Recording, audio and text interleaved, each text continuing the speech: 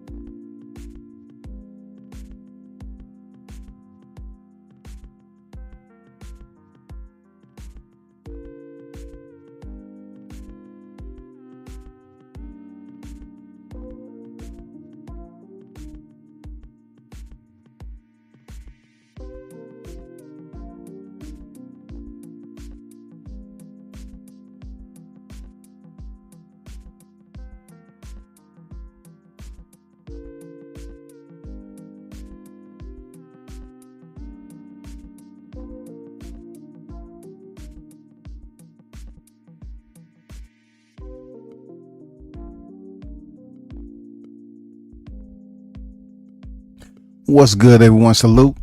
Shout out to the hottest chat in the MF gang. Yes, sir, we back at it. Of course, you know, I couldn't resist coming back on,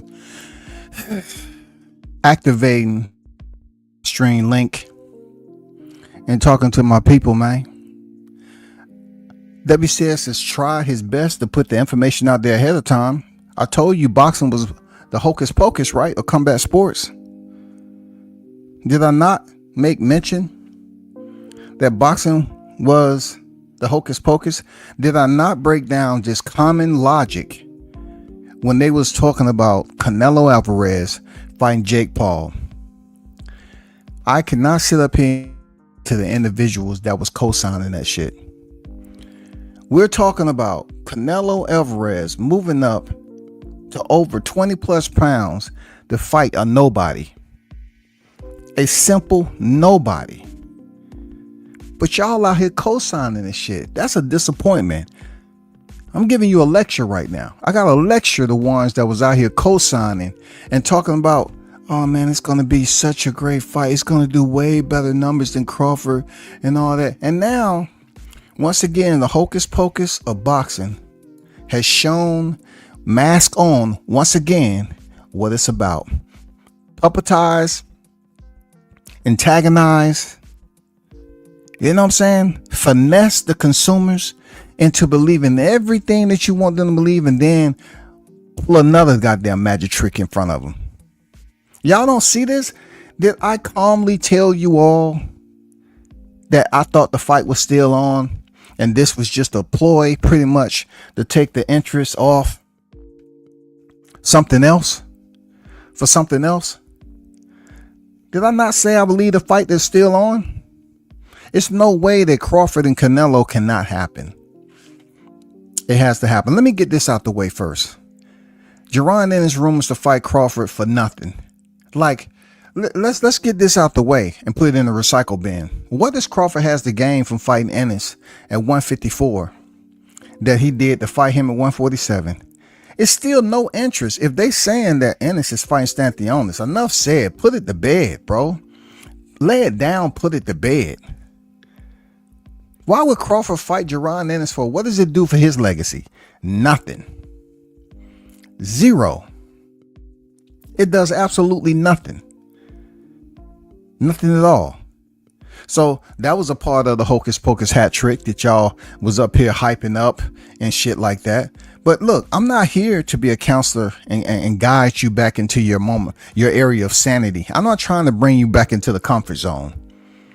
I'm absolutely trying to participate in causing further disruption.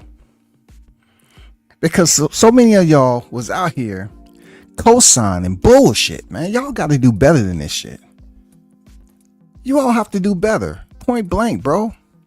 You have to do better with leaving all this nonsense and throwing it out here, pushing agitprop, rhetoric, biased ass narratives, just because you feel good within yourself. Why do that to yourself? Why? The Ring magazine has learned that the widely reported May fight between Canelo Alvarez and Jake Paul is OFF. OFF. OFF. You look up certain, you know what I'm saying, curriculum. You know what I'm saying? Like, I always like to do this sometime when I'm really trying to drive that rusty nail deep while applying pine oil and rubbing alcohol or some moonshine. Let's take a look at this right quick. All right. Let's look at this right quick. OFF. OFF. What does it mean to the boxing fans?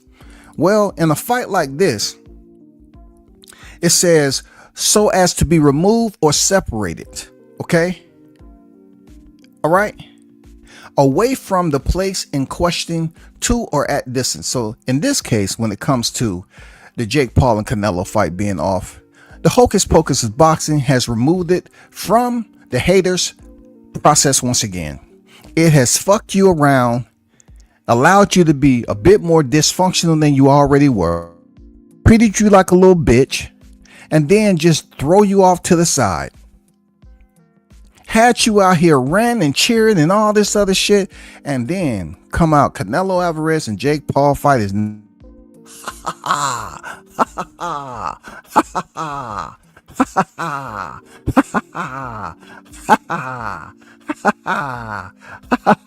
that's what you do. That's the type of laugh you have when you're really trying to be facetious, over the top, antagonizing.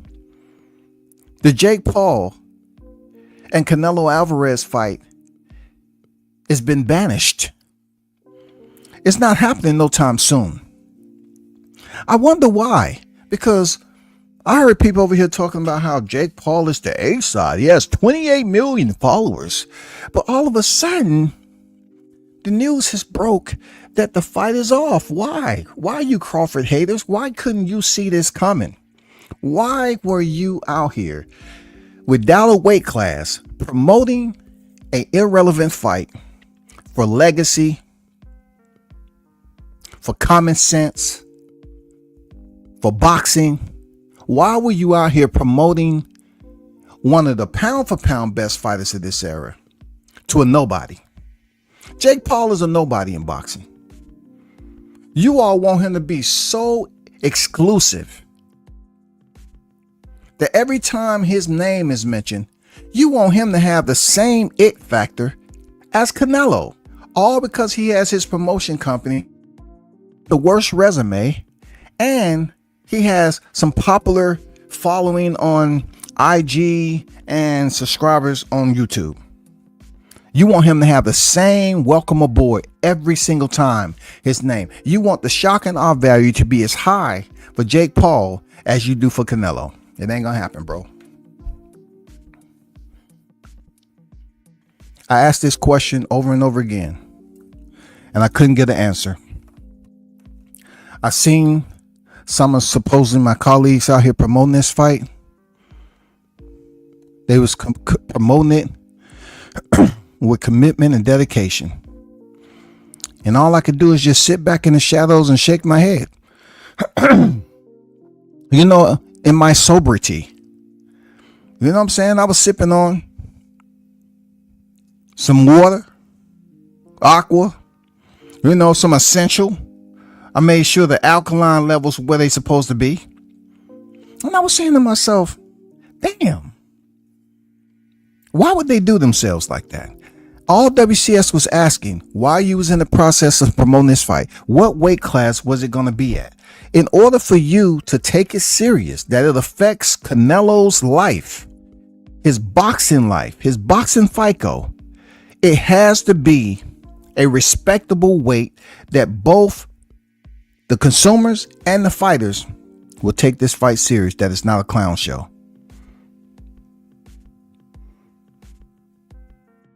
I heard, you know, people who's in the chat the other day, Tamahaza in a different from Conor McGregor and Ali and Lala Zay. I'll tell you how. It's motherfucking canceled. Nobody wanted to see that fight. It was put out there to the masses just so it can be chewed on a little bit until the flavor runs out. And you know what you do with gum once the flavor runs out. It don't matter if you're walking, you're driving, you spit it out. You know what I'm saying? Or you take it out your mouth and just throw it out the window. Nobody even think about, you know, we toss out a piece of gum. We don't even think about it no more. Nobody's thinking about this Jake Paul and Canelo fight being canceled. Nobody's losing no sleep. The only thing they losing sleep of is the time that they took out of this week to have zero character and integrity, to sell themselves out,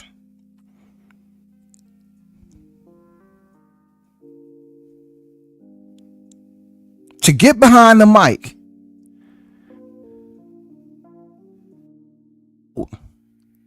some BS matchup such as this, knowing damn well that it ain't just about the tickets. Why were you all out here acting like the money is yours, like this shit is coming down to your bank account via direct deposit and you getting a percentage of what they negotiate?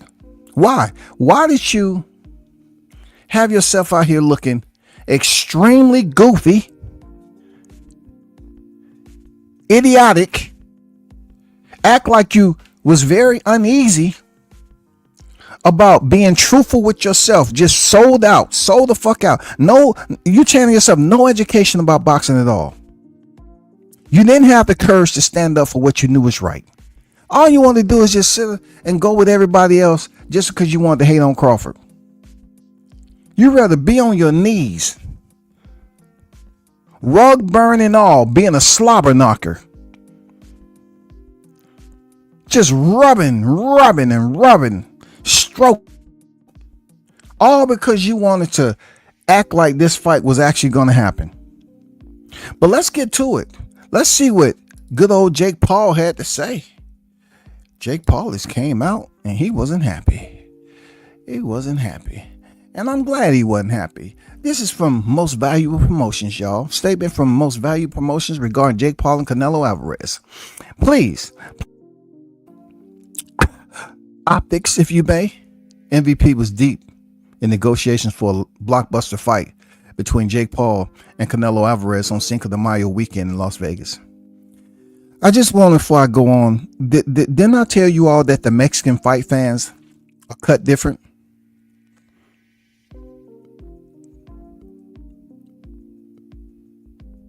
Then I put it out there that, from my understanding, that the Mexican fight fans don't respect this fight for Canelo Alvarez. They're not going to get and pay their money to go out there and see Canelo fight a Jake fucking Paul. Because they know it's no way in hell that Jake Paul has a puncher's chance of beating Canelo. And all the haters that was on here in full costume, you must take liability too. You must take liability for your stupidity in promoting this like it was a real fight with no weight class.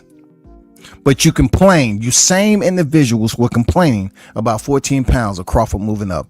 It's unacceptable. That's why I was out on the hunt yesterday. And shout out to Papa James. Wasn't trying to disrespect this panel, the smoke session. But I just came over there for smoke. It wasn't even intensive smoke. You know what I'm saying? It was coming over there for bitch made smoke. Like, bitch made smoke is just like putting some biscuits in the oven. You know, not really, baking a turkey or ham, something, to feed a lot. It wasn't even supposed to be that. It was almost like you stopping at a gas station, getting a little soda, and you keep it moving. Nothing too bad. You know what I'm saying?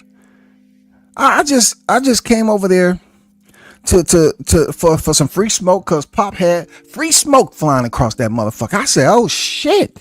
Okay. Let me go up here and put in some points. Let me continue reading. MVP was deep in negotiations for a blockbuster fight between Jake Paul and Canelo Alvarez on Cinco de Mayo weekend in Las Vegas. A massive event for Mexican, Puerto Rican, and American fans. And it's disappointing to see how the situation unfolded. MVP operates with integrity, transparency, and respect. Let's talk about those two. You haters out there, no integrity, no transparency, and you don't respect yourself. For the sport, it's athletes and the fans. Unfortunately, not everyone in the boxing world shares those values. And of course, not everyone on the YTC believes in who they are. They're just opportunists to just want to jump along in the current and ride down streams, knowing it's a damn waterfall. The drop off at the end, but you don't care.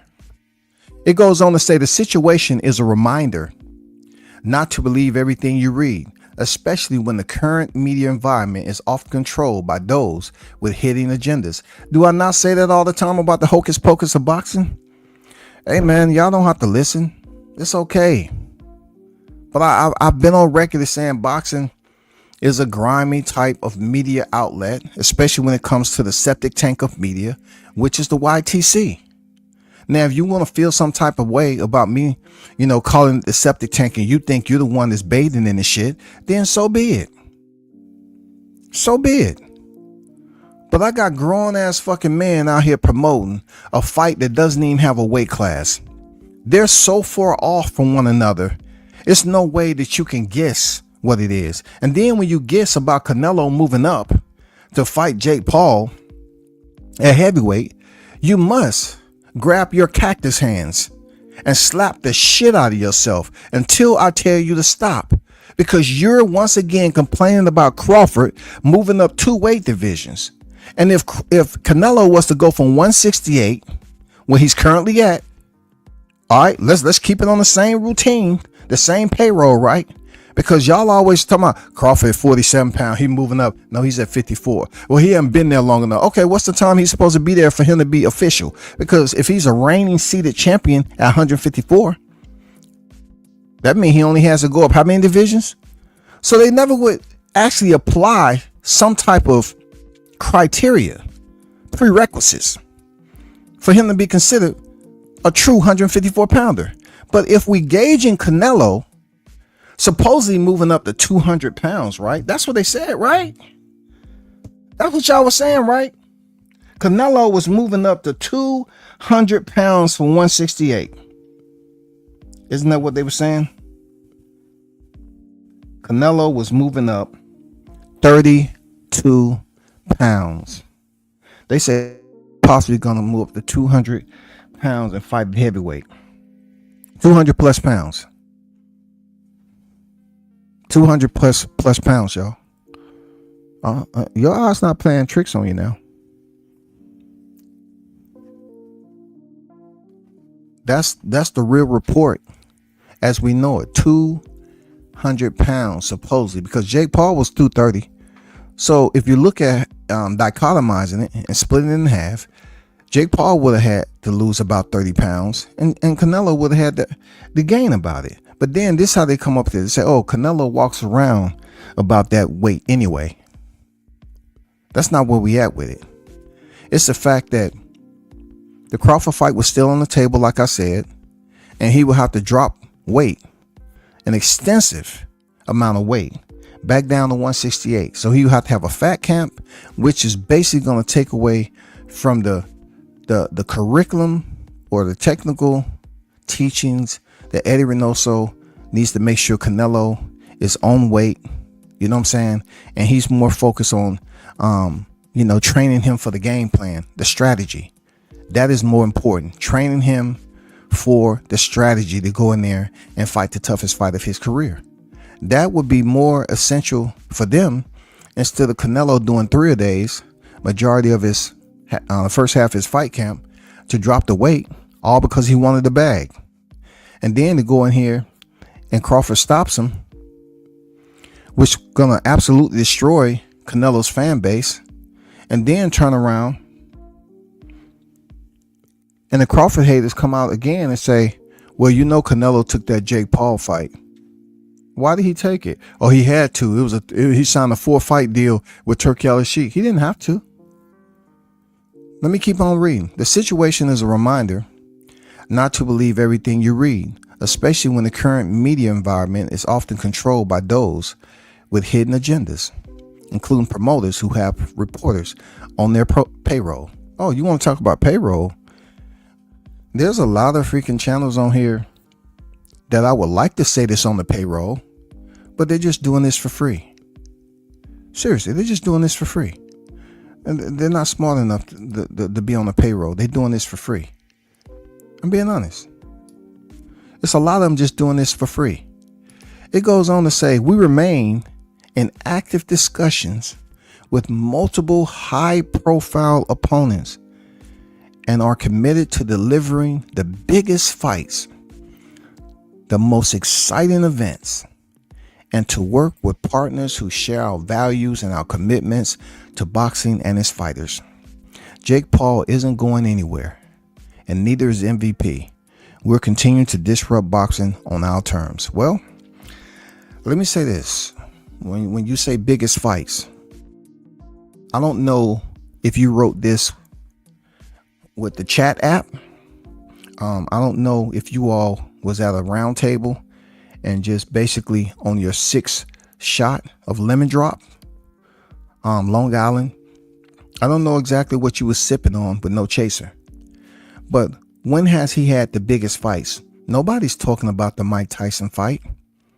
Nobody's talking about the Anderson Silva fight. Nobody. The only thing they're going to talk about with Mike Tyson is all the stipulations that you put in there and why Mike Tyson was biting his glove, and the fact that he could have knocked you out if he wanted to, if he didn't have all those stipulations to get his money.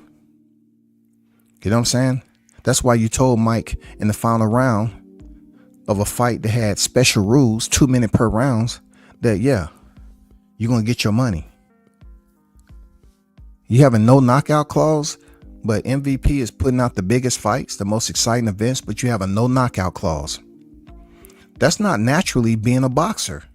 That's why myself and many others there, Jake Paul, are looking at you now as a person that's praying, Preying. Jake Paul is preying on the less fortunate when it comes to their overall IQ. Forget the common sense. Their overall cognitive IQ to process a situation like this and know it's incorrect. Know it's not anything that you should look at and take serious. To go out here and say that Jake Paul is going to be the face of this and that, and every time he comes into the equation, Canelo, you know what I'm saying, is going to break records with Jake Paul. Man, we're dealing with human beings at the end of the day, and we got to keep on having faith in ourselves. That faith means that they will decode the bullshit and call it for what it is. And I'm glad that they had to release this letter. They're saying it's hidden agendas. You're talking about integrity, transparency, and respect. Why is he so angry? Why are you so angry, Jake Paul? And it goes on to say this, right? He's super angry. It says, Jake Paul, breaking news. Canelo Alvarez ducked me. Jake Paul, and is now an owned slave with no regard for the pride of the Mexican people who support him on U.S. soil.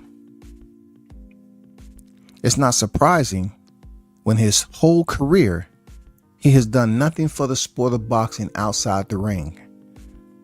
I'm the new face of boxing. You cannot have the biggest fight of 2025 without my name involved. Now I must stop because it's a period there and say, I wish that Vada was right there once again to test whoever was writing this. If it was you, Jake Paul, we already know that cup would have probably, turned green and yellow, smoking, and it would have set the whole place ablaze. Okay. So we know if you was the one that was writing this, then there's a lot of mental distortion that's going on here. Not extortion, but distortion. I mean, you're pretty much trying to convince yourself that you're the biggest fight. If you don't have confidence and hope in yourself, then who is? I mean, the reservoir has to be filled with something. You got to have belief in something, right? But your belief is watered down through ignorance. Boxing allows certain people to believe that they have a higher standard, a higher hierarchy, a higher placement, a higher regard to the consumers, the way they see them, than they actually do. And this is a perfect example of how you can get a reality check. Jake Paul got a reality check.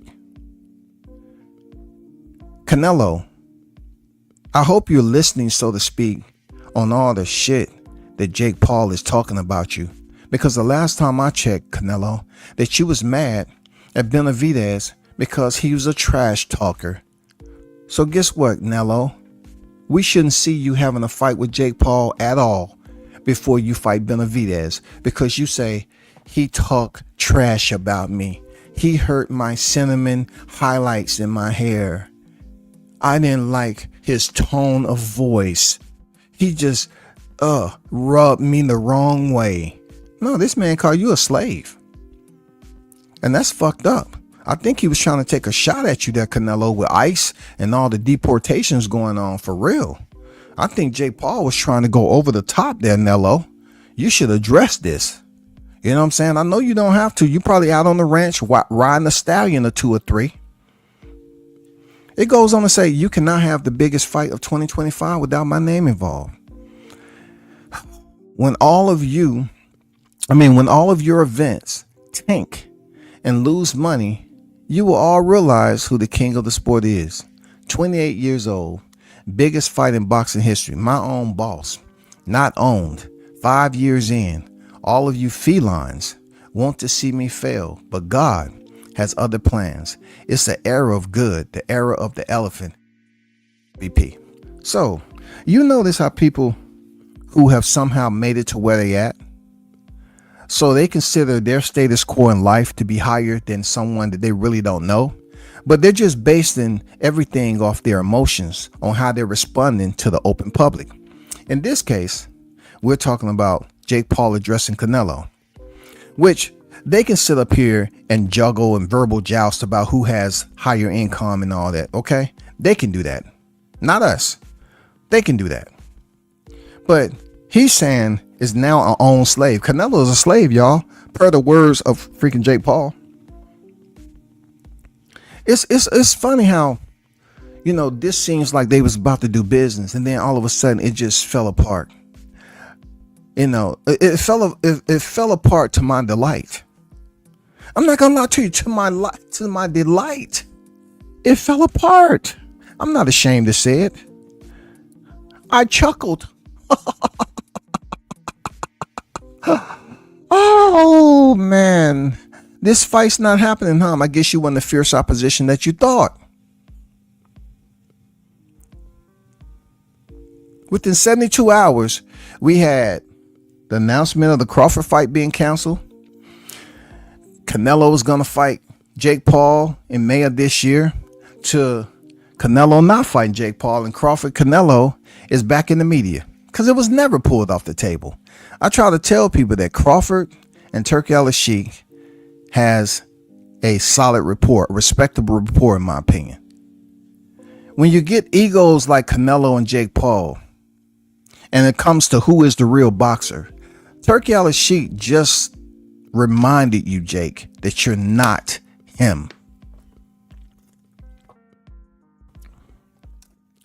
If you was up here trying to fight Alexander Usyk, and you saying it was the biggest fight in boxing, you was gonna fight a heavyweight, and somehow, some way, you pulled that off and went in there and beat Usyk fair and square, no special rules bout, no nothing. If you, a Vine creator, went in there and beat Alexander Usyk, did something incredible. Let's back it on up.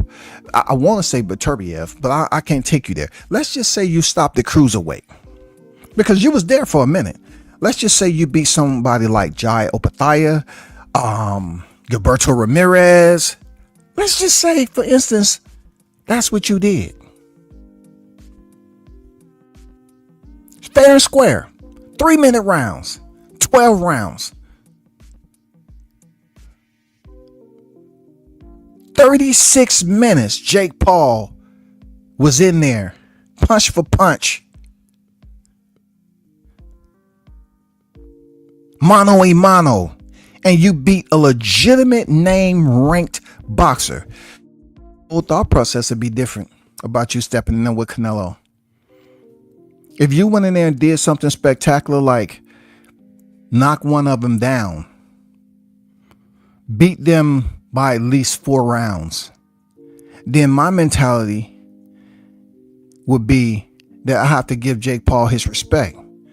But you have the worst resume out of impersonating. Okay, I need to use this word now. It's about $3.50. It's not that heavy. Impersonating. You have been an imposter of the sport of boxing there, Jake Paul. You have built up a resume that consists of old, antiquated fighters for which the U.S. fans criticize their own fighters, of active fighters that are still up in age, i.e., one of my favorites, Deontay Wilder. He lost 1 fight. You always saying, oh, he's old, he should retire. Bud Crawford, oh, he's old, he should retire. Everybody learned Bud Crawford's birthday when they wanted to use that shit. Oh, Bud Crawford's too old when he fought Madrimov. Oh man, he's gonna be 37 years old when he steps in there. He's too old. Oh my God, he's too old. But all of a sudden,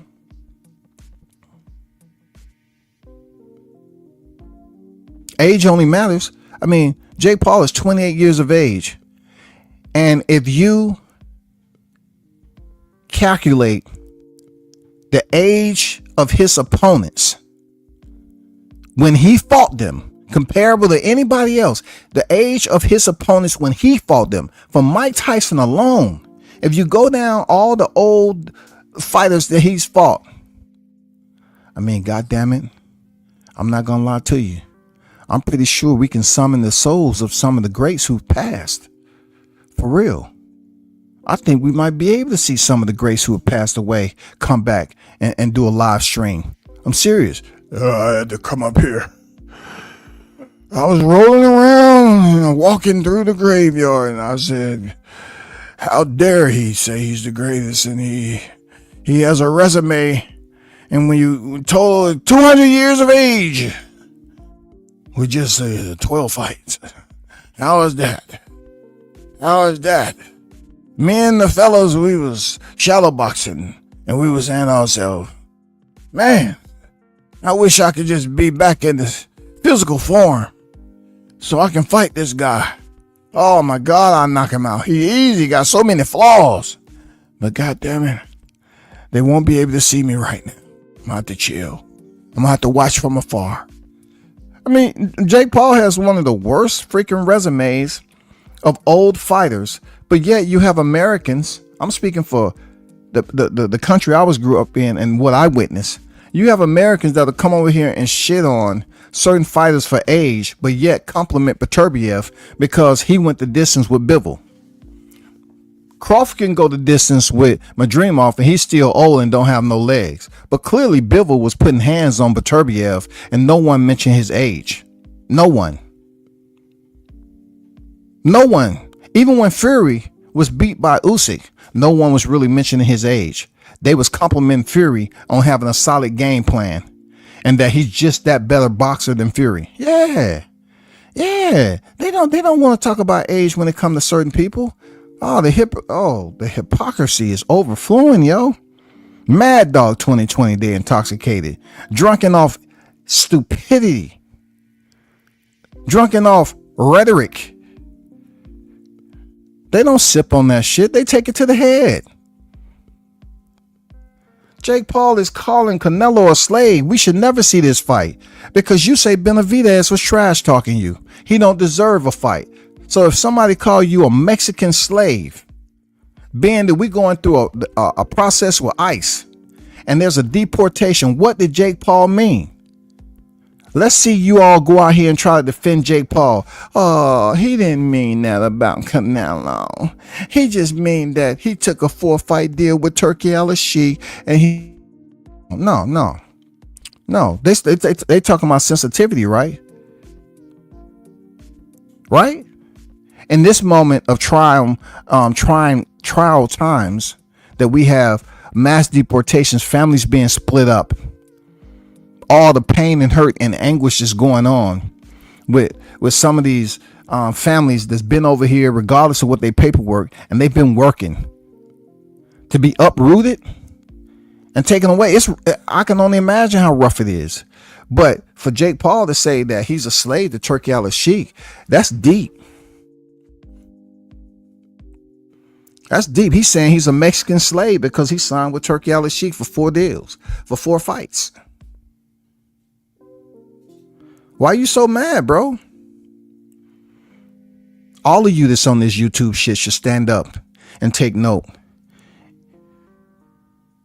Self-accountability should be priority for those out here who was goddamn promoting this fight with no weight class. How dare you cowards speak? You owe Bud Crawford an apology for 14 fucking pounds while your bitch ass out here talking about Canelo fighting Jake Paul and gaining 20 something pounds. Come on, bro. 20 to 30 something pounds from 168 to 200? And you think that shit is okay for him to drop weight? As much as y'all talk about weight drain, all the excuses y'all want to use for Crawford beating Errol, you on coward time. Pusillanimous individuals that refuse to stand up and do what's right in their lives. Stand up for something and fall for everything. They're standing up for this freaking Jake Paul and Canelo fight over Crawford, hyping it up that it would do the most ticket sales. You're stupid. There's no other word to use it. You're stupid.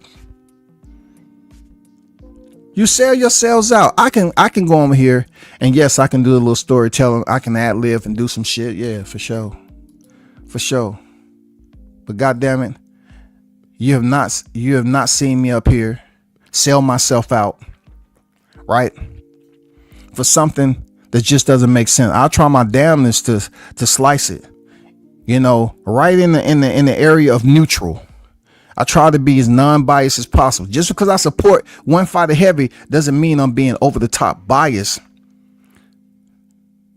It's just like if Crawford was fighting Jake Paul, I will have to say, okay, a person who has spoke about Crawford's legacy continue to build his benefit him.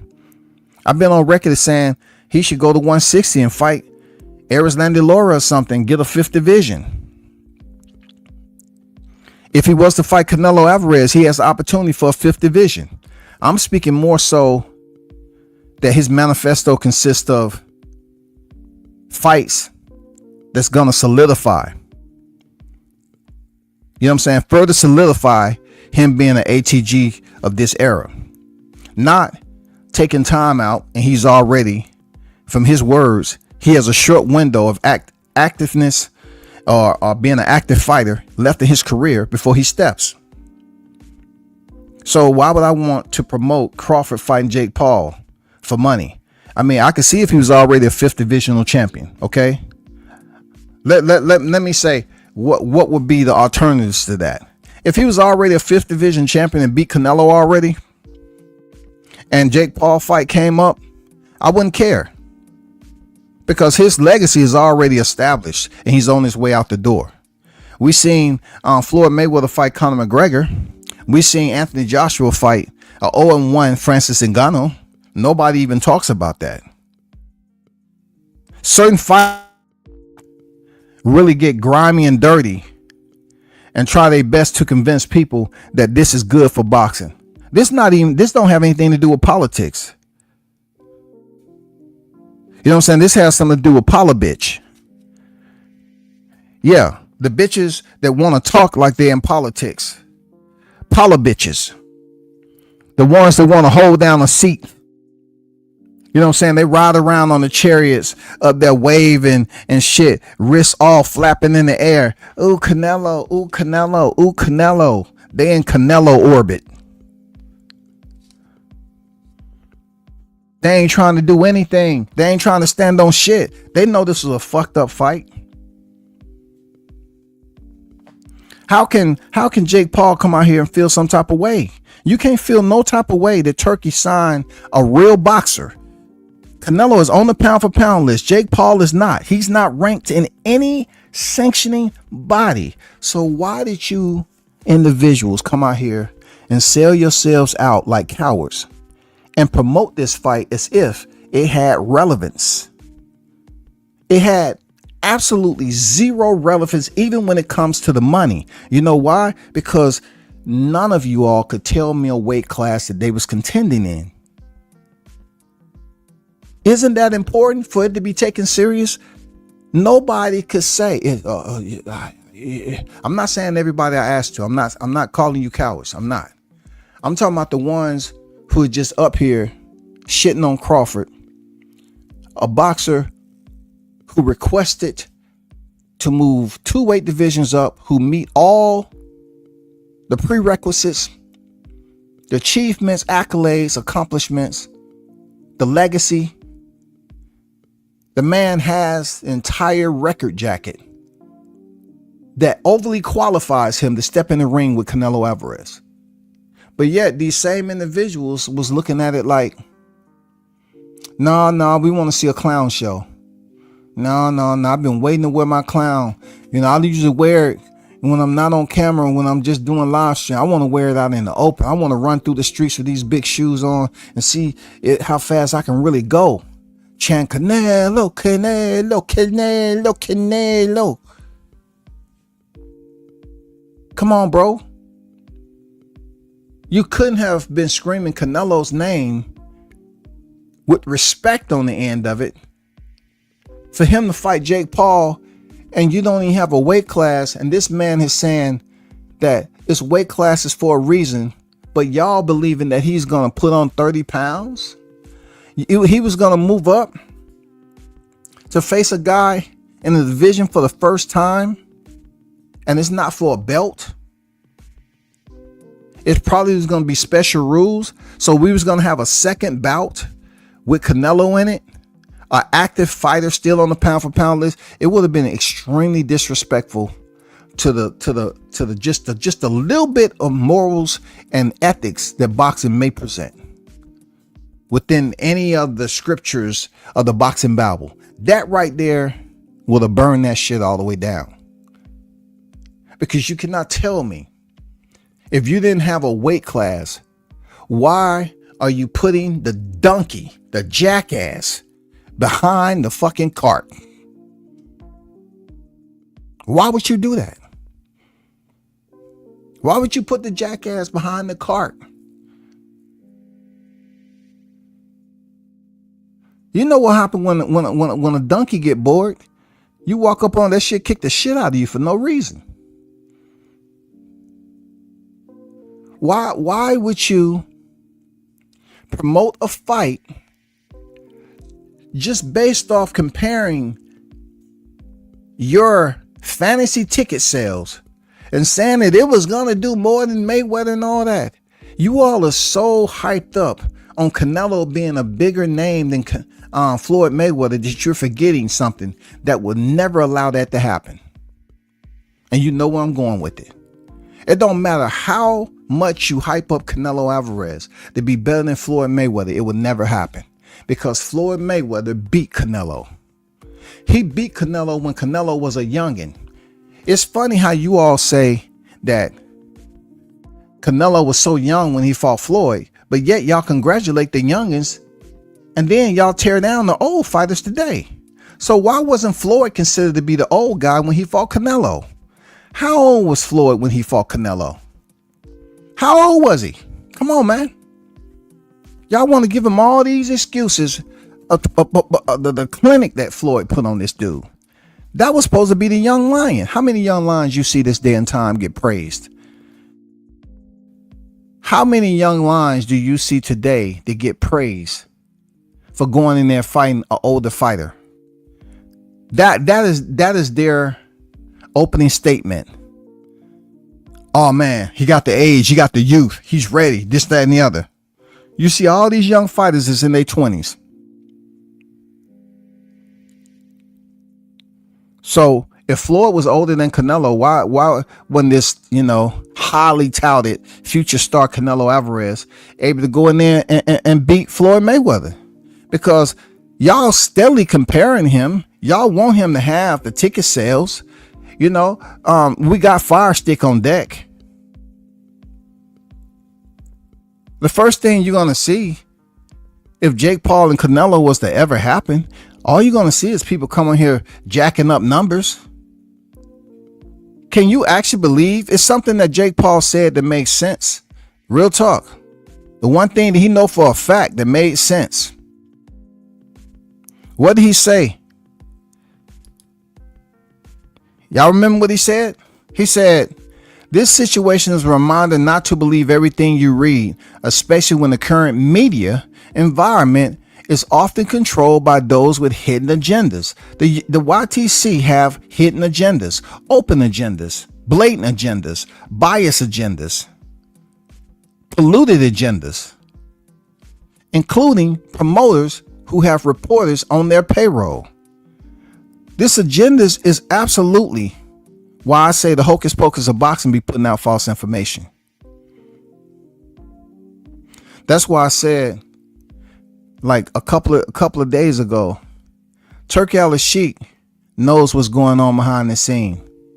When he pulled the Crawford fight off the table, maybe they was in the process of trying to work something out with Jake Paul, and Jake Paul put out their subliminal tweet talking about, "I've been the A side all my fights."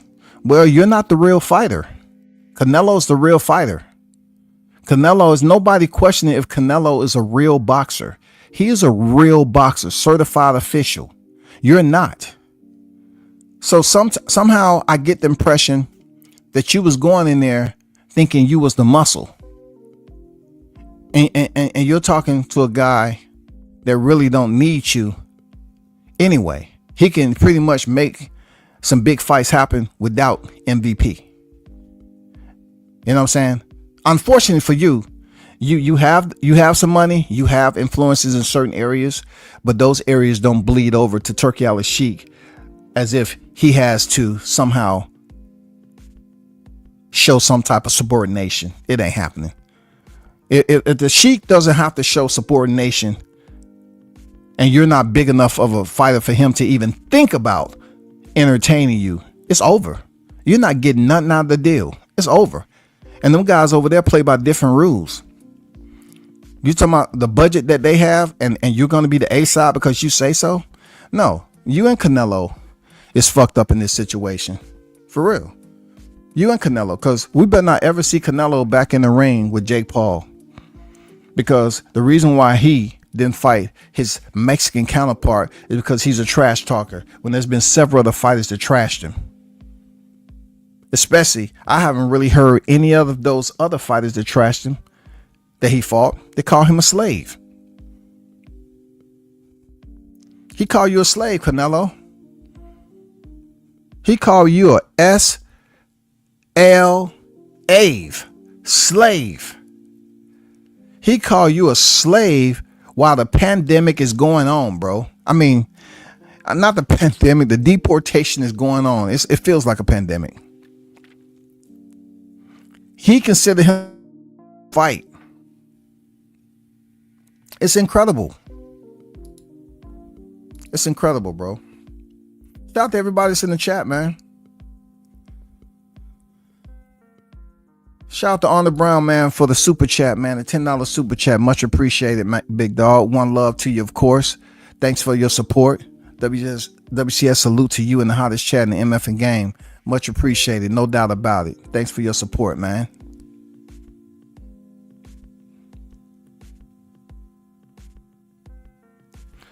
Shout out to Bush in the building. First time seeing you over here. And he said, I think people are happy that Canelo signed to Turkey because he's definitely going to fight competition. I think a lot of people wants to see Canelo fight competition that is considered respectable to all those boxers who are licensed. Jake Paul is not a fighter. You're talking about a fighter who has 12 fights, I think. He has 12 fights or 13 fights. If he has 13 fights, but yet he's having special rules fight with a 58-year-old Mike Tyson, that's disrespectful. You can't consider that man a true boxer. Come on, man. Where do we predate Jake Paul's rise to fame? We predate that, on Eddie Hearn's card when Logan Paul was the one that was fighting KSI. And, I think Jake Paul was fighting Ali Gibb, another Vines creator. Come on, bro. What does this predate? What can we look at the amateur pedigree? We have people out here that's freaking congratulating Jake Paul on improving. Can you imagine that? Oh, he's doing better than he was the first time I seen him. I'm like, what? He's doing better than the first time you seen him. He's getting better. The fact that this man continues to talk about getting a title shot when his fighters out here who have done all the right things, not just get a boxing license, who has the amateur time put in, have the amateur sacrifice.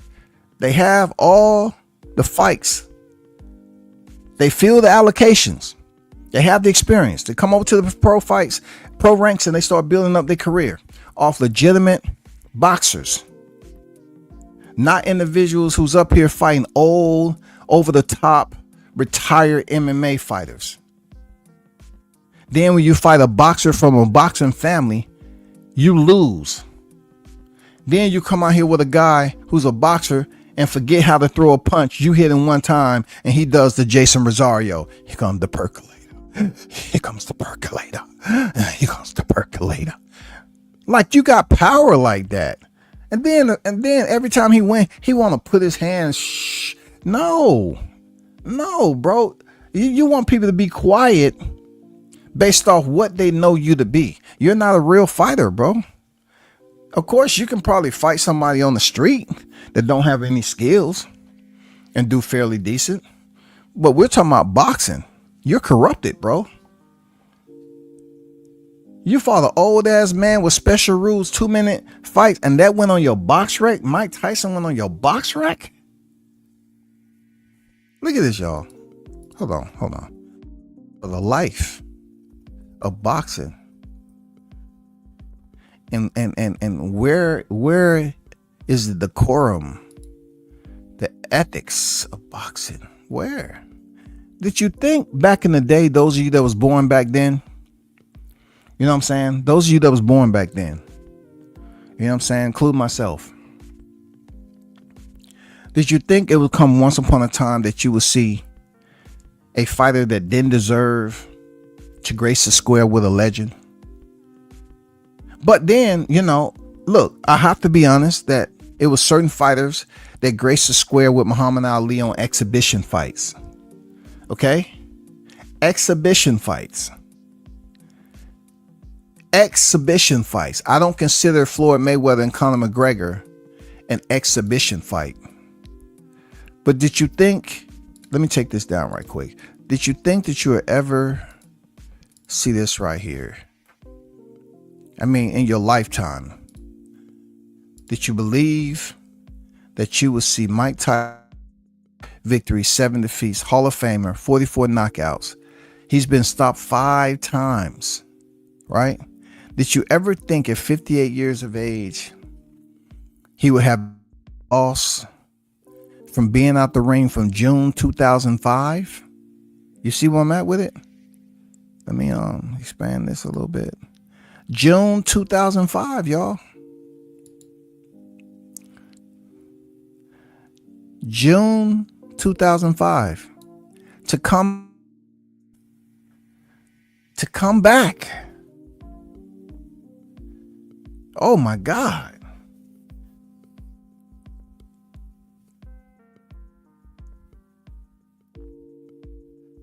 To return damn near 19 years, bro. And have Jake Paul on his record as a loss. As a loss, bro. Check this out now.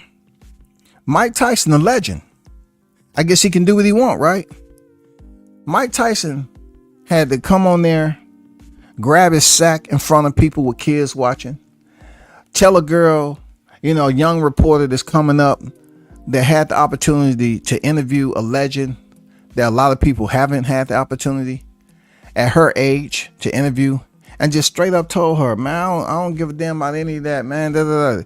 And look, that's forever going to be on that young lady's mind. You know what I'm saying? On her asking Mike a legitimate question, and he responding to her the way he did. And then also him happened to basically expose himself in a fight with a white fighter like Jake Paul. I never seen Mike Tyson have to exploit himself for a fight with his legendary status. Why?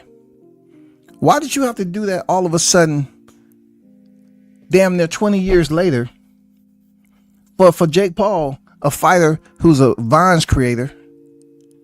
Why did you have to show your ass? Literally. Why did you have to grab your sack when people always want to talk about kids watching, man? Calm down. That's disrespect for kids watching. But they didn't say shit about Mike except do a live stream on and show his ass. Some of you dudes is up there photoshopping it and goddamn smoothing it out and everything and doing some ungodly things behind the scene. I know you niggas out here. The way your dirty minds think.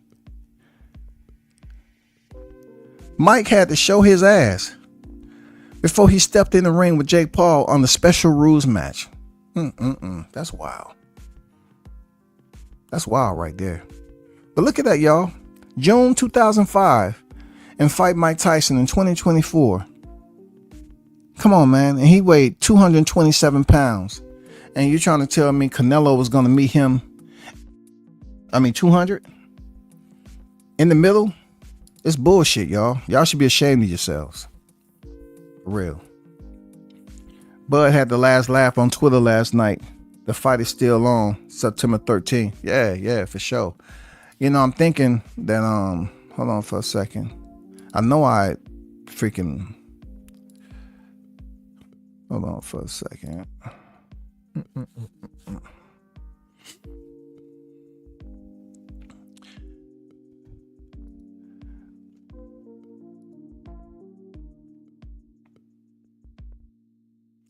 Shout out to ITC Boxing, to you.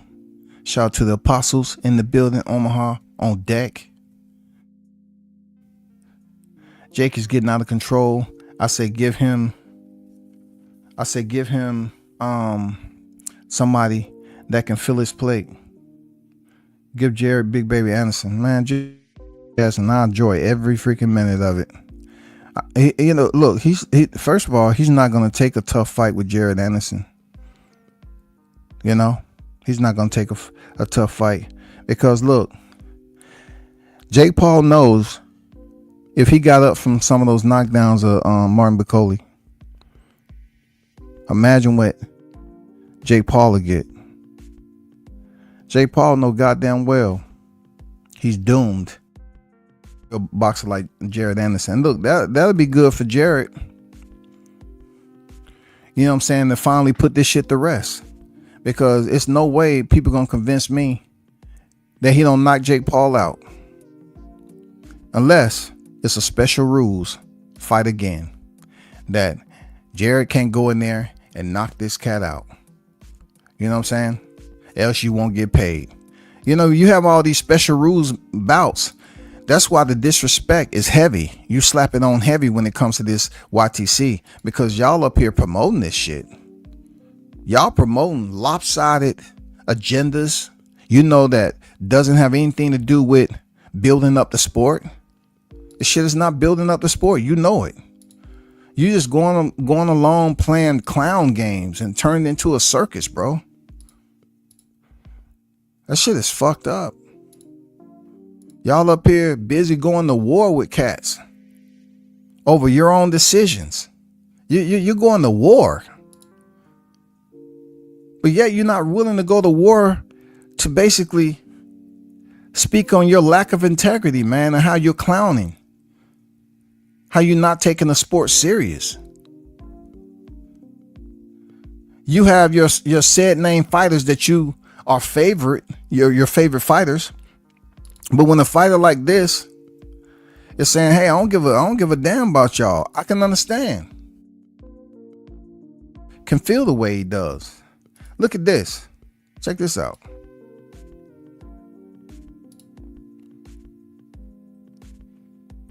Mike Coppinger put out Turkey Al-Sheikh is suspending efforts to finalize contract for Canelo Alvarez and Terrence Crawford. You know what I'm saying? In September, in the wake of Alvarez novelty fight with Jake Paul. Novelty. Shout out to Mike Coppinger or whoever's running his account. Novelty. Yes, it's a novelty fight.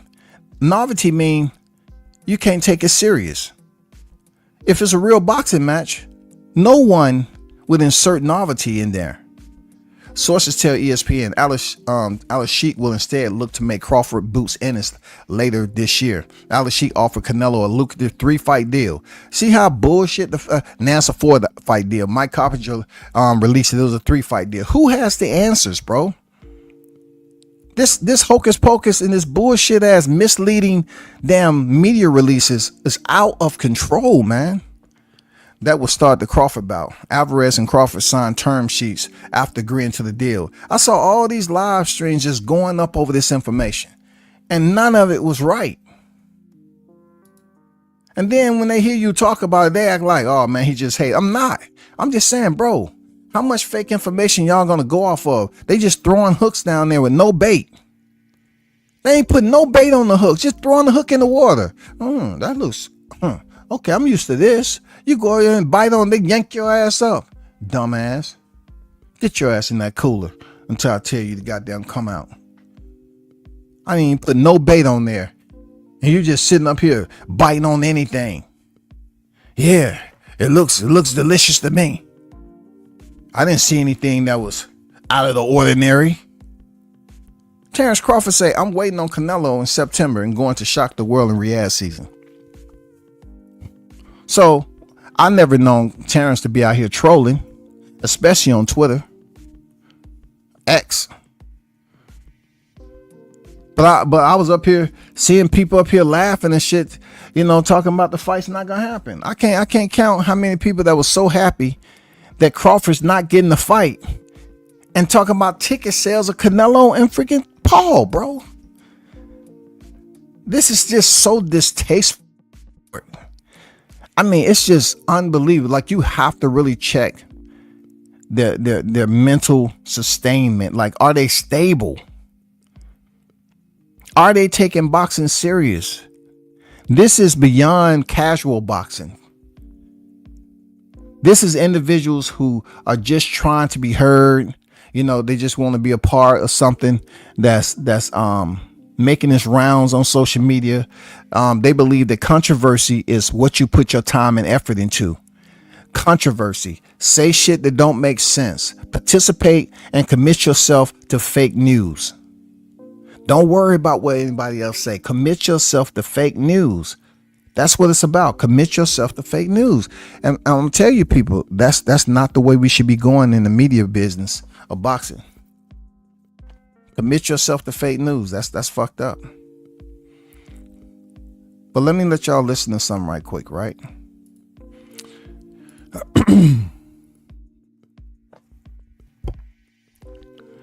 Let me let y'all listen to something right quick.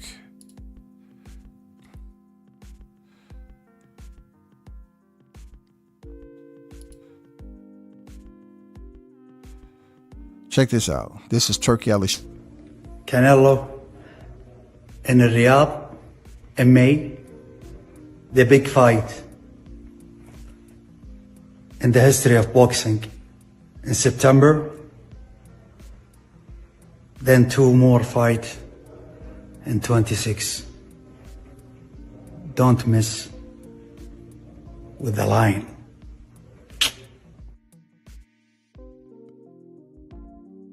What y'all think about that? Don't mess with the lion. I mean, I think lions is the wrong animal to use, being that we saw 2 lions that was picked up by animal control and having a hard time making it back to the ring. I'm not sure if the adoption process is not working out, but those lions haven't been the best. I'm just saying, real talk, haven't been the best. But let me go back to let y'all see something right quick coming from Turkey Al Sheikh, because he was very active, him and his people.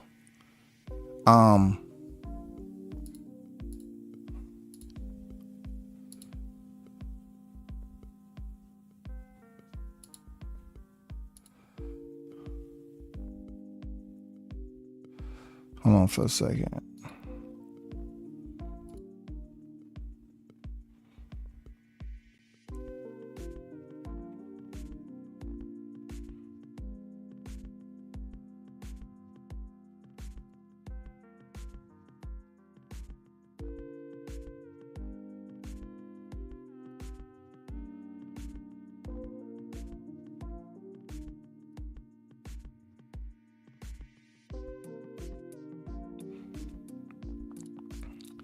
This was Turkey Al Sheikh put out.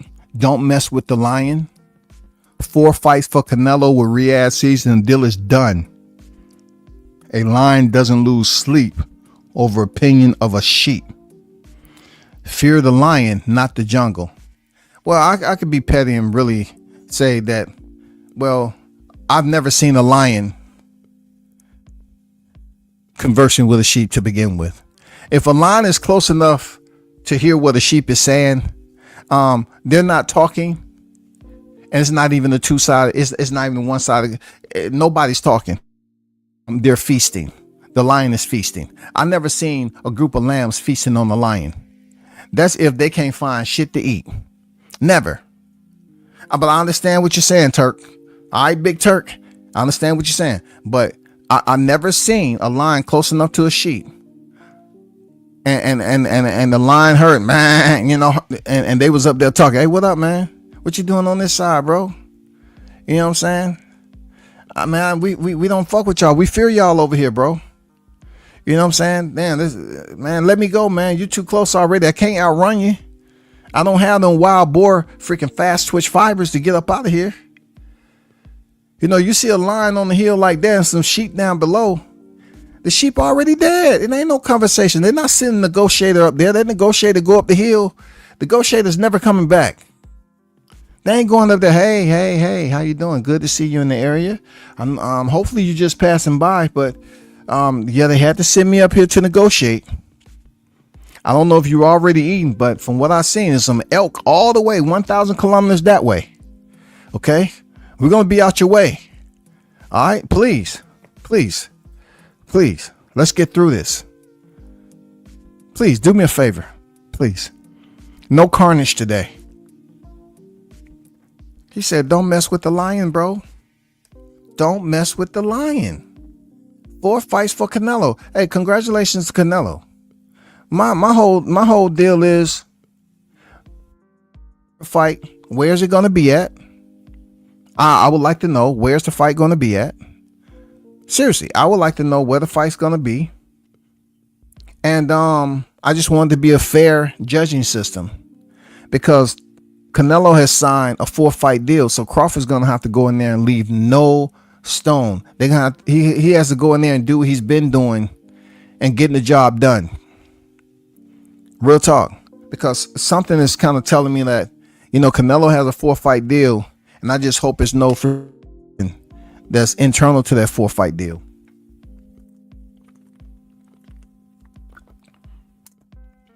I don't have any idea as to who Canelo is going to fight in May, or even why he has to fight in May, just because he has always kept the schedule. Does he really have to fight? Why can't they just spend time getting the fighters getting ready and make this the ultimate grandest fight of them all for the year? You got people up here, you know, believing that Crawford needs to meet Canelo's freaking standards. Just because Canelo was fighting Paul, Crawford needs to do what you tell him to do. Oh, he needs to fight somebody. They keep on trying to put Crawford in there with motherfucking cruiserweights, dog. I can't take this serious. It's hilarious. It's hilarious. It'll be good to have Crawford, to be able to have Crawford in a conversation, talk to him, and we just go over some of the worst tweets that's been out there and get his reaction. You know what I'm saying? That'll be something that's entertaining to me. Go over his worst tweets and get his response, man. You know, on the lead up to this fight. That would be interesting to me. I would like to hear what Crawford has to say on how certain people, you know, consistently say his freaking name, knowing that they're not gonna ever see him, or when Crawford pull up in their city, them motherfuckers all of a sudden admit themselves to the psych ward. You sure nobody can get back here? They got to have a card to get in, right? Okay. And then there's no way to fool the biometrics and fingerprint. Okay, cool. You know what I'm saying? You know, you got AI and all that. You know, they can look like somebody else and all that. I just don't want that guy coming in here, man. He's just done enough to me. He's tore me down. I mean, I'm just not here, man. I heard he was over here in my state. You know, I don't know why. I never said nothing bad about him. Come on, be up here lying. What do y'all think about that, man? What do y'all think about Turki Al-Sheikh and what he put out there about the lion? I thought Turki Al-Sheikh could have been a bit more clear as to the biggest fight in boxing. I mean, Turki is showing us that he is, you know what I'm saying? He's being a magician at this shit. He's contributing to the hocus pocus of boxing. I'm serious, bro. He's showing us that he's contributing to the hocus pocus himself, man. Real talk. Turkey Al-Sheikh is showing us that. You know, he has the good, and then this shit right here with putting information out whenever he feels like it. He don't have no shame in his game. He's just putting information out for you to grab hold of, do live streams, and then he'll switch it up on your ass 24 hours later. He doesn't care, man. He doesn't care what you think. Look how he said what he said, how he looks off to the side, bro. He doesn't care if you upset. What you gonna do? Canelo in Riyadh in May, the big fight in the history of boxing. In September. I mean, come on, bro. In the history of boxing in September. Why couldn't you just say Crawford's name, man? You know, so you can put all the haters, you know, in a state of depression again now, Big Turk. That's all you could have did, Big Turk. Say his name. Say his name. Say his name, man. The public want to hear his name. That's all I'm saying. Jake is very cocky with that statement. He better hope he don't start losing money for his boldness. He said Canelo was a slave. He's pretty much saying he's a slave to the game. When we know that there was certain areas and where Jake Paul had to go to get where he's at right now. You know what I'm saying? We know how that is. He thinks he's the man. We're making all the plans and he the A side to every man. Please, bro. It's one fighter. You know, it's just one fighter that you have to really take deep consideration in when you have to, Jake Paul, to say that you're gonna be the A side against Canelo Alvarez all because of your followers, bro. Even I know Canelo has a different type of boxing fans. Even I can say that. His boxing fans are different. They're not going to go to Vegas to see you fight in a freaking spear. And knowing that you can't beat, they want Canelo to fight somebody that's going to be competitive and leaves them with just a little bit of optimism. Is Canelo going to win this fight? But we're still going to go and cheer for Canelo. They're not going to go up there for Jake Paul. They say this guy's a joke, man. Jake weighed in 227 when he fought Mike. Canelo weighed 168 fighting Berlanga. Canelo fans like Jake Paul matchup. But in the same breath, say weight is the reason Bud is not a good fight. Nasty work. Nasty. Just grimy sut. Ugh, nasty filth. Just nasty, filthy, slimy, greasy, piss. You know what I'm saying? Just nasty, filth. When it comes to them pouring out that hypocrisy, bro. 14 fucking pounds. They out here bitching. That's the only word I can come on. Just bitching, whining. About 14 fucking pounds, but all of a sudden they ignore that and talk about ticket sales. Oh, it's all about ticket sales. They're going to do the best ever. They're going to do the best numbers ever. Ha ha ha. Crawford thought he was going to do it. Man, like Turkey Al-Sheikh really fucking with y'all, bro. He's playing a game. There's no way Jake Paul can beat Canelo. No way. But no, this is a fact. People need not to support his fights until he decides to change his attitude. Well, good luck with these people adhering to something that makes sense. They're not going to, man. They don't care. They don't freaking care about that shit. You know what I'm saying? Canelo is scooping up the scooping of the bags while he can. As a man, I'm no way, shape, or form. It's not a mad bone in my body as to Canelo having this opportunity. Would I rather see Crawford has the opportunity? Yeah. But look, people say Crawford don't talk to the media as much. Canelo didn't talk to the media to get the way he was at. Canelo don't really talk to the media. In recent years, he just started talking to the media. But he's more of a country that supports him. I'm not going to sit up here and hate and say, oh, he don't deserve. If Canelo's getting all these riches, I'm not gonna say, oh, he don't deserve it. All I want him to do is just like Blue said. Blue said, hey, we want him to fight some names and not just skate out his career. You can't just skate out your career. And talking about you ain't fighting Benavidez because he's talking trash. You sounding like a coward for real. People coming up with all these excuses as to why he shouldn't fight Benavidez. Oh, why he didn't do this? Why he didn't activate his mandatory 68? Why he didn't what does that got to do with anything? Why are you making up shit? Everybody know Benavidez would be a tough fight for Canelo. A tough fight. You know that. Not only did Floyd beat Canelo, he washed him. Floyd was 36 years of age. Canelo was 23. God damn. 36? I was 1 year from retiring. Damn, I can remember what I was doing at 36 years of age. Damn. This man was in his 30s when he beat that youngin'.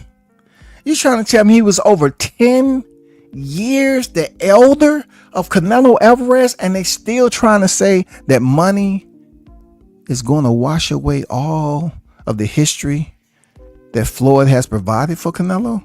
If it wasn't for Floyd Mayweather, then who would have been? Floyd provided Canelo with the yellow brick road. That's all. In Canelo's case, the green brick road. The green, white, and red brick road. He provided him with a pathway to superstardom. The biggest name on Canelo's resume. Floyd Mayweather. And you're telling me he was over 10 years the elder? 10 plus years? Crazy. It's folk already capping saying that Jake Paul fight real.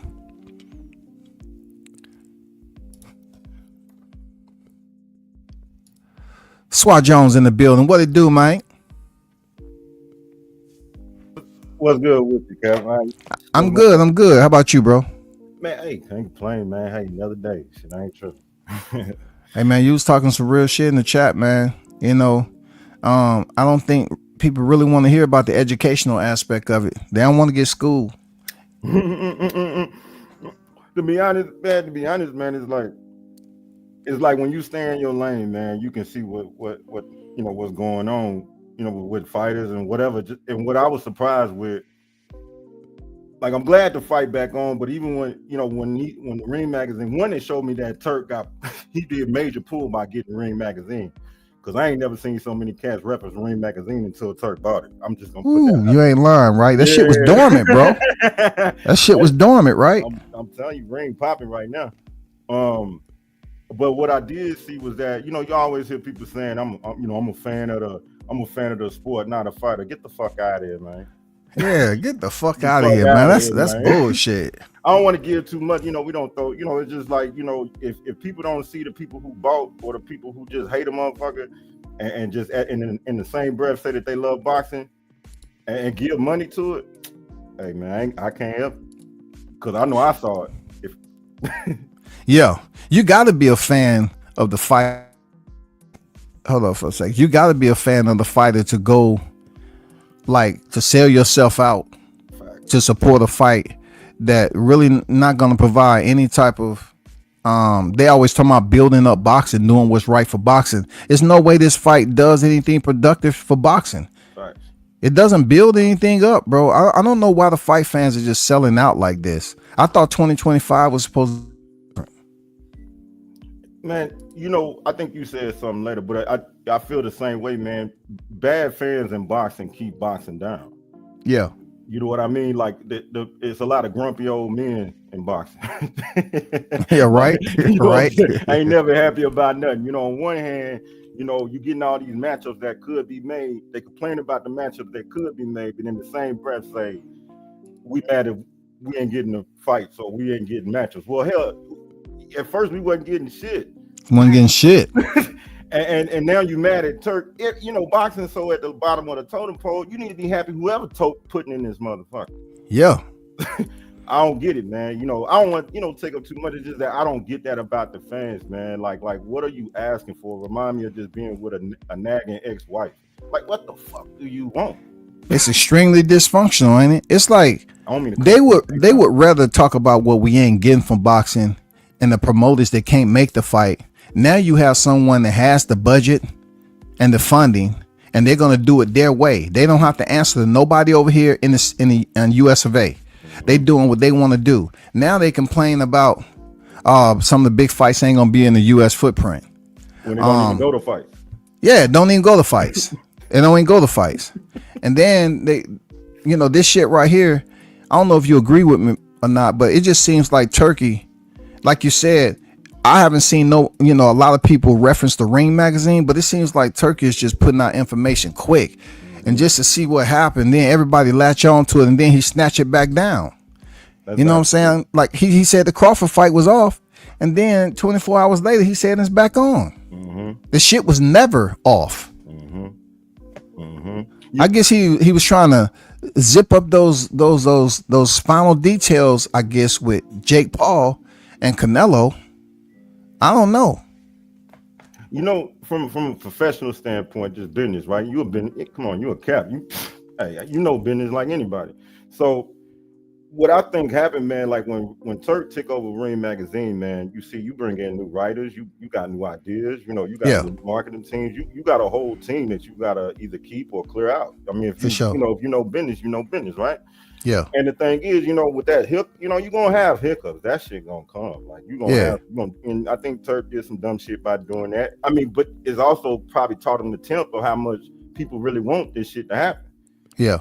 And how much people, because think about it, like back in, if Ring magazine maybe made a mistake, nobody really talking about that shit. But now that the eyes is all on Ring magazine, you pull and tug to see how many people watching sometimes too. So it's a whole bunch of that stuff going on, I think, in my opinion, and it makes sense. But he shouldn't do that to the fans. We really want this shit. Yeah, he shouldn't. We already got enough. Hell yeah, we do. We already got enough disappointment.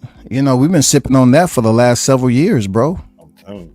And now we got a point where we know for a fact, for sure, he has the budget to make these fights happen. And fighters, you don't hear no fighters complain about getting paid over their Riyadh season. Right. But we only had one fight from Riyadh season over here. So I mean, you got to take as you come. You got to pick your poison, man. You happy that Turk is giving you the fights? Cool. But what's something too, Cap?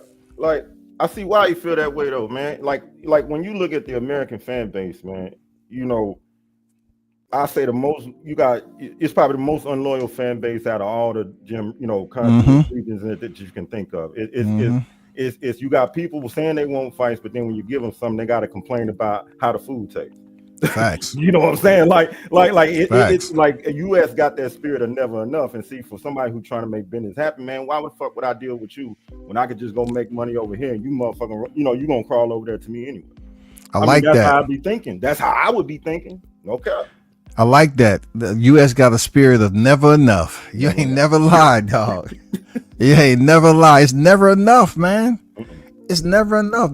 Look, all these people that dove in head first to an empty pool, right? When this information broke about Crawford fight off, now he's gonna fight Jake Paul. That's all you heard. All the lives that was done. Jake Paul. What is expected numbers, projected numbers between Jake Paul and Canelo? They're gonna break Floyd and Conor. They're gonna break Floyd and Manny Pacquiao. All that shit, bro. And now they come out with something else, bro. No, I mean to cut you off. Go ahead. Go ahead, man. They just come out with something totally different now. Yeah, and you know what? In my opinion, it's foolish to talk. A wise man told me one time. He say you never get in a conversation and talk about numbers unless you're sitting at the table. Yeah. And he said because when you're in a room full of people who make money and want to make money, they're gonna ask where you got yours from, and they're gonna ask you how you know where it is. Yeah. Or they already know where you got it from. And you know what I'm saying? So when we hear these cats talk about money they ain't never seen, ain't at the table, and everything here say, you look foolish getting on here talking about numbers that you don't know shit about. And only the dumb followers that are blind believe a nigga who ain't sitting at the table know what numbers look like. And most of the time they probably ain't had no money run through their hand. Absolutely. That's just Absolutely, man. On some G shit. Drop the game to him, man. Hey, that should be a price tag on that, man. You know what I'm saying? That pro bono game, man, there's too much of that going on here. They ain't respecting it. Their squad. You know what I'm saying? You tell them some true shit like that. They don't want to respect it. Well, they think since you talk proper English, you ain't got no GT, you know. I mean, we gotta definitely keep on, talking the way we talk, because what they don't want to hear doesn't mean they ain't listening enough to learn something from what they just heard. Facts. They learning something. Facts. You know what I'm saying? They have to learn something. They may complain about your delivery. They might say some shit behind your back, but at the end of the day, you know what I'm saying? They learn something. Hey, I love it. That's all I care about, Phil. You know what I'm saying? We ain't been through enough shit. That the shit that don't even mean shit to me now. Shit, I heard louder noise, man. Yeah, I'm like, bro, you said it. The ones that's got money, in order for you to even be in the room, that's why, it's the fact that they have already made a connection with you, and they know you're not going to be without money to go in the room with people who's talking money. They're going to already have your background. They're going to have familiarization. They're going to do the check. Fact. Come on now. It's the filling out process is over. You're not going to just be a mid-tier type of dude in there with big time dudes, talking about $5,000 is a lot of money. You know what I'm saying? It's not going to happen, bro. Not going to happen. What up, Blue? I got a Cash App card too. Yeah, for real. Hey, send me Cash App. These cats ain't doing Cash App, bro. You know what I'm saying? They doing wire transfers, bro. I mean, damn. What's up with it, Blue?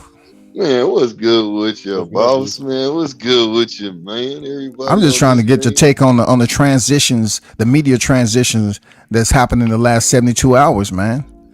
Shit.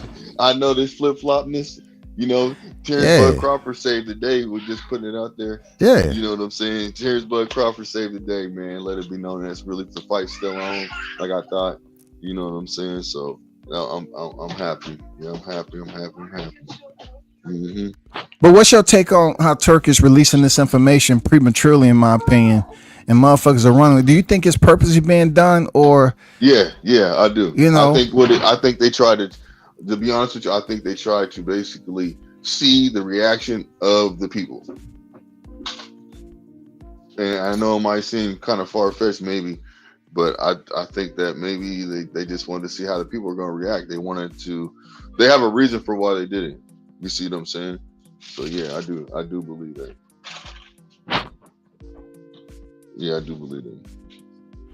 Well, what I was kind of meaning is like, it's okay if we know there's content creators out here that do the same thing Turkey is doing, but Turkey isn't putting out fake news unless we consider it not to be fake. Like, are you going to convince me that he put it off the table for real? Just like I said the other day, I thought they just extracted it from the media perspective so they can get, fans to just focus on Jake Paul, Canelo Alvarez, while they was trying to zip up the final details of whatever they had going on in there. But I wasn't at the table. I don't know. But yeah. I know Turkey Al-Sheikh is not operating like just putting out, angling that shit in front of us. That's not cool. That's not cool, bro. No, you're right. And I think what really happened is somebody just put something out there and they just wanted to see the reaction, or I don't think he knew. I don't know. I'm just speculating. Come on, Blue. Come on, Blue. You think he didn't know Turkey Al-Sheikh now? Come on, bro. Somebody's head gonna get cut off doing some shit without shit like Turkey knowing. Happen though, bro. Somebody might have been paid to do that kind of stupid shit. You know how shit goes. I'm talking about from the Ring magazine putting this shit out there. Shit can happen, bro. It's a company that's just starting up. Not just starting up, but it's a switch, switching up and Turkey's taking over. Some people might be thinking that, shit, I get paid. Somebody's like, throw some money in their face. Shit, I get paid real quick. Oh, my bad. I didn't mean it to slip out. Anything could have happened. You know what I'm saying? So on that, because that was wild, bro. That was last minute being put out. You see what I'm saying? It seemed like the whole situation on how it was delivered was really, really was tricky, man. know, so I didn't. It didn't seem realistic. We had to God, talk about. We I got a talked question about for that. you, Blue. I got a question for you because you said and it's not, I just got a question, curiosity question. Yeah. So you said that you think he did it intentionally. If you were in his position, why would you do it intentionally? I just know, and just a curiosity question. Why would you do it? The only thing I can come up with is just to see the reaction, or somebody got slipped out, just to see the reaction of how the people are moving. Maybe to show purpose. This people really do want this fight. You know what I'm saying? I don't know. That's all I could really come up with, and because I mean, look at it. If there was a situation where it was any doubt about if the people really want the fight, I mean, that's the best way to show it. Listen, I'll show you, but I could tell you that these people want this fight. But I don't know. I mean, why did it get leaked out that late? You seen it? Why did it get put out there that late? What you mean? That was late when that got put out there. It was like I know, like 8 o'clock. So yeah, I know. The reason why, but it was within the 24-hour period, right? Like, yes, and that's what I'm saying. It just sounded fishy. It didn't sound right. That's all I'm trying to say. It was easy to take the road of saying that's not real, or that's that's real or it's fake. You can go both ways. I'm just saying, in the military environment, you put out some false ass information like that, man, it's gonna be repercussions, bro. That's what I was gonna say. Right. And I'm thinking Turkey on the sheet, they even play by the blade. Them people don't play around over there. Like, if you're taking over his magazine and you want consumers to take it serious with releasing information, I mean, don't turn it into something that is considered to put out fake news more than real news. Hey, WCS, you know something else too? Just to get some food for thought out there in the industry and shit. Turk fucking with AI too. And see, them writers been getting laid off left and right. You just check, just look on out there in the job market. A lot of them. You think it might have been a slippage? Slippage? Well, what I'm saying is, right? Again, I go back to Ring Magazine having a new ownership. For me, you got people who panicking to keep their job in this society. That's tough. I don't mean to get, just all that. But no, it's facts though. It is tough. Panic, and those writers, you never know who trying to get a source from what, who trying to get a dollar from what to stay relevant. And the thing is, when you have freelance and stuff like, just whatever, you right, Cap. A mistake like that gets you cut off immediately. I'm pretty sure somebody had to pay for that. So it's, because Ring Magazine is new, you don't want to come off looking like the National Enquirer, like some of the content creators out here. Yeah, absolutely. In one night. So, Turk probably cleaned that up, but you don't get to make mistakes like that. I'm pretty sure that person ain't there. I mean, that's in my opinion. But they panicking AI, and Turk messing with AI. Remember he did the rounds, the fights with AI. He dabbing in that. Yeah, that's unfortunate, but I know it is. It's sad but true, right? We don't need any more distractions when it comes to this platform of media, because it's just so much contamination when you trying to cipher through what's real and what's fake, bro. It's bad, fam. It's bad. Like it wasn't even this bad when EJ and Bud was going through that 5-year stand up just back and forth. It wasn't even it ain't. It's worse now. Yeah, it's worse. I ask myself this too: if Jake Paul's supposed to be this cash cow, why didn't Turk sign him to a 4-fight deal? If he's supposed to be this guy that's making all this money and doing ticket sales and blowing stuff out the water, Turkey, why he didn't do a co-op with MVP Promotion and sign Jake Paul and Canelo to a 2-fight deal at least, to have a fight and a rematch and all that, if he's that special? Why is he up here, mad as shit, calling Canelo what he calling him and all that, if you that special? I got a theory. I'm a listener, man. I'm curious, bro. Hey, I'm with you, man. I like how you broke that down earlier too, man. So that's what I'm saying. I'm agreeing with you. It goes against the But see, the thing is, if you look, Turk been rounding up the fighters, man, the legends. He's been getting the buy-in from the foundation, the people, the classics, that the people we love, that built, and he been getting the buy-in from all of them.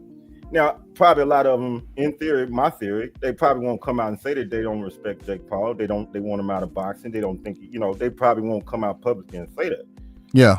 So, but think about this: in politics, what would it help Turk to sign a fighter that none of the other real fighters respect, that's in his camp. It just don't help his politics with getting those old fighters to do what they need to do. Because Ring Magazine, you gotta think those old fighters are a part of that Ring Magazine history too. True, that's facts. So that's just how I look. I just look at it from when I try to put myself in people's shoes. And business is one of the things I think boxing fans have to kind of. It's like the stuff that you can know and look up and research. They don't. They rather go into this land of things that they would never know at the table. I don't get that about boxing fans, you know. Anyway, go ahead. I'm sorry, but go ahead. No, man. You made sense in what you was talking about. Of course, it's all about education. Some people refuse to listen if they're not the one giving it out. That's just never been my motto. You know what I'm saying? Like trying to figure out Turk's mentality. Of course, that's a very complex situation because he's just now getting started out the blocks. But some of the media releases has been questionable to me because he knows what it is. But like you said, he got a new regime on there, new staff. He got a lot going on in rotation. For him to say that Canelo Alvarez and Jake Paul was going to fight and knowing that they're in two different weight classes, that was my biggest question. Why so many people talk about ticket sales, but yet they ain't talking about the weight gap, the weight disparity? That's a big deal for this fight to be official unless it's going to be an exhibition. And I can't see an exhibition bout with no scoring being on pay-per-view for the highest paid fight ever in boxing. That just doesn't make sense. So WCS, it makes sense to me, and the reason why is because if you put that into play, you are automatically letting it. You're tarnishing the Jake Paul fight.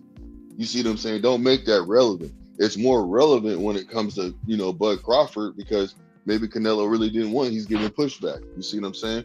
But when it comes to just cashing out, you don't want any pushback whatsoever, especially when it comes to Jake Paul because people already think of him in a certain kind of way. You see what I'm saying?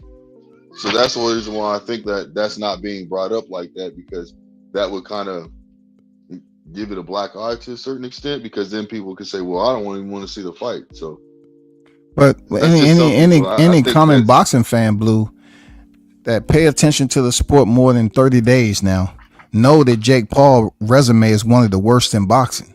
That's where I'm at with it. But see, he has more casuals that are paying attention to him than anything else. That's why he can make the money that he makes. You see what I'm saying? I don't know if it has anything to do with casuals. What's good with it, Goose? Welcome on deck, man. Yes, man. The Archbishop is landed down. I'm looking for Tony reviews. I'm hoping he's watching. That's what I'm looking for right now. I'm looking for a couple of guys right now. Let me go here, though. WCS. I'm gonna piggyback off with this dude right here, Sam Blue. Man, us OGs like WCS and myself and us, man, we don't give a fuck about all that. I'm just letting it be known. This casual shit, that's bullshit to me. I told you, I'm old school. To just put this nigga at the face of boxing with the resume of shitty ass as it is. No, bro. No, we can't accept that. And that's us as hardcore fans. We need to be out here. No, bro. We need to really no, bro. We need to be standing his 10 toes down. He is not the face of boxing. Anybody that claims for him to be the face of boxing, he needs to. A promoter, yeah. Other than that, no, bro. Right. You put stipulations and rules to where you can't even get knocked out. How is that boxing? It's a circus show, bro. It's not. It's a circus.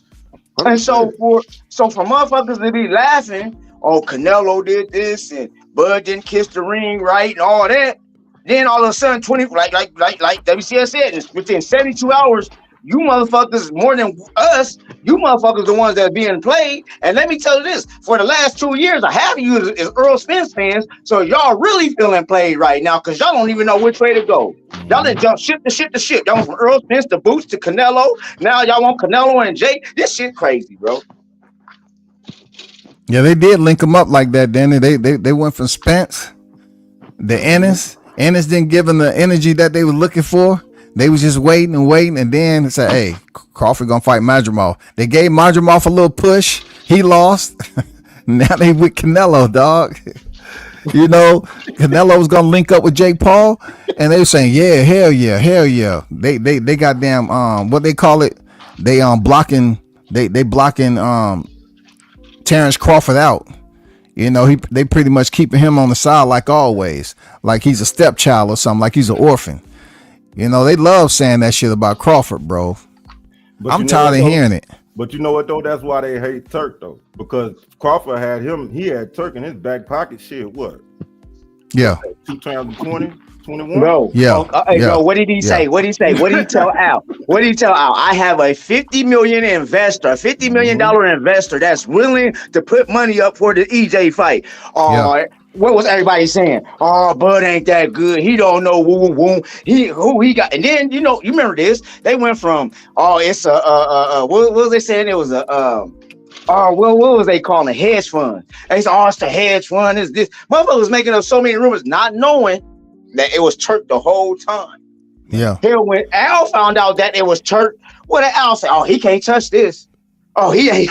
Oh no. Yeah, he don't want nobody else touching it. He won't nobody else. When I bet you when Crawford dropped that name, Al went pale. Yeah, he did. That's Cause he said, "Oh, damn, he actually got the money." He got the money. yeah. And then how Crawford did the shit. He did the shit so slick because then he signed up with BOK Prime for the 8.5 to $10 million. I'm gonna say 8.5 because that's what he didn't even get the full 10. He got 8. Let's go here. So he went with BOK Prime, spent the block, and was like, bro, this is, and told Earl, because Earl wasn't sounding like a businessman when he first went to Earl. He was like, I'm staying loyal. But then when he broke everything down and told him, look, Al ain't trying to, when Earl come and tweet, I feel played. I feel played. Next thing you know, the fight was on.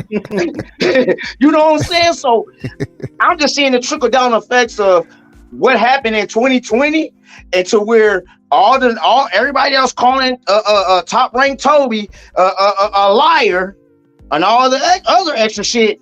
Who's looking like they on top right now? But he's not the face of boxing. I'm gonna mute my mic and let everybody else do their thing. But I'm just saying. But he's not the face of boxing. But he just changed the whole thing of boxing within 5 years. I'm just saying. For real. Yes, sir. Shout out to Jamal Neasy on deck and Bill's Boot Camp. What it do, fellas? Hey, I don't have no special organization, man. You know, you got down to spit your shit, man. Hey. Yeah, everything the gentleman was saying is correct, yo. That's why Spence is still on punishment right now, because he got his ass whipped. Because he made his own business decision with Crawford. And I mean, you face Crawford, this is what happens. But he's I thought he was with Fighters First there, Jamal. You know, I thought he was with Fighters First. Adrian Clark had the answers. He got in the Bud fight, and what happened? I thought Adrian Clark was on deck. He on vacation. That wasn't happening. He on vacation forever. So you saying he took the money that he made off Spence Crawford and he went on vacay? He just waiting, man, for the right opportunity to return. I get it.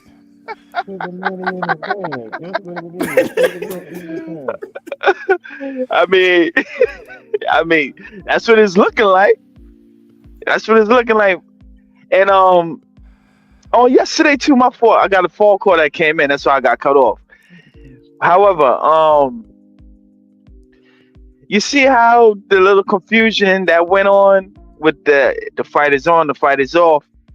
And then these hating ass channels were so quick to be so happy as hell and trying to promote the Jake Paul fight.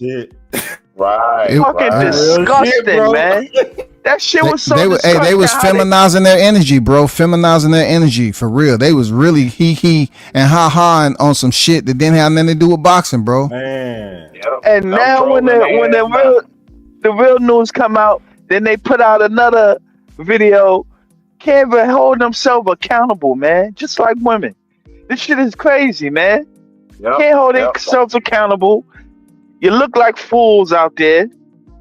And then the Taco Head was like, yes, it's not Jake Paul. You was just trying to promote the Jake Paul joint.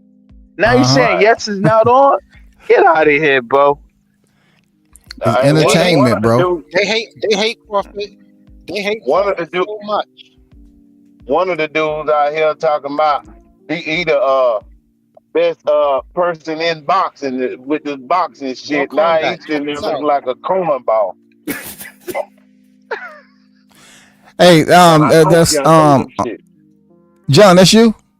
yeah, that's me. Oh, okay. I thought that was your voice sound familiar. Okay. What up, man? What it do, What's bro? good? I'm chilling, man. Salute to everybody. I had to And get they on this was panel to drop my 2 cents. Okay. And no, say wasn't what you they say because I saying? didn't quite hear you. Oh, Oh, okay. no, I'm gonna let the brother cook. Okay. Go ahead, yo. Wasn't they saying that Crawford is not a good businessman and he should learn a lesson or two or something like that from like the Al Haymans and the PC shit? Hey, And he now he's did learn a making these lesson. moves. They are so upset. He did learn a lesson. First of all, he was getting one of the highest guaranteed of fighters. You know what I'm saying? When you have a scale, if you haven't had any pay-per-views, really, you have a certain Yeah, scale that they pay you. You know what I'm saying? But Crawford was getting a high guarantee way back in the day when they say he was moving funny and bad for business. Hey, Bob Shit. Aaron was mad. Bob He Aaron should putting out learn that how to false get the information, back trying to end make it look like money. he was mad. Don't we What was love that, the Blue? back end money? I said, okay, I'm sorry. Bob Aaron was trying to make it look like he was losing hella money off that motherfucker. He shit, Bud was getting what, 3 million a pop? Shit, easy, Close to 4. guaranteed. Yeah, he was Yeah, getting I three to thought it five. was I like thought he was close to getting like 4. three to Yeah. five. That what And the funny three was it 3 to 4 or 3 to 5? it was like I think it was like 4. Like I don't think it was more than that at that time. But it's funny because Yeah. even at that time, they kept talking about money. And I'm like, yo, Mm-hmm. Bud is getting the guarantee. They getting what 1.5 and got to wait on the back end, but that back end been coming in slow. It looked like so. Okay. That Hell yeah. means Bud always been winning. Okay, Hey, so this check PBC this was out. This getting how this fucked went. off This too. check this out. This how this went. When right before Terrence Crawford left top rank, he was the highest paid welterweight at the time. In order to fight Bud, you was getting your biggest payday. Sean Porter did it. Basically, look at Earl Spence, he did it. Who else? Everybody that fought Bud and the welterweights got their Shit, highest you payday. coming out with too much facts, man. You're gonna get in trouble. Now, let's go here. Let me go here on this also. Cup. When PBC did that 3 fight deal, Al's fight deal with no guarantee, all this, when they said Bud, and I was arguing the same shit. I was on panels and everybody was cooking me because they thought Earl Spence was the shit. But now that it's coming out, here it is. Bud is one of the top businessmen. He went with he told y'all, look, my real estate portfolio alone is killing you ninjas per tank. So when it comes down to it, when they were saying this man wasn't a businessman, he was setting the chessboard all the way up. He was setting the chessboard up then just to let you fools know that what was going on. Now where we Hey, at? Gooch. What up, Will?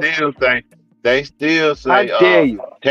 Terrence Crawford fighting Canelo for a payday, man. Even though he brought the money, he looking for a payday. Yeah, But, Canelo's okay, the one how's that he looking? mentioned the numbers first. Yes. And then this is crazy. Then when it comes to Terrence Crawford, he's the only one to me. I don't see when you seen Morrell and David Benavidez who said anything about money. When you seen you don't hear the money side until you hear Terrence Bud Crawford. But let's go here. Let's go here. Y'all do see that now Canelo, for this to be the money grab, they saying who the one to ask for 150 million. Bud just said I want to fight. He didn't put no money up there. Canelo, I need 150 million to fight this dude. But Mm-hmm. it's the money grab. It's this. It ain't about legacy, Gooch. It's all this shit I'm hearing, but yeah, still everything's played to being to where it was at. Like I said yesterday, if the Canelo fight wouldn't happen, he still can go 3 times undisputed within 3 to 4 fights at 154. They I ain't gonna gonna do lie to everything they y'all. can to I ain't gonna stop. lie to y'all. You gotta Everything they understand. You can to gotta stop. understand. But that Whenever Canelo asks for the money, it's okay. Whenever a fighter wants to fight Canelo, oh, he just wants a payday. If That's you what it is. if you look That's what at it Bud is. Crawford's goals, if you look at his goals in the sport of boxing, because he's made them clear, Canelo is really just the cherry on top. That's really it. Because he said, like, if he stopped right now, financially, he's good. He's at a point right now where his money is not even just, he don't need boxing to make money no more. They You keep sure feeding about him. that? Hold up, but You watch sure this. about that? All these other chances, he didn't. Crawford didn't earn it. Crawford didn't earn his opportunity to fight him. You sure? What I mean, though. Let me explain what I mean. He don't have to box another day in his life. His investments and his business moves outside the ring got him to that point. So right now, he needs something that's going to motivate him. One thing that motivates Crawford is everybody saying he can't do something. He could say he can't do something. Like he said, man, I ain't going up to fight Canelo. There's weight classes for a reason. As soon as we all agreed with him, he like, nah, hold on. Y'all niggas saying I can't do it too fast. Y'all must don't know who I am. Now he can get up for it. This is what I ain't heard nobody say. You know what I ain't heard nobody say? What's that? I ain't heard nobody say this. Because ain't nobody like for Crawford, why can't it be Crawford think that Canelo is the best? And he want to beat him. And but hold on. But he just so happened to be in the rate range that he think he can get him. Now, this is what I don't like about fans. I can tell motherfuckers ain't went and fought nobody that they were scared of or that was bigger than them. Because it take balls and greatness and courage to say I can go get him no matter if nobody believe me or not. What I'm shocked about fans is how many people say, "Oh, I'm glad he didn't get it. Oh, I don't think it'll happen." Yeah, that ain't the heart of no motherfucking warrior, man. So that's what I know. But see, why can't it be? But this what I be waiting to hear from fans. Why can't it be that Bud just think he the number one fighter and he think that he can go get it? Don't nobody think that Bud that got that kind of respect for Canelo, and that's the problem. What if Bud really has respect for the man? Hey. Going against the grain, you're going against the narrative. I know. You're supposed to follow. You're supposed to follow reality in their mind. You're supposed to follow the science. Whenever somebody's big and somebody's small, the bigger person always supposed to win. Yeah. In their brain, that's what it is. Now let's go here. Y'all want to go here? Let's go. I'm about to go here. Really, I'm about to give y'all some facts. Let's look at WCS. No, I'm about to go. I don't know. Let's go here though. Canelo. What southpaw has Canelo? I love this part. Canelo only fought 3 southpaws, and 2 of the 3 went 12 rounds. Let's go there. And the 2 and all 3 of them don't got the ring IQ of the Terrence Bud Crawford. Let's go there. That there alone. Billy Joe, southpaw, right? That's what I'm saying. But what did Billy Joe do to him? What's the point of that question? Oh no, he got. Listen, Bud is susceptible to the right hand, though. So I mean, so what I'm saying is, if we do what we did, if he does what he did to Earl Spence and fight half of his fight southpaw, Canelo's gonna have a real big problem. Nah, here's the issue. I love Bud. He's my favorite fighter, but I'm going to keep it 100% real with you. My problem in this whole situation, and the only reason why I don't give Bud Crawford the clear victory, because I think he's more skilled with more arsenal than Canelo. But I've seen Canelo take, and it's just a simple fact, he might not be the biggest, in his division, but this man has taken clean punches from some big dudes and some very strong punches, and he has not been hurt at all. So now, in order for Crawford to deter him, because he does have the power to hurt Bud, no matter how strong Bud is, Canelo is going to be punching, because even Bivol said that Canelo punches harder than Beterbiev. So Bud is going to feel those punches. If he can't hurt Canelo, I don't care. He's going to have to post through all 12 rounds. But if he can't hurt Canelo, he's going to get walked down and he's going to get touched. Do you think that we rooting for Bud for him to knock out Canelo? Nah, I'm not. But Because I was about to say, I've been saying it's going 12 rounds. It's going to go 12 rounds, man. Yes, it is. It's going to go 12 rounds. And then when it goes 12 rounds, what it's going to be is going to be a boxing clinic. Right. If I mean, personally, I don't want Bud to headhunt. I want him to see how that body feels, man. I want to know. I want to see how. I want to know how his body is. He's gonna come in light and ready to move, like he did with Jamel Charlo. See, and here's the thing. I look at. You already know that. Bud gonna test that water in the 4 rounds. First 4 rounds. Watch. This is what I look at, though. Y'all gotta also understand too. When it comes to the guru and his team, they breaks everything down. So, like I said, they're not looking for the knockout. But Bomac has told y'all time and time again, and this is why I be like, everybody, well, I'm worried. Y'all haven't even seen the best of Terrence Crawford yet. Tell me. That's the thing. He ain't had the fight partner to really show y'all his greatness. This will be it. not only that, fam. Let me put another little cherry there. Y'all understand So Cold, his right-hand man just lost? Do y'all understand that Terrence Bud Crawford hate losing? Even though that's his right hand, Bud took that as a loss. So now he got to come back and clean everything up right now in his mind. You understand? Terrence Bud Crawford don't like to. Man, I watched this dude lose in darts 2 years ago and was pissed, nigga. Like pissed. And he like lost by like it was close, but he lost, and he don't like losing, fam. So like I said, here's with So Cold losing. That's another chip on his shoulder. With everybody talking shit, how he can't do this, he can't. That's another chip on his shoulder. So where it's going is we keep putting chips on his shoulder. I'm not saying he's gonna knock. I don't want to see the knockout. I want to see him really outclass Canelo because everybody got Canelo up here as he is the dude. Yeah, he is. Hurting Canelo. I want to see Canelo get swole up. You know, no hate to the man. Not outside the ring, but I want to see Canelo go through something he ain't never been through before. Man, you know what? Something like, man, that dog, man. I swear, if you got it, everybody gonna feel me. Like if you got it, like sometime that dog, man. When you wake up for something, dog, it's a whole nother part of you, bro. Like I've never seen Crawford so stuck on somebody, and then Crawford really been pound for pound top dog. I mean, what else the man got to do to say, yo, what you know what I'm saying? Hold on, let me land real quick.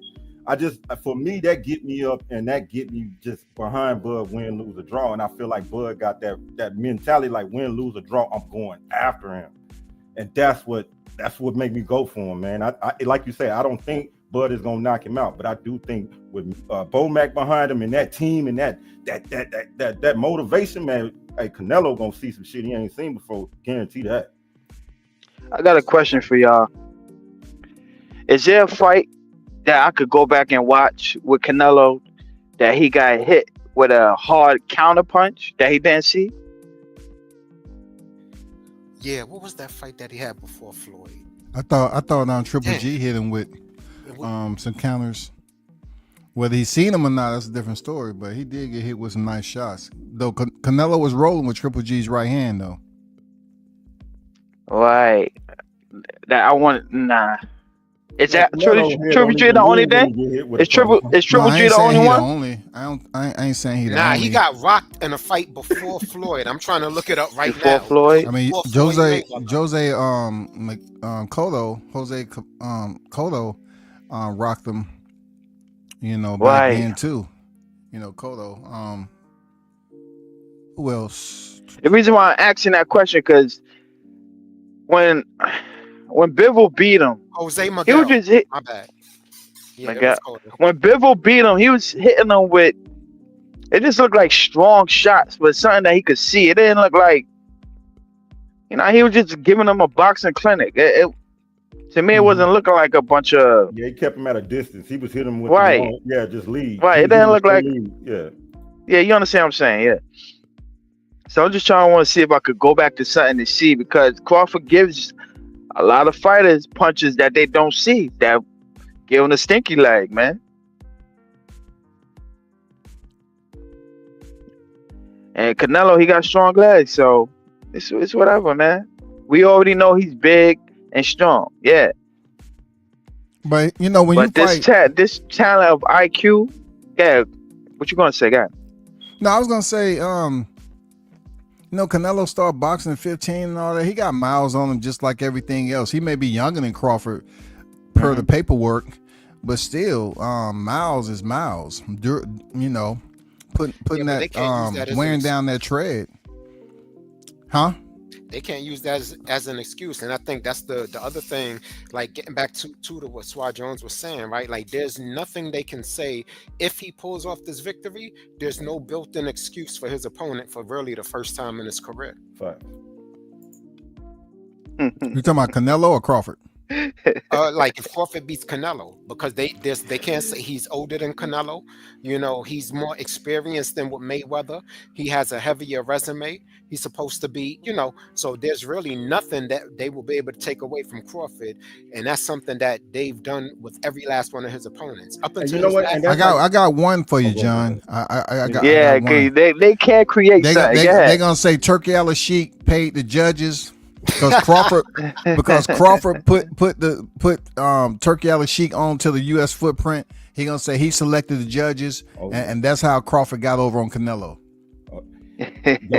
you know, you shit. And can we not forget forgot that what I was gonna Canelo is known for them funny scorecards? Like it's almost Yeah. like he comes in with 4 rounds in a bag. Adelina Bird was suspended off Canelo and Triple G fight when she scored him crazy margins. Man, that shit was crazy. You know what I think, man? I think truthfully, they know, like the people, like what I noticed about like the people pushing hard for Canelo, and like they still say that they fans of you know, boxing, but not, you know, not just fans of a fighter. Bullshit. Because Canelo is asking for 150 million. They tell me, the boy, that ain't easy work for you, bro. You wouldn't even be asking for it. And then the fans, they sitting there saying, I don't want to see it. Well, if you call yourself a fan of boxing, why would you want to see the #1 pound for pound fighter for over the damn last decade fight your Facts. fighter?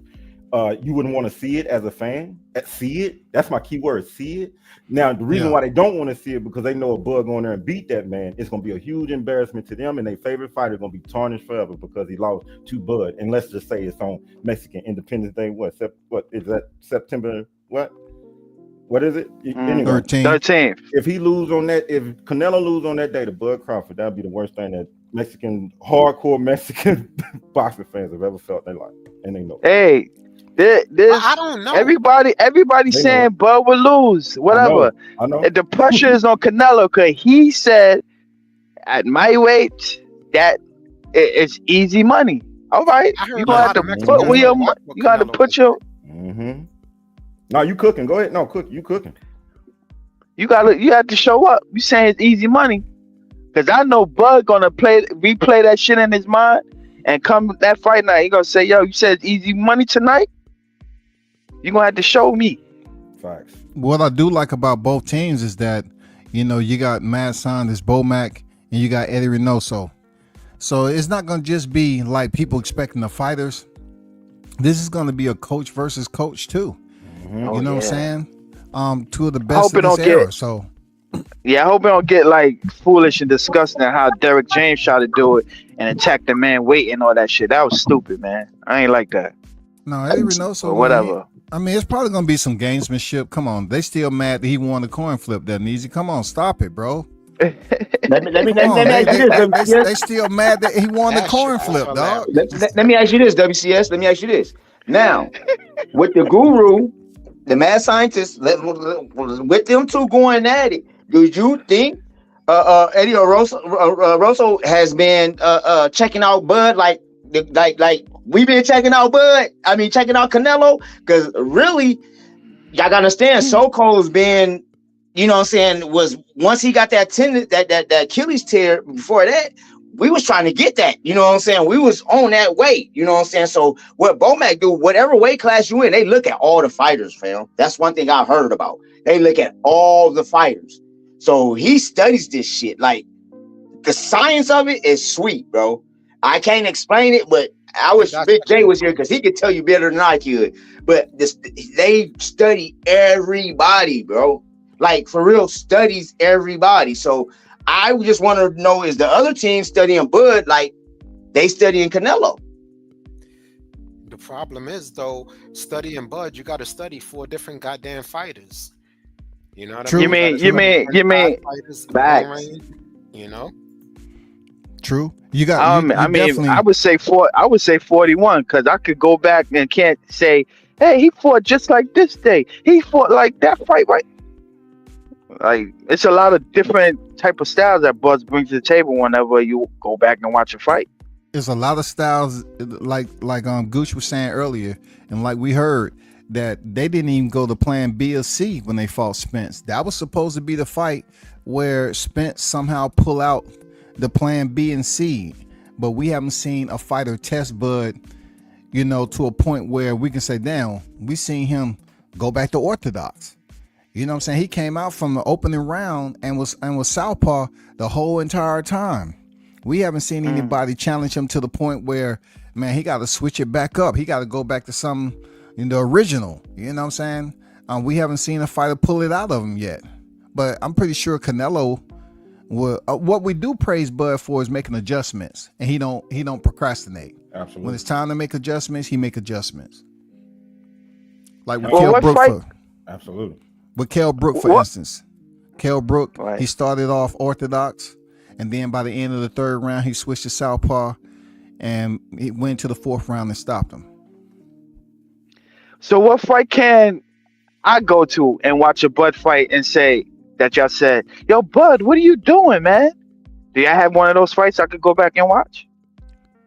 Well, the only fight Like, what are you doing in the ring, Bud? But what do you mean? Like, but be more specific. What do you mean? Like, he's fighting and he's not like trying to win the fight. He look like he's losing. Like, yo, Bud, what are you doing? Like, do what you normally do. Can I say a prime example? Basically, like the 6th, 7th, 8th round of So Cold last couple of weeks, I was like, damn, what are you doing, So Cold? What are you doing? What are you? We ain't never did that with Bud. I haven't. But Right, that's what, yeah, right, that's what makes. But see, I want you to think about this too. But see, that's why Bud been at the top of the game for a long time. Right, It's rare right. you gonna find that, pimp. Bud, Right. that goes, fam. When Bud go in there, he go to win. It ain't no question. That's why if you gonna bank on anybody going in there saying he can do something, shit, why you ain't gonna believe him? Because he caught EJ timing in one round. One. Like he caught his timing. If you check and go back, he got his timing, but he locked in round 2. But the timing, man, you gotta be in sync with a motherfucker to catch their timing that fast. That's Yeah, good, I could go back and look at Canelo fights and I could say, oh, that's his favorite combination. He like doing that right there. And if you have something that you have favorite of doing, Bud gonna figure that shit out, man. Hell yeah, he is. I He just is, don't bro. like You gonna like WCS say all the time. Them black eyes gonna pop out. You already know. Hey, you know when Bud, you see them eyes, man. Hey, he locked in, fam. He about to go to work. You're like, yo, after when they giving Canelo the interview, you're gonna see both his eyes swole, yo. Now you know it's gonna be See, sad. his punches is different. After that 8th round, when Canelo get tired and he tried to lean on the ropes because you know he don't had to chase or try to work for every little thing that he got, and he ended up getting counted every time he threw that left hook and shit. Trying to go upstairs, downstairs to the body, and that 8th round coming, he start getting frustrated and leaning back on them ropes, and them long ass 74-inch arms with bowling balls at the end of the motherfuckers. It's gonna be a problem. The biggest thing that they got for Canelo is that they praying that Bud can't take a clean hit from Canelo, because if Bud can take that shit, it's over. They saying he's big. He's automatically big and he's strong. I want to know, can he be muscled around by Canelo? Because they assume that Spence could do that to him, and Bud was pushing him around. He can't, the only, you know why I say that? Look at how Madrimov, when somebody else has a strong base like Bud, they can back him down, because Madrimov was pushing Bud into the ropes, and you ain't seen nobody do that. And that's because he had a jiu-jitsu and a wrestling background, so he was strong from the feet up too. So if Canelo can push Bud back, yeah. Who you think they study more, Madrimov or Canelo? Who? Bud? Bud team. Yeah, who you think they got more? Man, Madrimov. You think they studied Madrimov more than they studied Canelo? Hell yeah. Because that was a different style. It was like, I think Madrimov will give Canelo problems if they. When did Madrimov start boxing? Shit, when he was like, you talking about like outside of just I don't want to get too, just how long have you been known? Have you known Madrimov longer than Canelo? No. Okay, so that's what I'm saying is Crawford and them been watching Canelo way before they've been watching Madrimov. Facts. So you don't think that they got a game plan they've been ready to implement? You think that you know what I'm saying? It's like they had Canelo 5 years ago. Just take that in consideration too. They've been watching that motherfucker for a while. They had Canelo 5 years ago. Like they had Errol Spence. They said they had him 5 years. As soon as they said, as soon as Bud moved up, they already knew how to beat Errol Spence. Nobody believed it. When Man Jamal supposed to fight Ortiz? When that supposed to happen? I can't wait for that fight. February 22nd. I can't wait for that fight. Okay, yeah. That's because you know what they're gonna say. Either way, you know what they're gonna say. Either way, whoever wins. What? I mean, if Madrimov wins, you know, we could say, "Oh, like this guy was a real difficult person to fight. He was legit being a champion." But if Ortiz win, they're gonna be like, "See, but you get what I'm saying? All the negativity are gonna come his way." That's what I'm just speaking on. They can't even really compare Ortiz to Bud at all, because Ortiz already been dropped twice by Baccarin. So, you know, I mean, if that was Bud that got dropped by Baccarin, then this disagreement with him chasing Canelo would even be worse, because they would be like, oh, he can't even stand up to Baccarin, a no-name fighter. But you know, they're not remembering that. They only remembering what they want to remember to criticize Crawford. I think Madrimov wins that fight, to be honest. Yeah, he does. He does. You're right on that one, player. I think Madrimov beat Ortiz, even though I like Ortiz. At one point in time, he had 100% knockout ratio. That's over. I think Madrimov is much more skilled than Ortiz, though.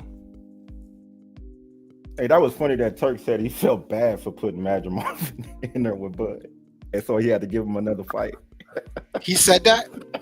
Turk said that shit. No, he did. I'm not making that shit up. He said that he put him in there with the top. He said he put him in there with the top pound for pound fighter, and that he wanted to give him another chance. He did. But Madrimov, Madrimov got his highest payday fighting Bud, though. I mean, I know you pick your poison, though. You know, like, and he got recognition because he did okay. Yeah, if he did okay. He did okay. Not doing nothing. But you know what? That show you how much Turk believe in Bud. Yeah. That's all I'm saying. You know, for a man to say, I feel bad I put you in there. But see, everybody talking about like Madrimov had a chance of beating Bud if you look at the YTC street. And what it did was give Madrimov more exposure too moving forward, because now everybody gonna be watching to Bud's criticism. Everybody gonna watch his next fight. Yes, exactly. Yeah. Every time they they bring up Madrimov. Oh, he looked old. He didn't have his legs. He struggled. Yeah. He went life and limb. Yeah. Madrimov beat Ortiz. Hey, he gonna be looking real good at 154 for whatever champion. I don't know if he beat Fundora or not, but it's gonna look good, man. It'd be interesting if these hating channels would actually speak on the victory if Madrimov wins. Nah, he winning. Madrimov beating Ortiz. I'm almost sure of that. He might stop him. Seriously. I think Madrimov stops Ortiz, bro. Ortiz has had problems with Hooker. He had problems with Green Machine. I mean, come on, bro. It's only a matter of time before the right person get in there that's able to shut him down. Especially with the Feint Master. You think Ortiz got discipline? He got 12-round discipline to try to go after that? Well, Madrimov don't fight like that in all his fights. That was one of the only times he feinted that much. And if you look at all his fights, usually that's crazy. Crawford took away that left hand to the body. You're right. That's what I'm saying. I've seen him fight like that. You absolutely correct. But he has success doing that. You need patience, just like Neezy was saying. Does he have the patience if he selects the feint like that? That's because Bud's kryptonite is patience and timing. You know what I'm saying? Like Bud's like he needs you to do something so he can get his shit off. Well, he don't need you, but that's what he's most comfortable doing. But if you somebody like Mean Machine, who showed us that if you just sit back and pick your spots, he gets impatient and makes a little mistakes he wouldn't make if you was coming at him. Okay, let's go here. Though. Mean Machine, they learned. One thing about what Bomac does is whatever mistakes they made, they learn from them. So you seen with the Mean Machine, you start seeing that you're not going to see the same Terrence Crawford. What I want to say is this too. When it came down to Madrimov's team, like we talked earlier about the teams, Madrimov, old boy Diaz, he was Timothy Bradley's manager at one time, right? So they hired Bud years ago, so he knew he like once again they knew how to stop Bud with Madrimov.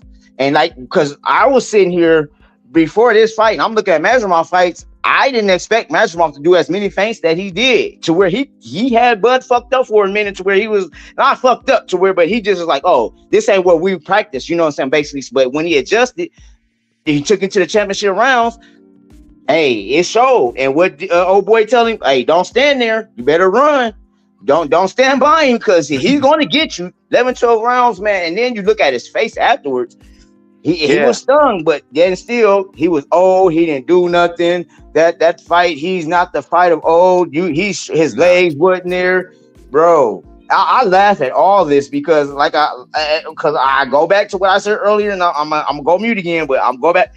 What did Bo Mac tell all you fools? You have not seen the best of Terrence Crawford yet. But yeah, still everybody think, oh, he's done. I can't wait, bro. September 13th. Let's hurry up. Facts. I'm ready for that shit. One thing a lot of people forget about Madrimov too, right quick, is that he got great footwork and great balance. Even when he throws himself off balance, he like recovers his position very quickly. He's gonna be a problem. I'm telling you. They were saying he's the Lomachenko at one for y'all. I got a question for y'all for on the timing when Canelo said fighting Crawford would be easy money. Was it after the Spence fight or after the Madrimov fight? When did he say it? After the Spence after Madrimov. No, it was after Spence he said it. Was it? Yeah. I don't know. No, go ahead. Okay. Not right after. Right. Yeah, whoever, right. Okay.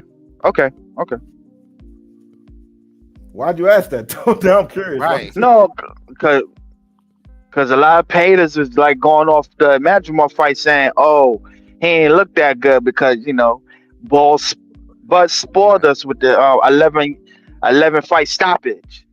So we got spoiled with that. It don't matter.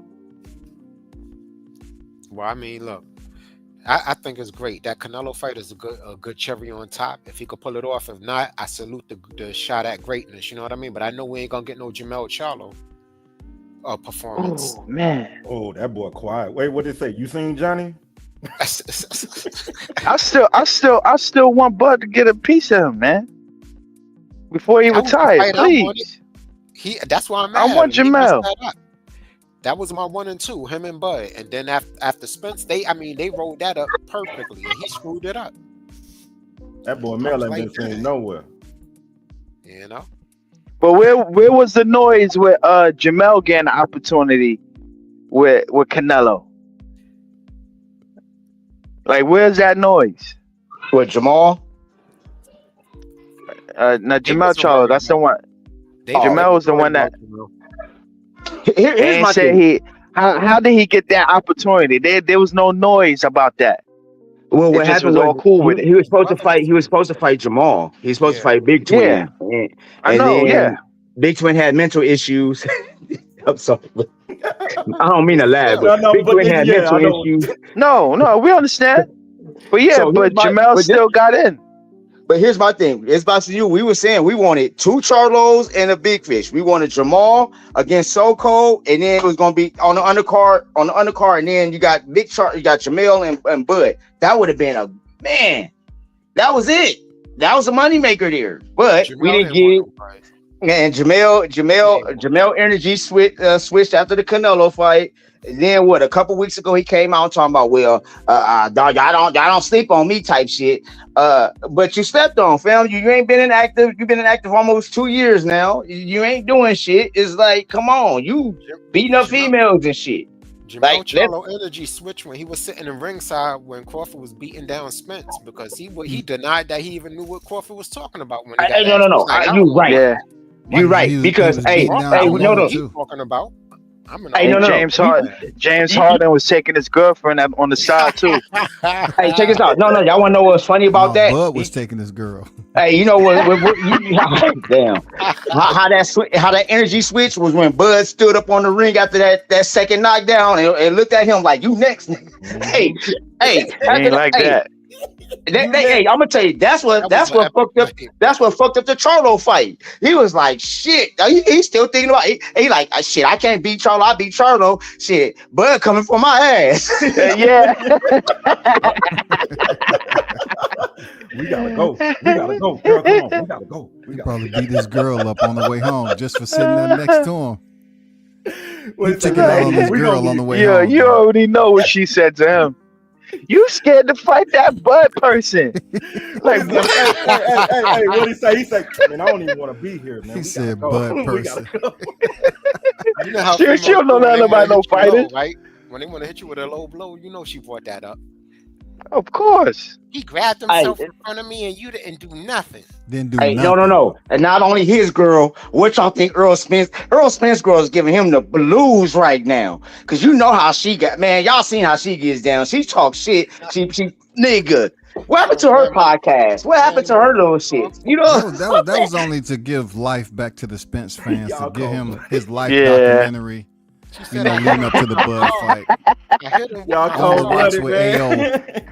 bro. On the rocks with AO never did another video. Yeah, she had a couple of, but Bro, I'm just saying, fam. She sat there and told this nigga on live, you're gay. So what do you think when she's pissed off? I'm just gonna call Bud. What's Bud's number?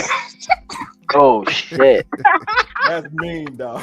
y'all getting That's y'all getting fucked messy. up. That's cold blooded. Y'all getting messy, man. Why you I'm a think comedian. I Spence do got praised for that? apologize. I'm a comedian. I do apologize, but I'm just saying, you know, she got Bud's number. Let EJ raise his voice. I'm calling Bud. I'm done. Mm-hmm. That was a bad He situation. gonna have to find somebody that don't know nothing about boxing, man. So Yeah, I they got a can't throw that in his face. I got a And question. shout out to man. Martin King with the Hold on. $2 Yeah, super my chat. bad. Much appreciated, brother. One love to you. Thanks for donating. What's the question? Man, facts. Salute to MKB. Yo, man, I want to see Caleb Plant versus Belanga, bro. Do y'all want to see that? I would like to see that, man. Me too. I mean, he the one said he was gonna knock him out. I just had to ask, man, because it's been brewing and nobody really been talking about it. But you know, I think Caleb Plant represents, you know, he affiliate with the Chicano Nation, man. That's a hell of a fan base right there. If you know, You know, both of them have common opponents. Mm-hmm. Both of them stepped in there with Canelo already. Mm-hmm. You know, and he said before his fight with Canelo on Fight Week, he told Caleb he'd knock him out. You know, Caleb said, "No, you won't." Are they main event or undercards? What you mean? If they actually They undercard, they undercard, bro. Okay. Now they can be main event on a lower tier, you know. They can be main event somewhere that's not Vegas or New York. Right. No. Where could they do it? So they need to do it in the. I was gonna say do it in the A, man. Down there with you, WCS. No, man, don't put that fight down here. We need something bigger than that. hey, my people ain't coming out to see them fight. Oh, you saying Tank back? Tank back? No, it's Caleb Plant. What? They don't know no Caleb Plant down here. And they definitely don't know Edgar Belanga, dog. You'd be disappointed. Real shit. State Farm be comping them tickets, boy. Hey, all tickets are comp. Come on, fill the seats. Free. You got to bring a black fighter and a Mexican fighter down here. You got to bring somebody like that. You can't bring two non-black fighters right now. Nah, it ain't happening. Man, yo, hey man, I gotta go, man. I gotta go get some shit together for my son. Come on, right, man. I appreciate y'all sure, boys, man. man. Appreciate you as always. Peace. Yo, Hey, man. with it. Oh, God. No, I just wanted to ask about the you know, with the future layout of the Crawford fight. Have they even made it a point to? It's supposed to be in Vegas, right? At Allegiant Stadium. That's what they're saying, right? Or we don't know. They got now. a location. I don't know. Was it? We should wait until they. Jay, or not? We should wait until they say it because What now? You already know how it is. Now I was just Say that wondering, again. they say it's supposed to be a Allegiant Stadium, right? So if that's the case, 65, what do you think? Does it sell out or not? That's 65. For Bud and Canelo? Yeah. Yeah, I think it'll sell out. Yeah, I think it sells out too, man. I think the ticket's gonna be affordable to those who can afford it. Right. All right. I think it's gonna be pretty expensive tickets, like they should. I want both fighters to maximize, their pay with that fight. That's gonna be the biggest fight. I think it does serious numbers. Now, don't get me to talking. I'm not gonna give you a layout on the top 5 pay-per-view fights, and I think it exceeds that. I don't know with the fire stick on deck and all, I don't know. Right. I don't think it should be no less than 100. I ain't gonna lie. I think pay-per-view should be 100. We just seen the $80 with Morrell and Benavidez, man. I Yeah, I think cannot it's definitely disagree. worth supporting, Can if you can. when Bud beats Canelo, do you think the hatred for him increase or decrease? Increase, of course. Increase. Yeah. When did But it they still start? got to When? recognize, because look at Floyd. Floyd really don't Yeah. have a reason to be getting as much hate as he get. Like when you Yeah. really break it down, and I mean he's done things that tick me off too, but I mean shit, I don't agree with nobody 100% of the time. But when you look at his career, how he carried it, he really upheld the sport. I'll say. I know you keep on finishing your thought. Yeah, I'll remember. Yeah. No, I was done. I was gonna say, I wasn't a fan of Mayweather until after he fought Shane Mosley, because I ain't never seen him take a shot like that ever and keep his composure and finish the fight. After that, I was like, you know what? I respect this dude. That's it. I respect it. I You respect saw it. how Shakur and them came up, right? Like Shakur and Tank, and when they first started, and how they built their career and developed it. A lot of us saw Floyd when he was in those stages coming up, so we remember a lot of those early fights that he had before he really got to reach, superstardom and stuff. And he put in a lot of work. Yeah. Yeah, he did. He was an entertaining fighter. Yeah. He was a flashy fighter for all the right reasons. The man was actually making money, flaunt money. No one's been able to duplicate that, because you got Shakur out here saying money didn't make him. He don't care about money. Man, that's the dumbest thing I ever heard. Boxing, you don't have a benefits package when you close out. So you should be caring about money. He should have the people around him know to teach him that, right? Like if he around Bud, he really should be learning that lesson. If he's listening, a part of me, there, Jay, it pretty much. It confuses me a little bit, because I think with Shakur having 3 divisions, I think he believes he's in the same class as them. I mean, Crawford is a 4-division champion, believe it or not, but I think him having 3 divisions, I think Shakur, he listens less and talks more, in my opinion. Right. And when I seen him in the post-fight of Artem, and both Andre Ward and Terrence was trying to tell him what he wasn't doing, he was just telling them what he was doing. You know what I'm saying? I'm like, okay. I don't know. I don't think he's a good listener. He may believe he's in the same field as Andre and Bud, when he needs a lot more on his resume. Yeah, he got to show a lot more.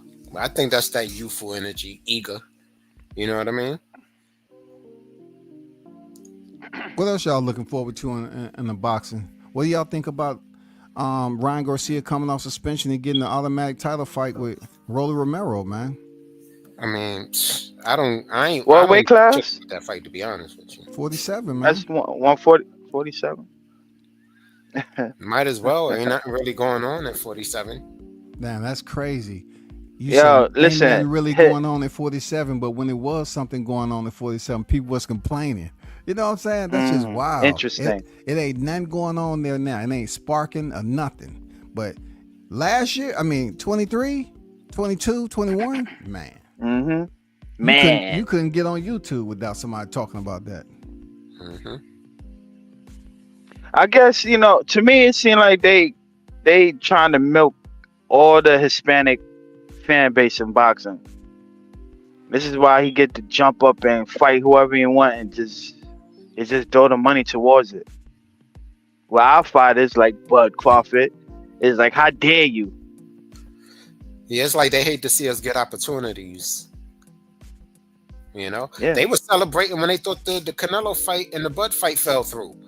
Yeah. Like that was a pay-per-view itself. Man, they just said The celebration was the pay-per-view itself. Yay! It's not happening. Y'all bees. This is the biggest Bud money. They literally said this is the biggest money fight. So, as a boxing fan, nigga, fuck that. Yeah. I was saying the other day, like, I'm glad for the boxers to make their money, whatever, because I'm just a fan. I just want to see greatness in the ring. Until like this Bud and Spence fight thing, I was never like interested in the numbers or what they making, man. I didn't care. Some strange reason is these fans think that part of boxing is more important. It makes them feel. I mean, it makes them sound a certain type of way. When people talk about numbers, I don't know. A math. If you look at a mathematical genius and stuff, they are intriguing. But when you look at these fools on the YTC, man, I swear to God, man, they're some of the dumbest motherfuckers you ever see in your life, dog. They get up there and talk about these numbers like they are exact, dog. Like they always spitting off these pay-per-view numbers, and I say no, no. But where are you getting these numbers from, man? They want to seem like they're geniuses when it comes to these pay-per-view numbers. It's stupid. I ain't gonna lie, it's a bad habit, bro. And they're talking about when they hate. God. They're talking about the Crawford Canelo fight when the Jake Paul shit was on the table, and they was talking about the Jake Paul Canelo fight is gonna bust into the top pay-per-view numbers with Floyd Mayweather. I was like, wow, bro, come on, But man. let me ask you a question. It could possibly do that. That's just like how which crazy one though? It is right now. Like which one they though? Put that shit on Netflix again, huh? Which one you talking about? It'll break into Logan. Mm-hmm. It's been that. It's crazy, man. It's crazy. Let me pull up the highest selling. Let me tell you something. These motherfuckers in my family, they don't know shit about real boxing, but they know Jake Paul and his shit coming. Like, what you think of that? I'm like, I don't give a fuck about that. What you mean with that? It's a clown show, man. Yeah. Why people won't want to see a fucking clown show? Because they clowns, man. They want Bud Crawford, which is 41-0, 30 knockouts, him to keep building up a resume for him to be worthy enough to fight Canelo. But Jake Paul, hey, come on, Jake Paul, come on in. So yeah, it's the biggest. Hey man, y'all trying to make it look like people don't pay for circus to go to the circus. They do. That's the real circus. Which one of these they're gonna break into, man? This is Floyd Mayweather, Manny Pacquiao, man. 4.6 million. Which one are they breaking into? Yeah, you're right. This is Floyd Mayweather versus Conor McGregor. This is 4.3 million. I mean, which one they gonna break into, man? Like, now that I look at it. Hey, Floyd Mayweather all over the place up here, man. Floyd Mayweather, Oscar De La Hoya. 2.4 million, dog. I mean, come on. Which one they're gonna break into, man? They're gonna try to break. They're gonna try to break into all of them. That's the fucking problem. This what Canelo should be shooting for. One, that he can say he was a dance partner. You know what I'm saying? 2.2 million. That's what he should be concerned about right there. And the last one, the fifth one, that's Evander Holyfield, Mike Tyson. That's 1.9, almost 2 million. Which one they plan on breaching? He's been out here for a while. It's crazy. It's crazy. It's Anybody crazy. seen the sheep? Let's go to the bottom 15. Let's go to the 15. Frank Bruno, Mike Tyson. You think that's far way back? 1.37? It's possible. 1.37 million. That's the number 15 highest paid boxing pay-per-view. Yo. You know you can't be breaking out facts like that, man. People don't like that. Which fight are they going to exceed? Which numbers are which fight pay-per-view wise? That's what I want to know. So you saying pay-per-view is dead altogether? I mean, that's what they were saying. What, like 3 or 4 It years felt ago, like right?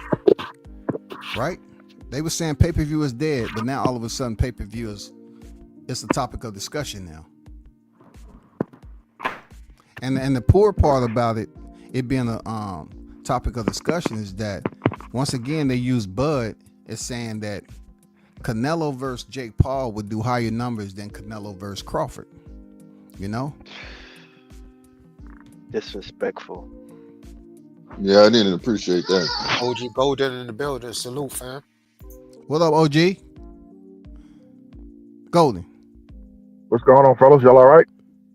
What's up, man? Y'all can hear me? I was gonna ask you. What man, up? What up? hear me? Golden? You got your system? How your system doing? Is doing better or what?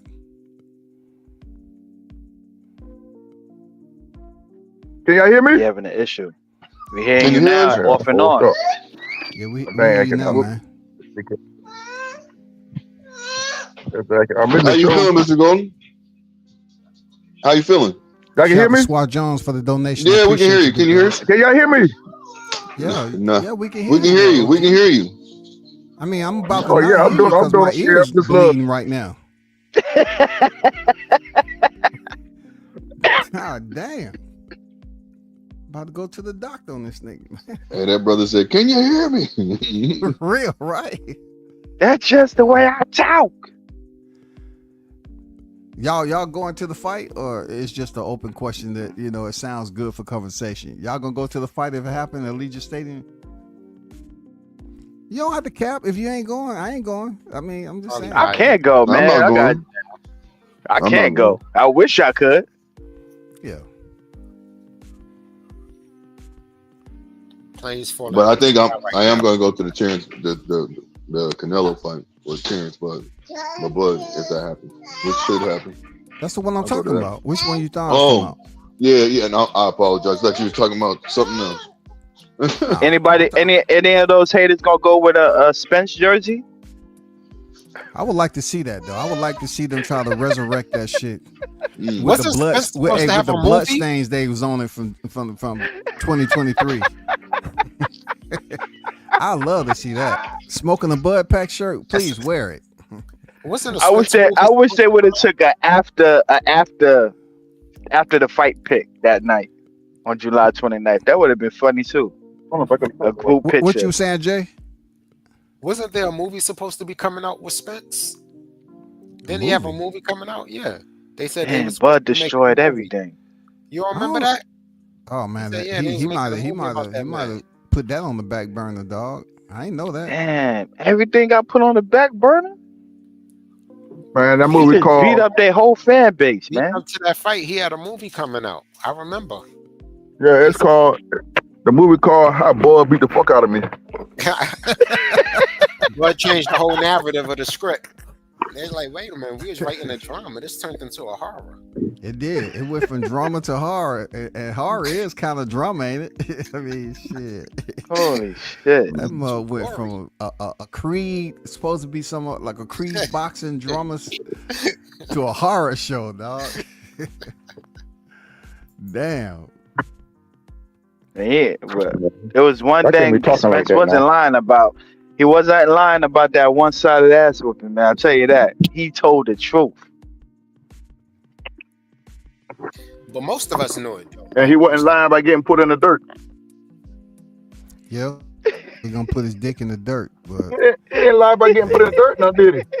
Bud gave him all his he mimicked all his nicknames in the ring that night. Every last one of them. Man Hey, down, dude. the eye collector, yeah. Oh my the god. big what? fish, everything. You know Everyone about he that? ever That's the had, first the time I body heard that. snatcher. Stinky leg, everything, man. He did. He You did didn't Extra hear? every, $1 every million. Listen, The $1 million you didn't hear nothing about the broken negotiated. ribs. You find it? You take everything from this man. everything, dog. You ain't lying.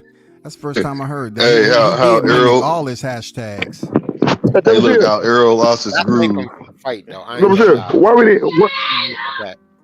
didn't hear nothing about Spence? We didn't hear nothing about Spence real to stop the fight. I know. All because Quinn Randall had already said that wasn't true. That Bud ribs was broken. No, that wasn't true, bro. It says ribs was good to go, man. But that's just one of the many lies that they was trying to tell to dilute freaking Crawford's win The over victory, Spence, yeah. bro. Shit don't stop. But that's in the past, though. But in the aftermath of it all, Bud did do a lot of damage to Spence, though. Oh, but yo, WCS, we still have to talk about it like a good 5 years because they try to play us for 5 years. So we gotta keep talking about the massacre for 5 years. Then he off the hook. Got to. We got to talk about the coin flip. Yeah, the coin flip. They said, Walking "Oh to the yeah, ring. how did Walking to no the one?" ring Tyson wanted, second. he wanted Thomas Crawford to win that. That coin flip was funny as hell. He Oh, they dropped didn't that even shit. reach under there. And I look, they didn't cried. even reach Yeah, under the they table said, "All right, and you see won, if it was bud." heads or tail. They didn't even That see was- if it was heads or tail. It went under the table. Yeah, you Spence' won. face was like, "What?" Man, he looked like he wanted to swing on Mike. Hey, That shit he had was plenty of time if he wanted to swing on Mike when he tried to check Mike on that podcast. He made him look like a fool. Made him look like a fool. He laughed at his face. Man, come on, man. Come on. You lost. Come on. He was trying to tell Spence, bro. Come on, man. Unbelievable. What Mike? What was he trying to tell Mike? He said his daddy, Sean Porter daddy say his daddy said Yeah, he wasn't ready for the fight. yeah. Mike said, "Come on, man. He lost." He took the care Jesus package, Christ. man. Parking lot and start consuming the edibles or whatever that was in there, dog. And now they want any lie. They want any lie to stick to be true on Bud Crawford. That's the crazy part, man. But I miss those times in boxing, to be honest with you. It was fun as hell. Talking Yeah. all that shit, yeah. Making It them was eat their live. words for that first 3, 4, 5 months. I couldn't wake up Ooh. and run to do content on these niggas. Oh yeah. I was wired that night, man. I don't know what time I went to sleep. It was active for all the right reasons, like anticipating for this. It was active for all the right reasons back then. Right. And I was going on those hating channels because they was watching the fight live. And how so many of them just shut their channel off that night, yo. That shit was funny. No, but how were they Damn. so deep? That's what I couldn't understand. I'm like, yo, they got fucking just like an army of motherfuckers out here. We didn't start coming out really until like, the last couple years to start starting our channels and shit and put our little Bud Crawford 2 cents in. But they was controlling the narrative for a minute. Oh, But yeah. See, without seeing Bud fans was talking about Bud and what he was gonna do to Spence, and Spence fans was talking about Bud and what he can't do as a boxer. So where was the love for Spence? It wasn't no love Nowhere. for Spence, man. None. They was And busy they was talking such about big. Bud. They don't even talk about him no more. Why? Yeah, that's a good question. Why you just give up on the man, bro? When he needs you the most, he needs you during these times to get him back. If Bud would have lost or lost to anybody, I'd be like, damn. I want to see how he recovered, how his next fight would be. But have you Hey, ever look, thought the that reason why they gave up on him is because he gave up on himself. You know what I'm saying? Yeah, being You a think? Spence fan is a thankless job. It's like being a Jamel Charlo fan because he don't give you nothing as this fan. What Shout out to the queen in the building. I agree, man. I don't know, man. A coded message here and there. They be, deciphering 3-word tweets. They used to go crazy. And now what they're happy about now, they're like, all right, Canelo is really a bigger fighter and really strong. So yeah, my logic gonna stick on this fight. Bud can't beat him. I'll tell you what, they better not have a moment in this Crawford and Canelo fight where Crawford started talking to somebody ringside like he was doing in Spence, beating Canelo ass. Man, they better not let that shit happen. It's over. You better not be having a referee do a count on Canelo and Crawford over there on the top rope talking shit to somebody. Hey, Crawford pulled a gladiator move. Is this the best you got? This is what you wanted? You know what I'm saying? Oh man, it's gonna be tough, man. Yeah, Are you entertained? Yeah. I mean, that was classic shit, man. There was a lot going on that night. For real. I never seen, I say this all the time, how Crawford beat up 2 unified champions in one night. and the reason why I say that, because Jermell Charlo after that fight didn't want to fight him.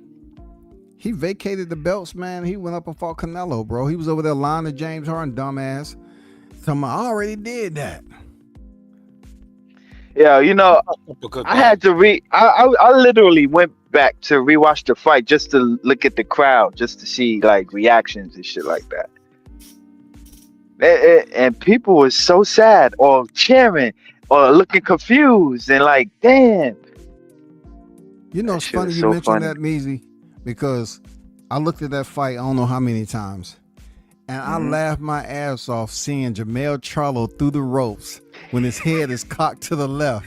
That to the left, yeah. Happy dog. He is fucking upset. Happy. My God. That shit was so funny, there, man. It's almost like he's looking at the fight, and you trying to see what he's thinking. You're trying to guess what he's thinking, because he didn't smile not one time, bro. Not one time. He was upset.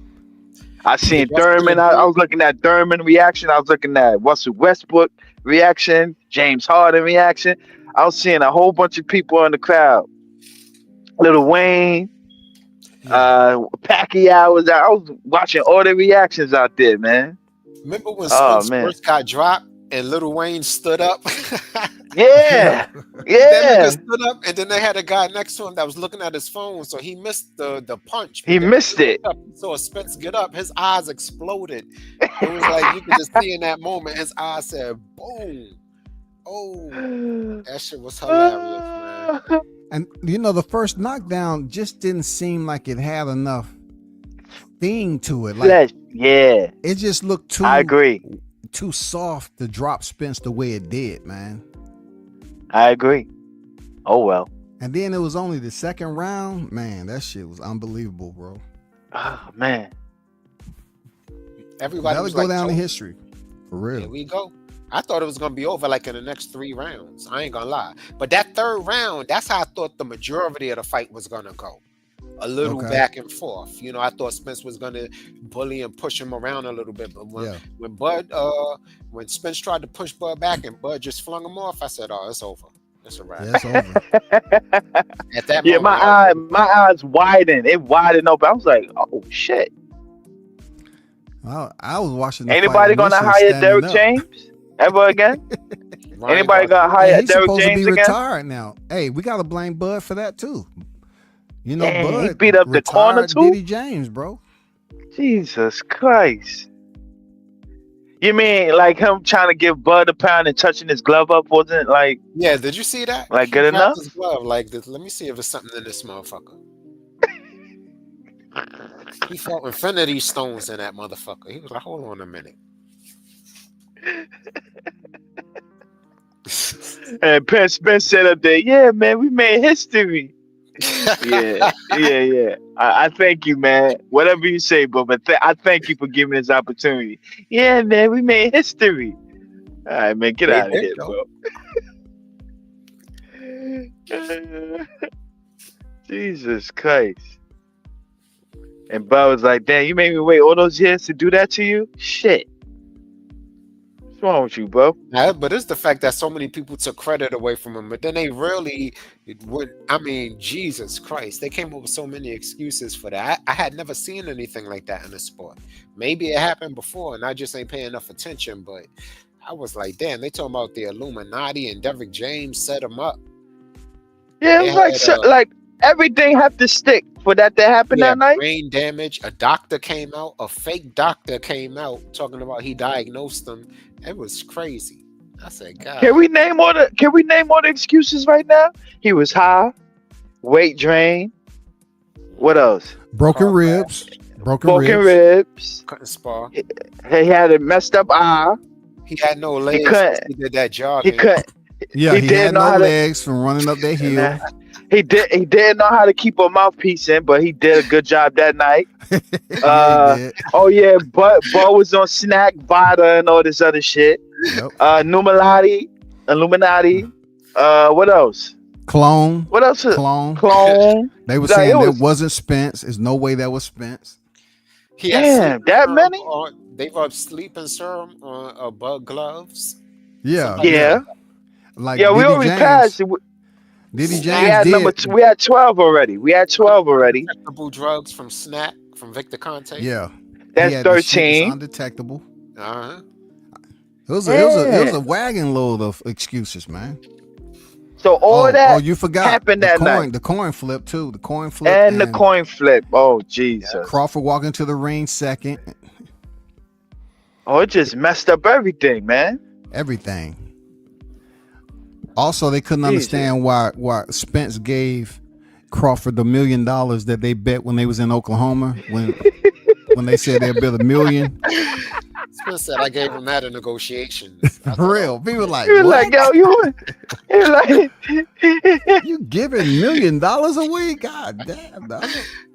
We know I ain't never seen somebody so pot. From that day, they should have known this man is different. He said, if we could put $1,000 on that. He said, what $1 million? He said, bet $1 million. I mean, you gotta You look at that cannot moment. play, right? That moment is amazing, bro, because Omaha, a lot of things that happened in that moment came to fruition. Like he bet $1 million, he got $1 million before he even threw a punch. You know what I'm saying? It was in the concessions. Also, he said, when I beat you, they're gonna say you stayed in the division too long. You was weight draining. That happened. And then he said, I'ma stop you. And Spence said, on God, you ain't stopping Nah, on me. God. You gonna do the stinky leg. He did the stinky leg. He But did. somebody who never Yeah. thanked God at the end of the fight said on guard, so you already knew it was, Yeah. you know. Yeah. I mean, that was a epic moment right there, man. For real. That was an epic moment for Crawford. Because it just looked and that's why I think he have a pretty good time, decent time on the inside with Canelo, because I do believe Crawford's stronger than Canelo, in my opinion. I do. Right. Just physically, I think he's that's- stronger than Canelo. That's I have to see that first. I have to see that. he got that special ed strength, Look, man. the only reason They I'm saying it there, John, is the fact that I've seen Crawford on several occasions wrestling on fight week. He can't seem to stop wrestling. I seen him and his boys wrestling in the hotel lobby, in the hallway. I seen it with my own eyes, right? And then a lot of deadlift. I seen him in Frisco running football routes on the practice field, getting passes, and I say, damn, dude got some wheels on him. I just think he's a much more all-around athlete than people actually see. Yeah. I've Yeah. seen it. Okay. I've seen that shit. This Hey, man that's a fact. do not. That is a He do that is not. 100% He do fact not what play you're saying, boxing. WCS. He Yeah, do not yeah. play boxing. He That do nigga, not play even boxing. in foosball, listen, even in foosball, that nigga trying to be number one, whoever he plays. Yeah, and then No. darts. You remember when him and Look, Bernie yeah, was doing the darts. interview and he was going to darts? He was Yeah. going to have a dart tournament or something? Yeah. He Crawford He did a give me warm-up. Yeah. he give me the he come off as whatever game, anything he's playing, boxing, basketball, whatever.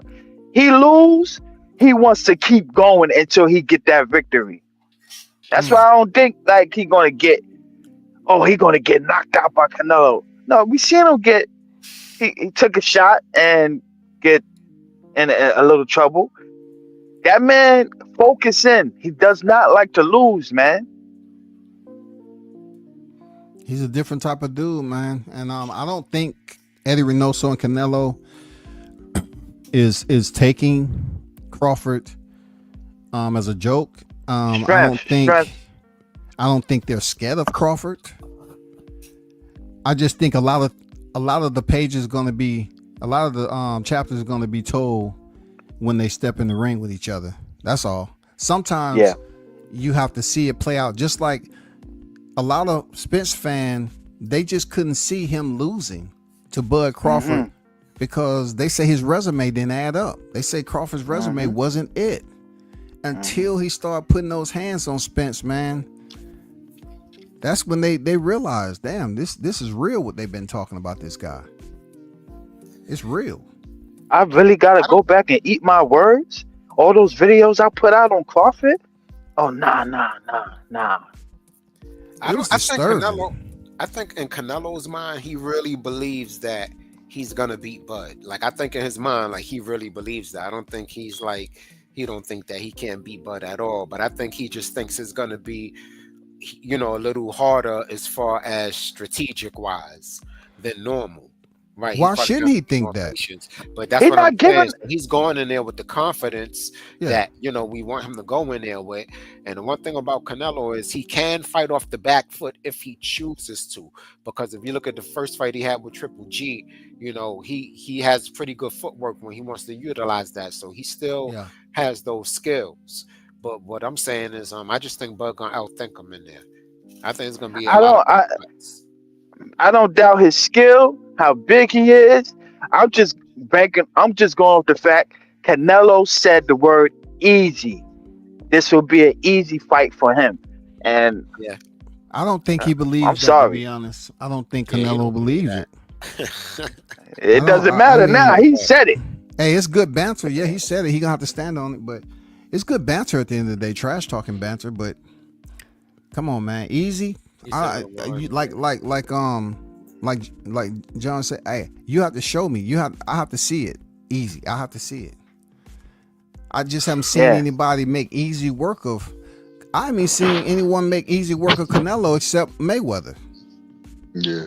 Bivol, nah, I don't know if he made easy work, but he made some rounds look very easy. I feel like Bivol made him look like easy work. Okay.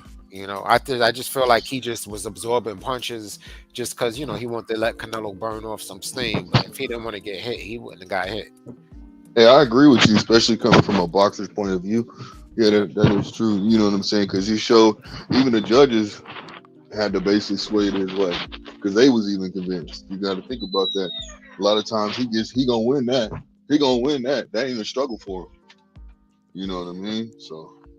And I see how Bivol outboxed Canelo, and I'm saying, why do these people believe that Crawford can't outbox him just because size? Boxing, you put him on the end of your glove, man, some beautiful things can happen.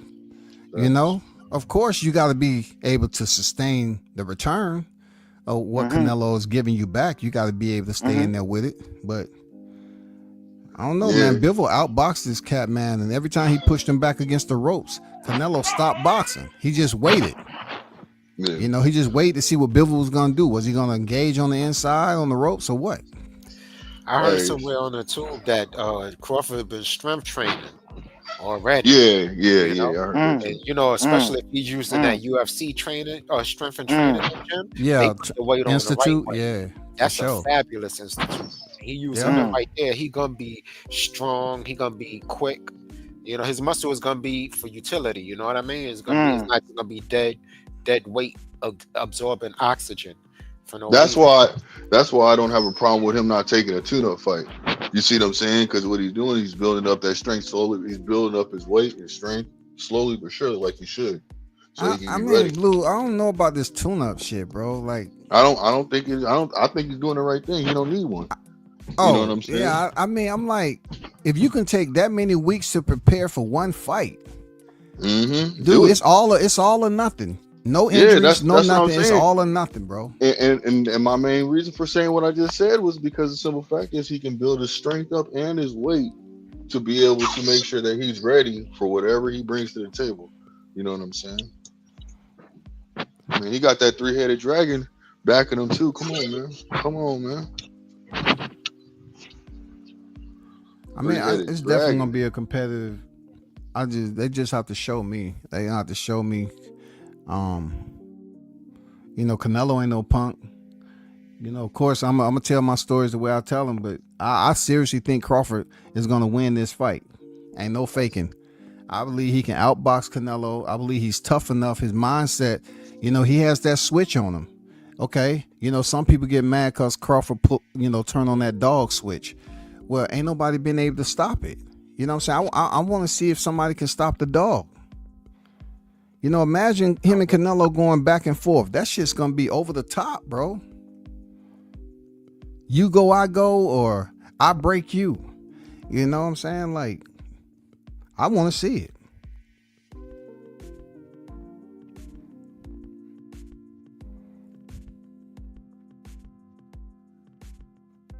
Crawford is definitely chasing greatness. Definitely. You know what I'm saying? It's funny how you say that, but all the other people, the haters, they still want to talk about he chasing a payday, which is crazy, bro. As he should. Ain't nothing wrong with and that. That's what I'm saying. Ain't that wrong? Ain't nothing Like, wrong with him prize fighting. He is chasing a payday. Yeah, it's a prize fighter for anyone who want to use it on the right day with the sunshine shining, the breeze just right. If Bud would have first came out, and said, "Yeah, I want to fight Canelo, but I want 150 mil for that," what would all of us would say? Cashing out and yeah, he bugging. You know what I'm saying? Cashing out. He can't beat. He don't have confidence he can beat Canelo, so he cashing out. Right. But all Bud said is, "I want to fight him. I want the Bud to be great." The Bud haters is gonna say that he trying to price himself out because he don't really want to fight. He just clout chasing. Yeah. By saying 100. But the haters didn't bat an eye when Canelo said, "I want 150 mil." They ain't say, "Oh, you pricing yourself out, Canelo." They ain't say nothing. They used the D word. He deserved $200 million for Benavidez. Yeah, he deserved. He deserves. Yeah, 200 mil for Benavidez. Yeah, like, what? Are you kidding me? Like, wait, what? What was his highest paid fight against anybody right now? Who was his highest paid fight? I don't know. That's a good question, man. So many of them motherfuckers. Because look, every time Canelo he fight, averaged 30-something million. It was his highest, 30-something million. So he'll be getting his highest. Every time Canelo fight, they throw their own price up there. Oh, 60 million. He got paid 60 million. Yeah, so think about it. Even if we assume he made 60 million, 150? No, check it out. So everybody knows that Bud Crawford, like a lot of people are starting to really learn that Bud Crawford, when you fight Bud, you get your highest payday. Because look at Canelo. Canelo's getting his highest payday for fighting Bud right now. As a real fighter to fighter, he's getting the highest payday. His fans will never say it like that, though. No, they won't. But it's a fact. You're getting 75 million off the gate of a guarantee. Then you're getting 70% of the pay-per-views. Come on, man. He's got he can literally make over $100-something million easily. Yeah, easily. Yeah, I mean, it's great. He can get that 150 to 200. Yeah. He And I can think get that 150. Crawford should be doing the same thing. My only question mark when it comes to Turkey Al-Sheikh is that if Crawford is planning on staying for like 2 fights or whatever the case, I'm curious to know if in Canelo's 4-fight deal is it a rematch between him and Crawford. That's my biggest question mark right there. If Crawford wins? Yeah, if Crawford wins, of course. Yeah. Or if Canelo wins, is a rematch, period, because that's 2 big paydays. True. And then I want to know if Crawford, why he wasn't signed with Turkey Al-Sheikh for a multi-fight deal. I haven't heard of him signed with Turkey for a multi-fight deal. They announced that Canelo has, but all we hearing is Crawford fighting Canelo in September. Hey, when you're ambassador of the Sheik for boxing, he get SP privileges. He gets special privileges, man. Come on, man. You know that. I mean, I'm just wondering why Turk didn't sign Just going Crawford with to his a plans. multi-fight deal, like 2 or 3 fight deal. What? Well, Let me Crawford ask y'all I, this: I'm just talking would shit the when I say haters, that. I'm just talking shit when I say would the that. haters, would the haters want to see Crawford fight Canelo a second time from the Yeah, first victory, yeah, from winning the first Yeah, fight? yeah, especially They if it was would. competitive. yeah. Okay, Especially if he okay. beat him. If he beat him, of course they want to see the get back. Okay. It would be so intriguing, man. Look, if it go the distance, of course they want to see it. If it goes the distance and Canelo loses, of course they want to see the rematch, man. Oh, I thought they would be upset because the payday thing. You know what I mean? They are gonna be upset, They're gonna be but upset regardless. they gonna have to if Crawford win, they're gonna have to come out their pocket. See, Crawford is a shrewd businessman. He ain't stupid. So the fact that he don't sign a multi-fight deal might just be his choice. But at the same time, he looked like he been doing good money with everybody he dealt with. Turkey Solid, Al-Sheikh is obviously confident in him. solid. To put Yeah. such a big investment in him for this fight. So, whew, I mean, I don't know. And the man living a boxer's life. If he's doing all that strength training right now, yo, people on the rude awakening, man. This And he's man cleaner is than Canelo. You right. Canelo be partying and shit. He have his little time off, but drinking Bud his straight clean. Corona and let him. Shots of tequila. Let him keep doing that stuff. Man, he go in there and handle Canelo like he did Spence, man. God damn it, they better call in the National Guard. That's gonna be 2 holidays though. They better That's call gonna on be 2 every holidays. shrink. They Yo, better call in every shrink within 500 miles. Shit. we You know got how the many 5th, people want to like 29th. What we gonna Yeah. call it? sue themselves? They're gonna be on delete watch, man. No, it's unaliving now. Unaliving. Oh, we gotta get politically correct. You're right. It's called unaliving. That's crazy, bro. I'm just saying, Jesus Christ. We're gonna have to if come that up with a fight, new name for that holiday. for real, right? Like, if it's too easy, man, it's just gonna be mad chaos, man. It's gonna be on a whole nother level of insanity. Seriously. Oh, I'm curious how they gonna build this fight, man. I'm curious. I wonder if it's gonna Oh get man. heated or if they're gonna show each other too much respect. I want Canelo to start saying something I'm crazy. sorry. He Yeah, already said the want them to man. talk He already trash. said it's Nah, easy. he He got to said say it's something easy. disrespectful to Bud. I want to see him make Bud mad. I want Yeah, to see yeah. him make I I Bud gotta want to see see. that. I want to see him make Bud mad like he was Yeah. at the Spence fight. I want to You see him know, look Bud in his face and say, you know what, I'm too much for you. I want to see him look Bud in the face and say that. I Oh want man. him to say, "You Oh too man. small. You too small. You easy. You too You small." easy. It's easy money. Thank you, Crawford. Thank you. Uh, I'm like, all right. I think the one that All right. made Bud mad the most. We all know who that is. That made him mad the most, though. That was yo, Jose Benavidez. you think Canelo gonna do that spanking move in the press conference against Bud? I doubt it, man. I mean, he has What a if right. what if Canelo Hey, have Teo talk shit for him? Like stand on the corner and talk shit My for him. God, It wouldn't be the he'll same get slapped. because Tio It wouldn't be the is not same? the one that's Nah, stepping through the ropes, dog. Yeah. tell us to slap him. Okay. Man, come on now, hey, Tio. WCS. I'm gonna give you a little pushback. He ain't the man. That's not the person that he hated the most. It's Charlo, bro. I'm You talking know about what who I'm he saying? fought. Who he Well, I fought. understand you fall, but he want to put paws and feet on that motherfucker. Yeah. Hands and feet. You want to do damage to Charlo, boy. Ooh. I don't know. Yeah, he I thought said he's a Charlo was bitch built ass for nigga. it. He said, "You a bitch ass nigga," right in front of this girl. I was like, I read his lips, man. That's the first time I was lip reading this shit. I said, "Oh my god," he But what said was that so right in cold front of his about it wife. is the dude while he was doing that, he had the dude that he was cheerleading for on the ground, picking himself up Yeah, man. in front of his It, family. since this fight is back on, is Tank still upset that he's not getting attention? I'm mad at Tank because he need to do I that. doubt it, man. I don't know, man. Look, it's crazy you mentioned that, Neezy, because at one point in time, Tank, they couldn't stop talking about the dude, man. And now all of a sudden it's done switched to the Canelo and Jake Paul and Bud. They done stopped talking about He said Gervonta, boxing man. is trash. He said it. Well, Yeah. is he lying? I mean, Hey, Well, he's Tank giving about up. to have a Tank he about to crash out to get everybody all the attention back on him. Watch, he gonna crash out with something. Of course. He Who gonna you get up about to something. fight? Who you about to fight? He gonna tweet. He Lamont gonna Roach. tweet I like something and Lamont then Roach.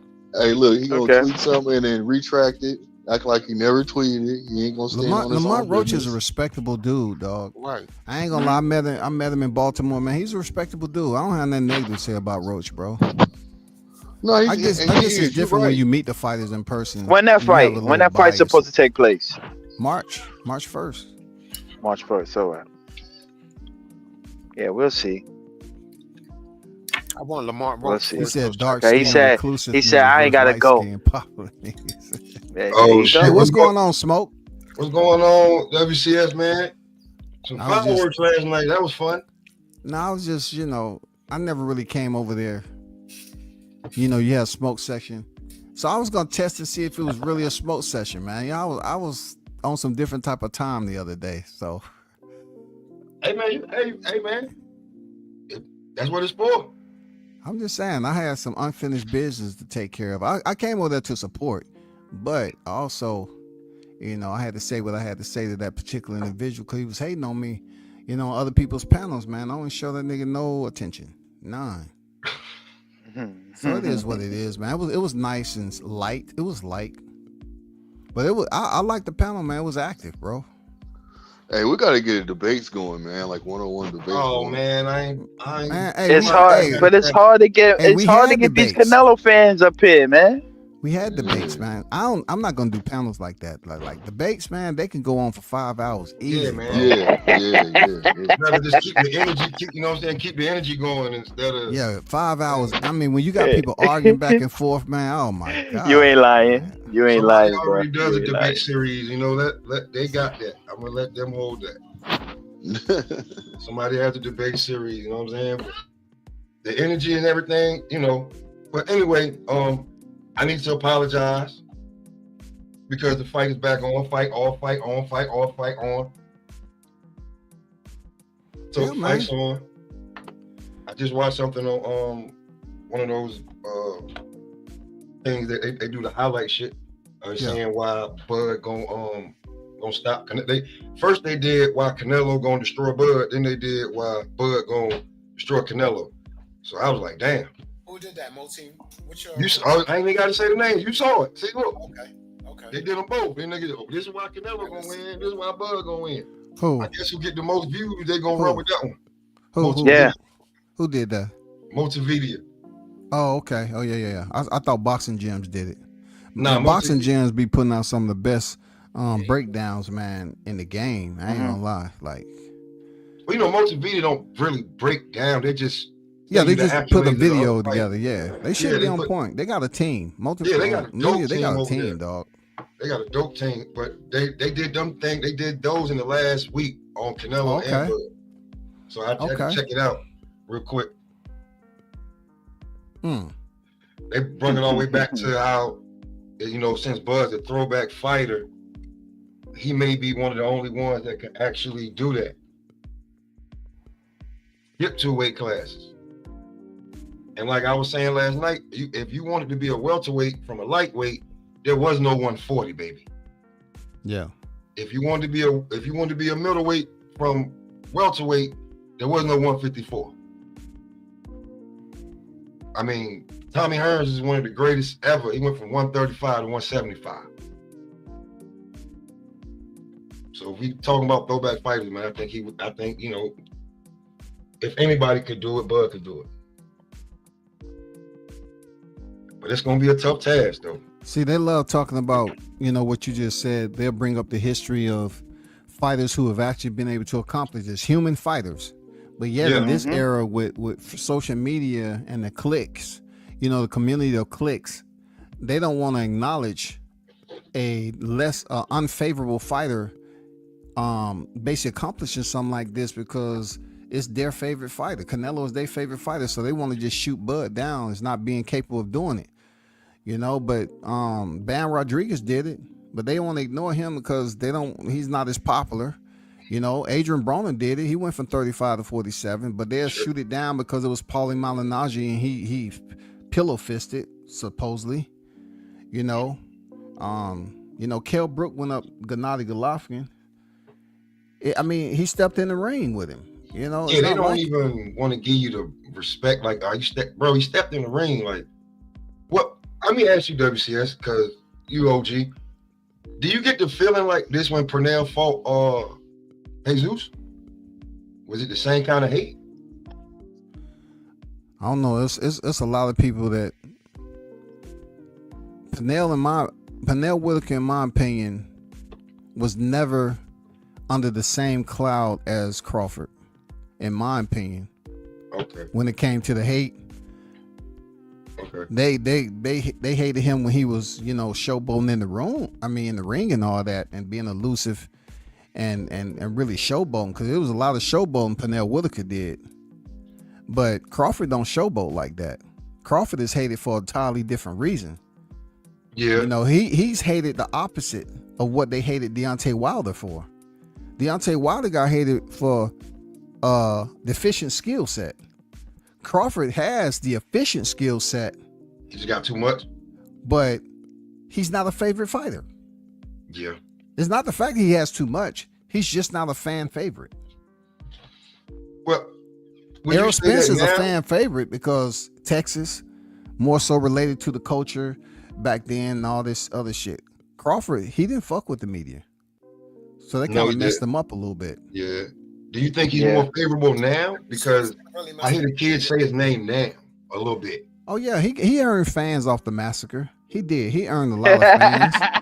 But sometimes you got to beat it out of them, that Meezy. You know what I'm saying? Hey, you wasn't a fan before 29th, but on the 30th, you was like, yes, Father God. Yeah, you got to shoot for forgiveness. Yes, they was in church. God damn it. That's why I kind of compared it to the music. Like, everybody thought, Dipset was gonna slaughter the locks and that shit, and then you found out that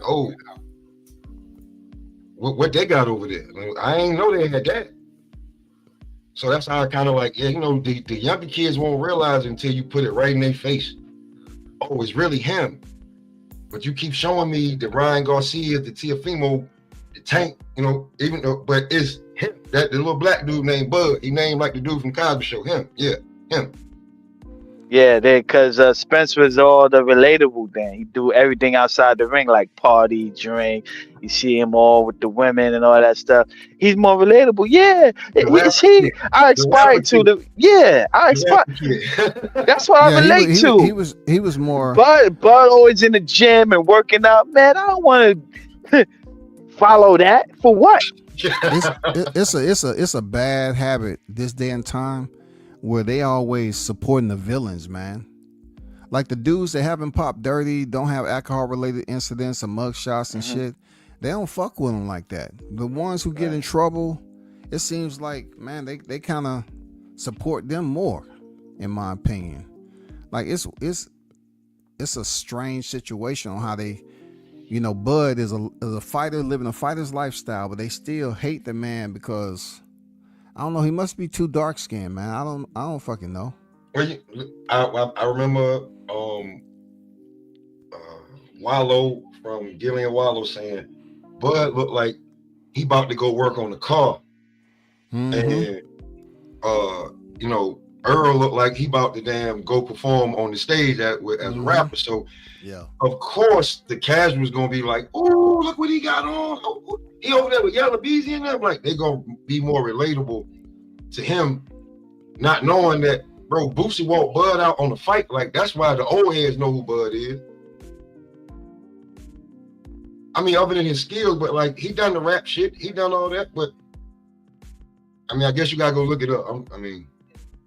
I understand the analogy. They respect the person that's in the ring instead of somebody that bought back row tickets. A blue collar person, you know what I mean? Yeah. They look down on that. Like, Wait, you ain't got no kind of bad history. Come on, but you never been to jail. You ain't never had handcuffs on you. Come on, you ain't black. But they will talk about him getting shot in the head. Yeah. And the example they use is him getting in trouble and You're not being a smart. You know what I'm saying? Like, come on. Most people would Not say, being a "Damn, you smart survived a business, headshot. Damn, you a bad motherfucker. Yeah. Let me start supporting this." He survived a headshot. Drive himself to the hospital. Yeah, the negative. We want to support you because of the negative. Yo, support him because of the positive, man. All of He the real estate, 41 and all the real estate he got the gym, yeah. the kids in there, all this, everything he Commercial does for the property. state. Yeah. Nah, Who he man. network with? Nah. He not out Man, here he was doing out no there. dumb Hey, shit. listen. This man supports the people that he believes in. He's out there supporting Clarissa. You know what I'm saying? Walked her out Yeah. and everything. Unlike Shakur Stevenson, Yeah, I always like talking that about that relationship. sis. He Oh, never show up to her fight. I Oh, don't really take shit, shots bro. at Shakur Stevenson, bro. Oh yeah, but Oh, Tank ain't shit, showed up bro. either. And she Tank ain't always, showed up either. she always Tank, showing up. hey, Tank be disrespecting her, calling her all kind of names and shit. What you got to say about that? At least we know where he's staying. So you Shakur know talking where about, oh, that's sis. you know That's where sis. Shakur stand. He's saying that, but if he ain't flying Nah, out, he Shakur ain't stand flying in the out. room with you and stab you in the back. Nah, see you on some bullshit. I'm telling you, Shakur always talking about how Carissa his sis and sis Olympian, but he don't never be at her fights, bro. Well, look, Bud's like that, right? Going to everybody's fight. He ain't got no man. fight right now, right? Bud ain't got no fight. Nah, Bud Shakur got a always fight. at people fights. Bud always he pops up, man. That PJ Yeah, he got, man, he Shakur pops went up, to her bro. fights before though. He did go to her fights before though. He Yeah. went to a fight with that she had with what was the girl? Not Cozen, the one before Cozen. Damn it, I forgot her name. But she went to Do anybody ever step to Bud face to face and talk Hey, shit? it's goddamn. It's funny you mentioned. Look, I was just about to say, y'all seen what happened to Travis Scott that smoke on the basketball court. I ain't never seen nobody do that to Bud at a fight. Tell me, hey, you can't go over there, Bud. what? Travis Scott was on the court right at the b-ball game. He was walking to shake hands with one the Lakers staff. The security guard grabbed Travis. Didn't know and who he damn near was. like he's like, you know, Travis was like, get off me, man. And then somebody said, hey, let him go. That's Travis Scott. And he went over there and he started he shook hands with somebody over there at the Lakers and was conversating. I was about to say, I ain't never seen nobody do that to Bud when he was at a fight, man. Like security be like, oh, you can't go over there. He just be going where the hell he want to go, man. You know what I'm saying? I'm just saying he do what the heck he want to do with these. I ain't gonna lie, I was like, yo, it'd be nice to meet him. You know what I'm saying? Because he seemed cool. But then when you look at him on how he is with his friends and shit, I'm like, nah, you know what? Never mind. He just from a distance. He cool. You know what I'm saying? Wait, wasn't it? Wasn't it one moment before the Earl Spence fight when Earl was on the ring and now I think they won and he was trying to go to the ring. No, I think that was, you know, or maybe that was a different fighter. I never seen Bud Crawford try to step up in the ring with anybody. What was that about? When? I heard a lot of rumors that when Spence beat who did he fight? Ugas? Didn't he fight Ugas in Texas? He fought Bud in Texas. He fought him at Jerry World. So they were saying that Crawford was trying to get up in the ring and they wouldn't let him in the ring. Okay. Yeah. Was Bud even at the fight? I'm just asking a question. Just being real. Was Bud at the fight? Was he at the fight? At what fight? At the Ugas fight. I'm just being like, I don't like that fight. I was sitting there. I was just like, man, I really like. I mean, we was talking about it. I'm like, man, they just giving Earl the goddamn belt.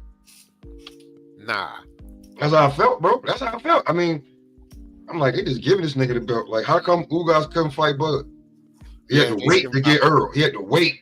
They made him wait for the Earl shit. Like Jessica said, they said Spence fans stopped him from getting in the ring.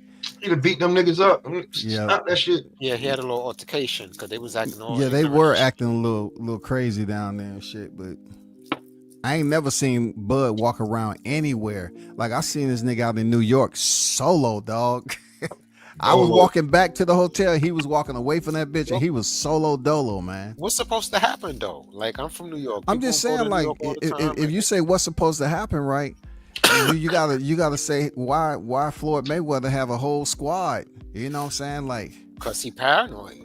Once he go down there, we be showing. I know. I seen fighters though in New York, man. They have like 2 securities with them, bro.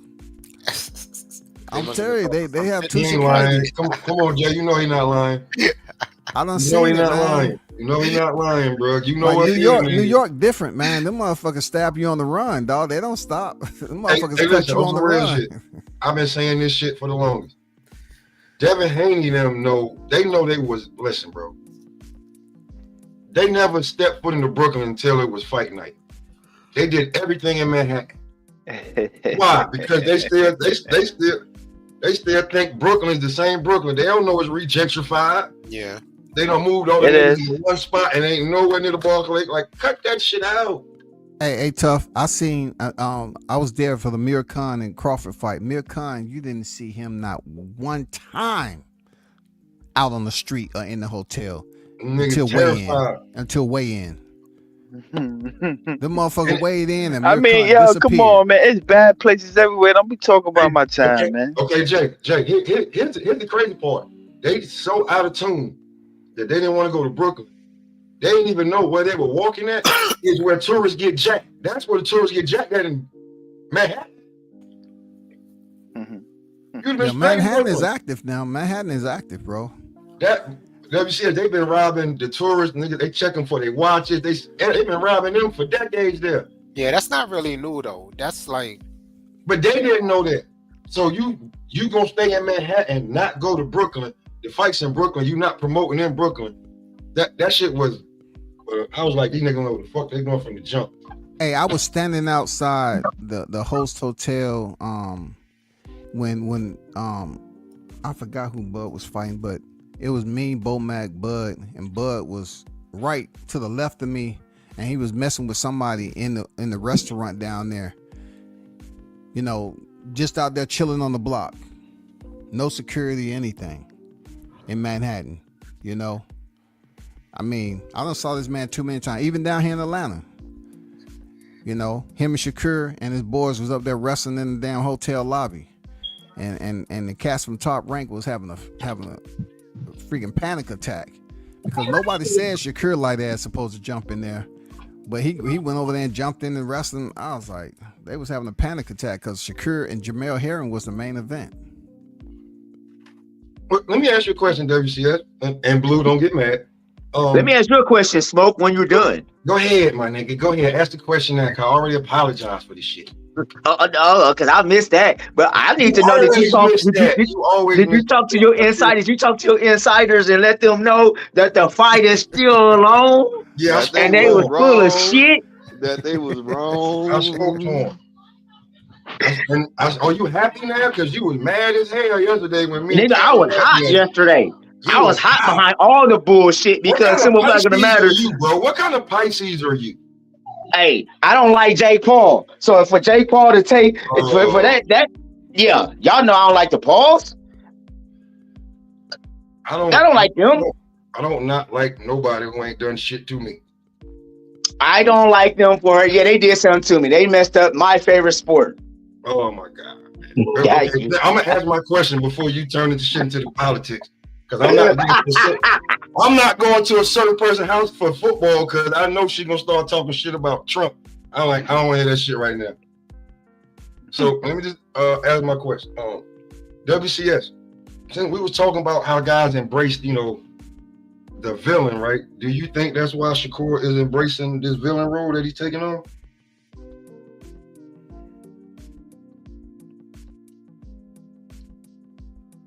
Yeah, deep thought right now. Does anybody think that? Or you just think that that's just his personality? I think if he is thinking that, it's too early for him to take that role. What was the question? I said, since everybody embraces the villain, not the hero, they embrace the antagonist, not the protagonist. Do you think that's why Shakur is embracing it right now? Because it's all just a ploy, not a ploy, but a strategy to make yourself more popular.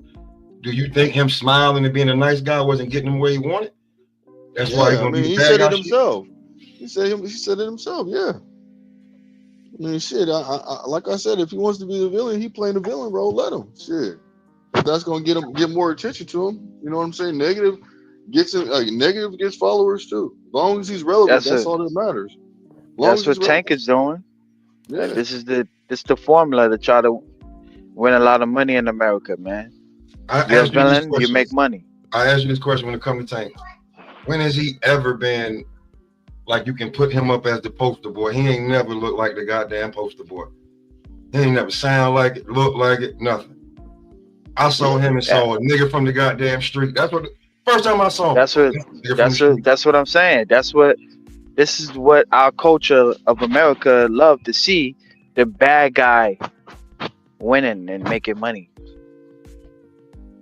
Everybody ain't gotta do that, a la Bud Crawford. And this is why Bud Crawford get heated for, okay? He's too good. Too blue collar, too polished. That's why Crawford is the ambassador for the shit. You see what I'm saying? Got to think about that, man. He represents. He's a calm-minded. Crawford's calm-minded. He's easy to get along with when you get to know him, or if you don't know him, I'm pretty sure. You know what I'm saying? I don't know him like that to really speak like that, but he seems like a person that is genuine when you meet him. You know what I'm saying? So are you in it for the quick lick or the longevity bread? Because being something that you're not really, you know what I'm saying, it's gonna always it ain't gonna be authentic when it comes down to it at the end. So what do you think Shakur is then? I think Shakur? I don't think he's the villain. He looks like Bret Hart trying to play the villain. Shit ain't about to work. Yeah, I don't know. I think he's embracing the villain role. Yeah, I do think he's embracing the villain role. I just don't think he's a villain. That's just personally me. I don't think he's a villain. I mean, boy, because he got dimples. I know killers with dimples. Nigga, cut that shit out. You know what I'm saying? But you know a lot of I know killers, nigga. I'm from the South. I'm from Rocky Mountain, North Carolina. Live in Suffolk County, New York, nigga. I know killers with great smiles. All they teeth in their mouth. That don't mean shit. What is it that makes Shakur the villain, though? That's what I'm saying. Like, what exactly is it about him that makes him the villain? Right. Any fighter that says "fuck the fans," bro, you the villain. Yeah, see, that's the thing. Like when fans say, "Yo, you're supposed to be knocking people out. You're supposed to stop people. You're supposed to keep doing those hands. Come on, give us more action in the ring. Don't just give us a polished boxing match." The fans want they want the boxer to do what they say. When he ain't listening to them, he ain't hearing them. If he ain't doing what they say, the fans is gonna be upset.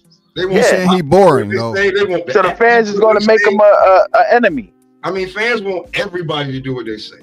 Right. Exactly. You know not just boxing fans, MMA, basketball, football, actors, like everybody. But I think with Shakur, he had too many fights where he was supposed to perform against a so-called puncher, and he didn't. He got the win, but he just making it as boring as possible. And also, Shakur, his words resonate with the fans for the wrong reasons. Shakur said, "I don't care what the fans want me to do in the ring. I'm gonna fight the way I want to fight. Period. I don't care what they want me to do." But we pay to watch you. So if you ain't gonna do what we want, nigga, we don't want to see you as much. Right there. That's how you vilify him. That's how you make them a villain. That's the same right thing. there what he just said. But that's the same thing that goes for Tank, though. You know what I'm saying? He do what he want to do. Like, what I don't understand is you gotta. That sounds. We enjoy. But Tank knocking dudes out, though. It's a knockout, bro. Right. It doesn't matter. Right. I enjoy it. It does matter. People, so listen, like Blue, people Blue, love. You're not 1% of the fight fan. Okay, that's understandable. But no matter what, I enjoy boxing. I understand. I enjoy watching a boxing clinic. So I don't. You're dealing with a group of people who is like not that. thinking the way you think, though. I'm not saying the way you thinking is off. I'm saying the way you think is from a logical standpoint.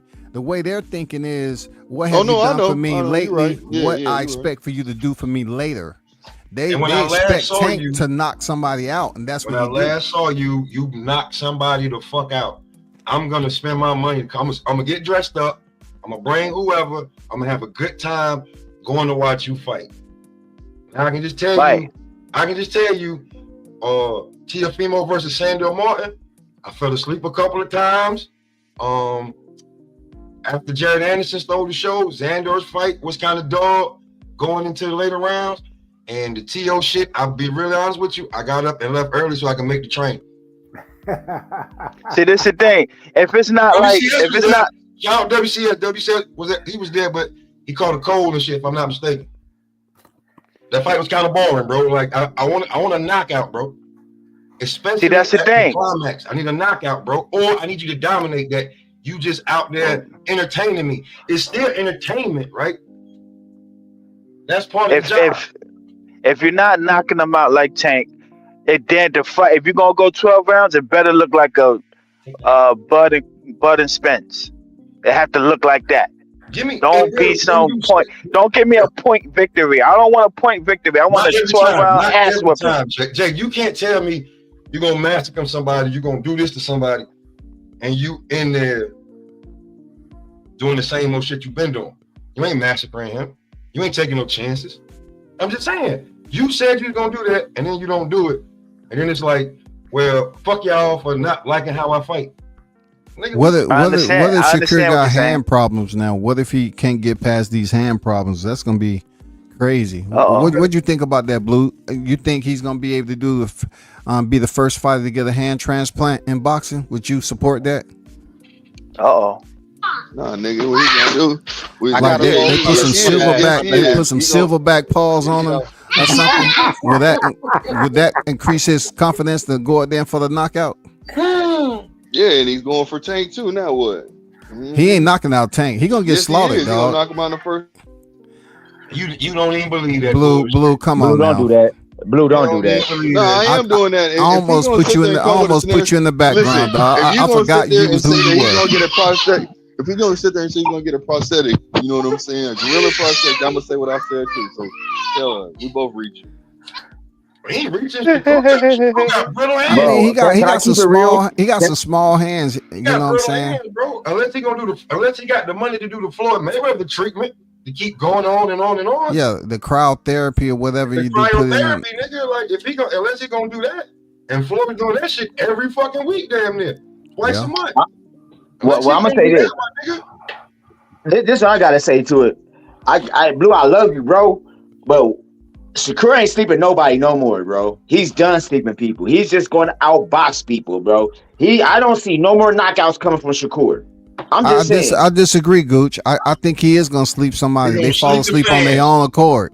They fall asleep on their own accord in the seats.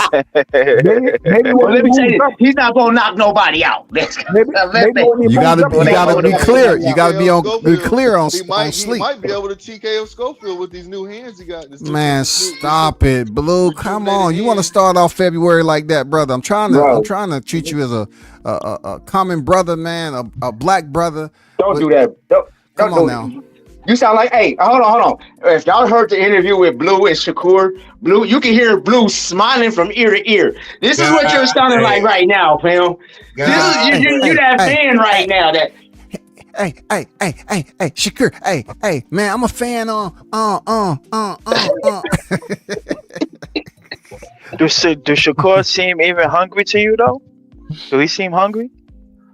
I mean, he's saying all the right things, but it's just like when you get in the ring, you know what I'm saying? What's going to happen? Where you go, Blue? Man, Blue should always be clicking on and off, man. This nigga got bad Wi-Fi. God damn, nigga, I want to hear you. Wi-Fi on the West Coast ain't that good. Nah, I'm fucking with him. But I want to hear you advocate for Shakur. Shakur. I wish the best for the brother, but you know he got some small hands comparable to. Just bring it over here. You know he got some small hands, bro. So if those things are fractured, he in for some problems. I mean, yeah, bro. Like it's not like he's like Big Bro who Bud got heavyweight hands, cruiserweight hands. Like his hands is fucking ridiculous. It's not like that. Shakur got little hands. Man, shout out to Green. I haven't seen you in a minute, big dog. Where you been at? What's good with you, bro? Yeah, salute Archbishop. What's going on, fellas? How y'all doing, man? Good. I don't think I've seen you since the Happy New Year, man. I mean, from the New Year. Happy New Year to you, bro. What up with you, Green? How you doing, boss? I haven't seen Green in damn near some months. What's up with my guy? You know what? I haven't met Green, but I'm smoking on it right now. So salute, my G. For sure. Hey, Green, where you been at? You had to sit down for a bid, man. Where you been at, man?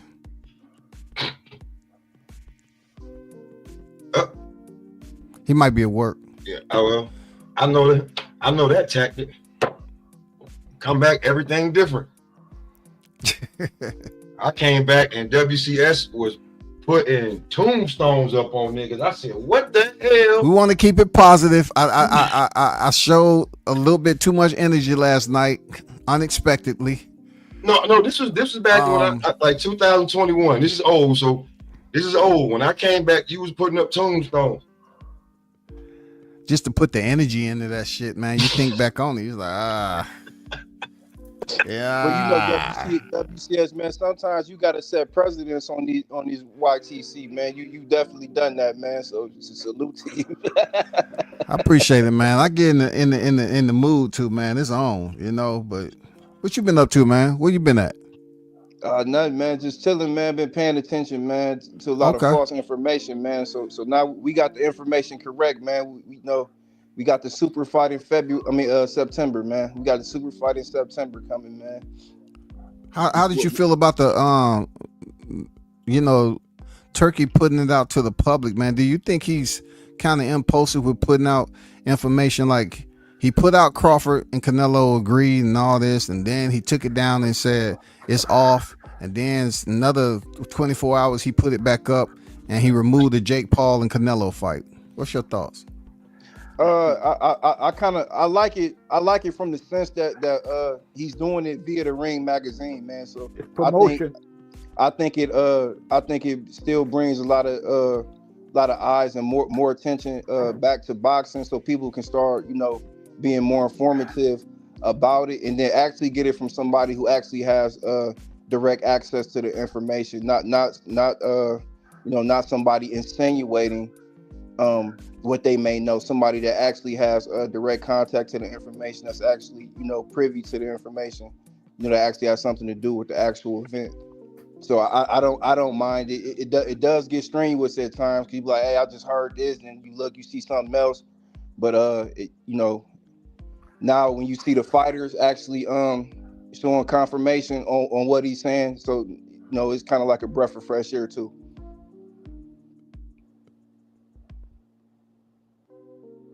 Yeah, I think it's marketing. Turkey is doing some marketing, but a lot of people got exposed off of that, for the past day or so. Yeah, but you still got people that hate a particular fighter, man. Like they for some reason, if something doesn't go his way, they cheer for that, man.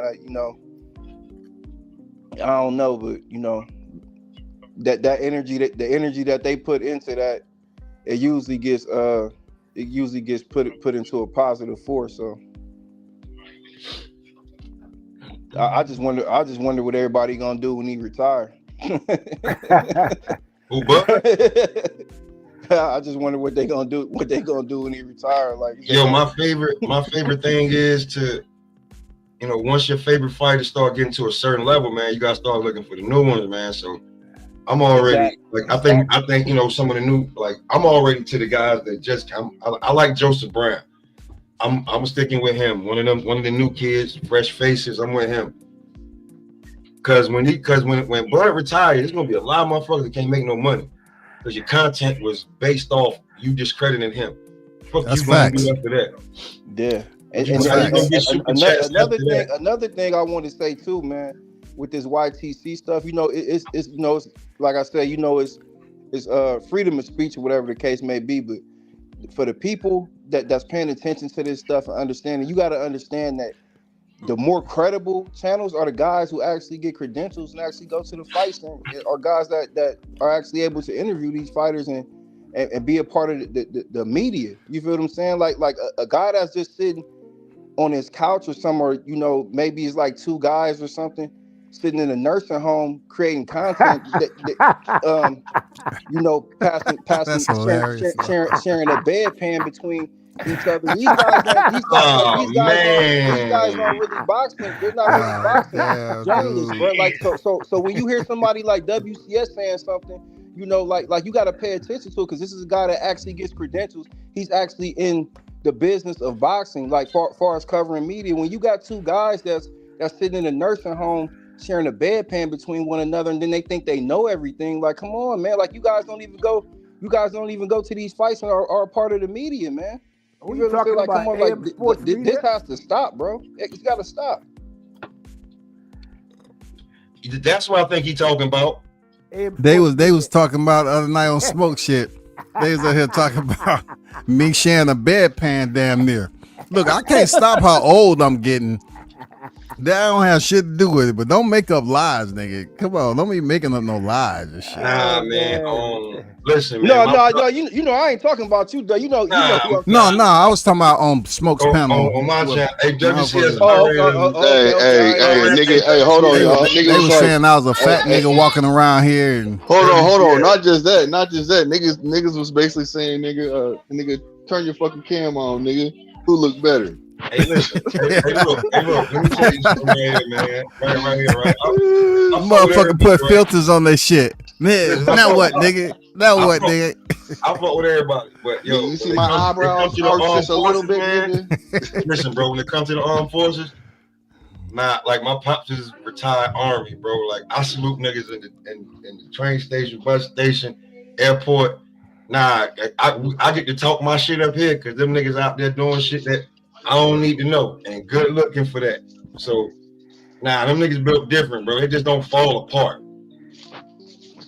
Yeah, I appreciate it, man. I don't know where that came from, but I just know, like niggas saying you fat and shit, and I was like, dude, I ain't never been fat. I'm a health conscious nigga. I can tell you where it came from. The shit is simple.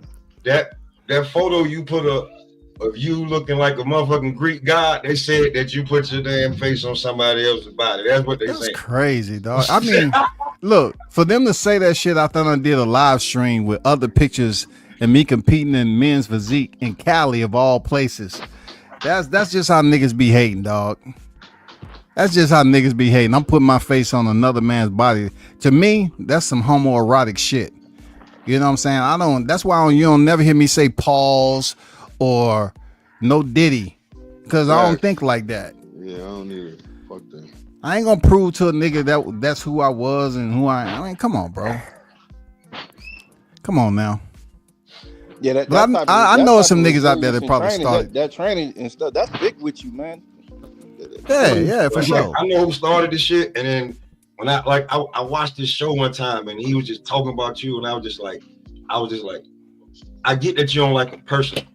But the fact that you're gonna try to discredit what he did for this country and his credentials, like if WCS gets dressed up, like I don't know, he may need to take his jacket off because the medal's gonna be heavy. What? Who are you talking about? Who was talking that shit? Recently? Or way back?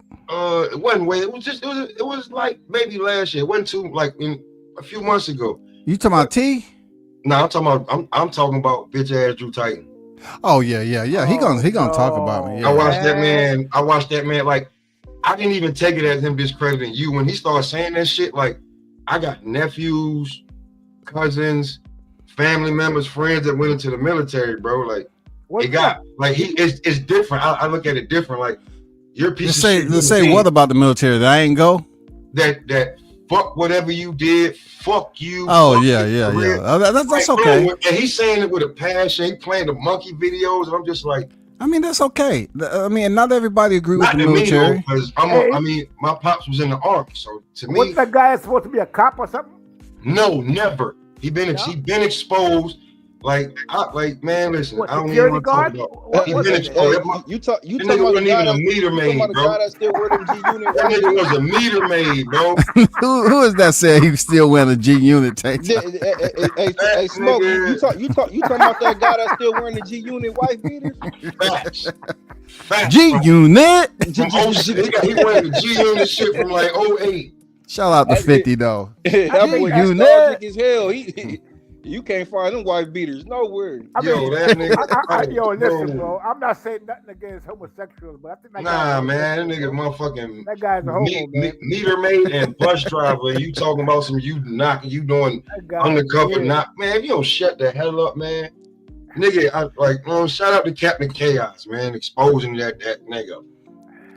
Long time. I think Chaos shit just ended the junction he had on him. Police ass nigga. It's just something about dudes who just gives a lot of energy to dudes, man. Like, man, this dude said, weird. Oh man, he said some suspect shit, bro. I don't need to hear no more. That dude did some suspect shit, bro. He's weird, man. He's a weirdo. And I mean, for him to talk about me in the military, and then he straight up there and said that he didn't go in because his friend hurt his finger. And he said, no, I'm not going in the military because my friend hurt his finger. I just don't deal with that damn like what them dudes got to deal with, man, and then come back and then be like not forgotten and act like they don't know. Like, nah, man. I ain't gonna talk. Hey, it's 2025. I can't talk. Look. If it's an apology to be handed, I apologize to you a bit, Smoke. But I don't think it will apology because you did have free smoke floating across your stream. So well, no, that ain't got nothing. I'm talking about like that right there. That ain't. I don't care. Like that, no, I'm just saying. I did take at least about 10 minutes. Shit, man, like, I did take up about 10 minutes last night of your live, but nah, y'all had fun. It was fun. I don't even hate the nigga. That's the crazy part about it. I don't hate the nigga. I don't know him. I don't hate him, but he hate me. You can tell. The nigga been talking so much shit about me, talking about I get my 5 against your 5. Nigga, who are you? What are you talking about? See, like when shit like that happen, man. Shit like that happen, I'm a nightmare walking.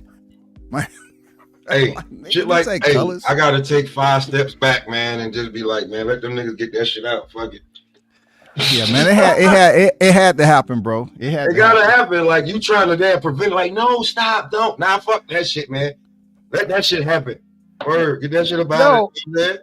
So what's up with was that Jake Paul thing real, or was it just some kind of smoke and mirrors, or what? What's up with that? I mean, was he really trying to get the Canelo fight, or you just? I mean, maybe don't know. He could have threw an offer and then pissed the Sheik off, and then the Sheik got so mad that he said, "You know what? This is what I'm gonna do," and gave Canelo some security. A 4-fight deal is security. Hey, but it didn't get canceled, the TBE, until Jake Paul put out, I'm the A side. I've been the A side, and then before you know it, I believe is after that, that's when the news broke that Canelo has signed a 4-fight deal, and the Jake Paul fight is off. Yeah, so, like, I mean, Jake Paul he's some kind of delusional, man. Talking about the face of boxing. He's not even a boxer. What the hell is he talking about? At that top level, TBE, the way these niggas talking about him on here. That ego is crazy. Canelo notorious, man. Yeah, but Canelo, he always do a little bidding war. You feel what I'm saying? Like, Canelo, he the prettiest. He the prettiest. I mean, he played a role of, it's a bunch of millionaires in there, and he trying to be the prettiest chick in the room. And what you got? He had to pop the balloon shit. You know what I'm saying? So. Oh my God! Hey, Canelo's like, nigga. That nigga with the pop the balloon shit. Shout out to WCS doing the reviews on the pop the balloon joints. Them just be great. Yeah, if Canelo wasn't willing to do business with Turkey, he wouldn't have went over there and been part of the Ring magazine. Exactly. Had over there, man. So exactly. And then like I said, either way. Canelo, he one of the few fighters that got like major sponsors and endorsements and stuff. So, like I said, you can go do the situation with Jake Paul, have to go up the cruiserweight or whatever, fight at 200 pounds, and then you still got to come back down and defeat your titles. That's the same unrealistic narrative they trying to put on Crawford. Like, is you gonna go up and then do that? Yeah, I'm gonna go up there and fight him. I'll go up there and fight him. Yeah, I'll go up there and fight him. I got enough time to prepare. You feel what I'm saying? It's not like I'm taking a fight on short notice. I got 5 or 6 months to acclimate my body. WCS dropped out his own live. He probably got to do something. And then okay, well, I can go over here and be a part of your high season and have do business with them or whatever the case may be. Like probably 2026 you're gonna get the Mexican versus USA, or that 5 versus 5, all that. You feel what I'm saying? Like just stuff that's good for boxing. Yeah, man, these guys, I don't understand what's going on with these guys in Turkey. They call them Jive Turkey. I mean, here's a guy putting on stacked cards, fights that we would never ever get in this life unless he was doing it. And they just hate the man for some reason. I don't get it. I mean, it's crazy. But I just want to see the fights. I'm glad he's putting them on, and more power to him. Put on some more fights. Who would want to see Jake Paul versus Canelo and think that's good for boxing. How is that good Or for the boxing? haters, or the Bud haters. I mean, it's That's who we want. crazy. It's crazy talk, man. I mean, these people, they have no shame. I mean, they just, man, it's crazy. These people, they Yeah, like I said, Jake Paul, he shouldn't be getting any fights even close in that rim until he actually becomes ranked in the sanctioning body after fighting, some actual fighters, man. exactly. Some actual active fighters, man. Like he shouldn't even be allowed. He shouldn't even be allowed to be a part of no event like that. You know what I'm saying? Hey, Smoke. Yeah. Should I do I'm thinking about doing an It's Boxing You hit list.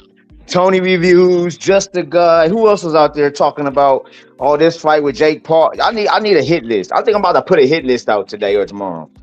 I need them all, bro. I need them all. So help me with the hit list. Y'all need to help me with a hit list. I'm coming for them. You know what the funny thing is that all these people are saying, "Oh, Crawford got to fight somebody at 168 first before he get a chance to fight Canelo. He got to fight David Benavidez. He got to fight David. He got to fight Plant." But nobody wanted. But Jake Paul didn't have to do none of that. They ain't say shit. They didn't say nothing about He instantly qualified. But with Bud, he doesn't qualify. But with the funny shit yesterday was this too. Oh, so what Bud had to do, and I'm sorry, I love my guys, but the ones that said what Bud had to do to get the Canelo fight if he was fighting Jake Paul was fight Skull. That was out there. I was like, damn. So we really doing this now? Even though I'm not against that fight. I wouldn't mind seeing that fight. If as a matter of fact, it would have been nice if Crawford could have fought Skull and get that belt, actually. Okay, and then that's what everybody was talking. My thing is, when Bud have his mind set on something, his mind is set on it. Yeah, but I'm rolling with the Bud. Hey, Gooch, I ain't gonna lie. I'm gonna keep it tall. I do think he need to take a fight in between, though. Nah, I don't think so. I don't think he needs. Why? To. What's the point?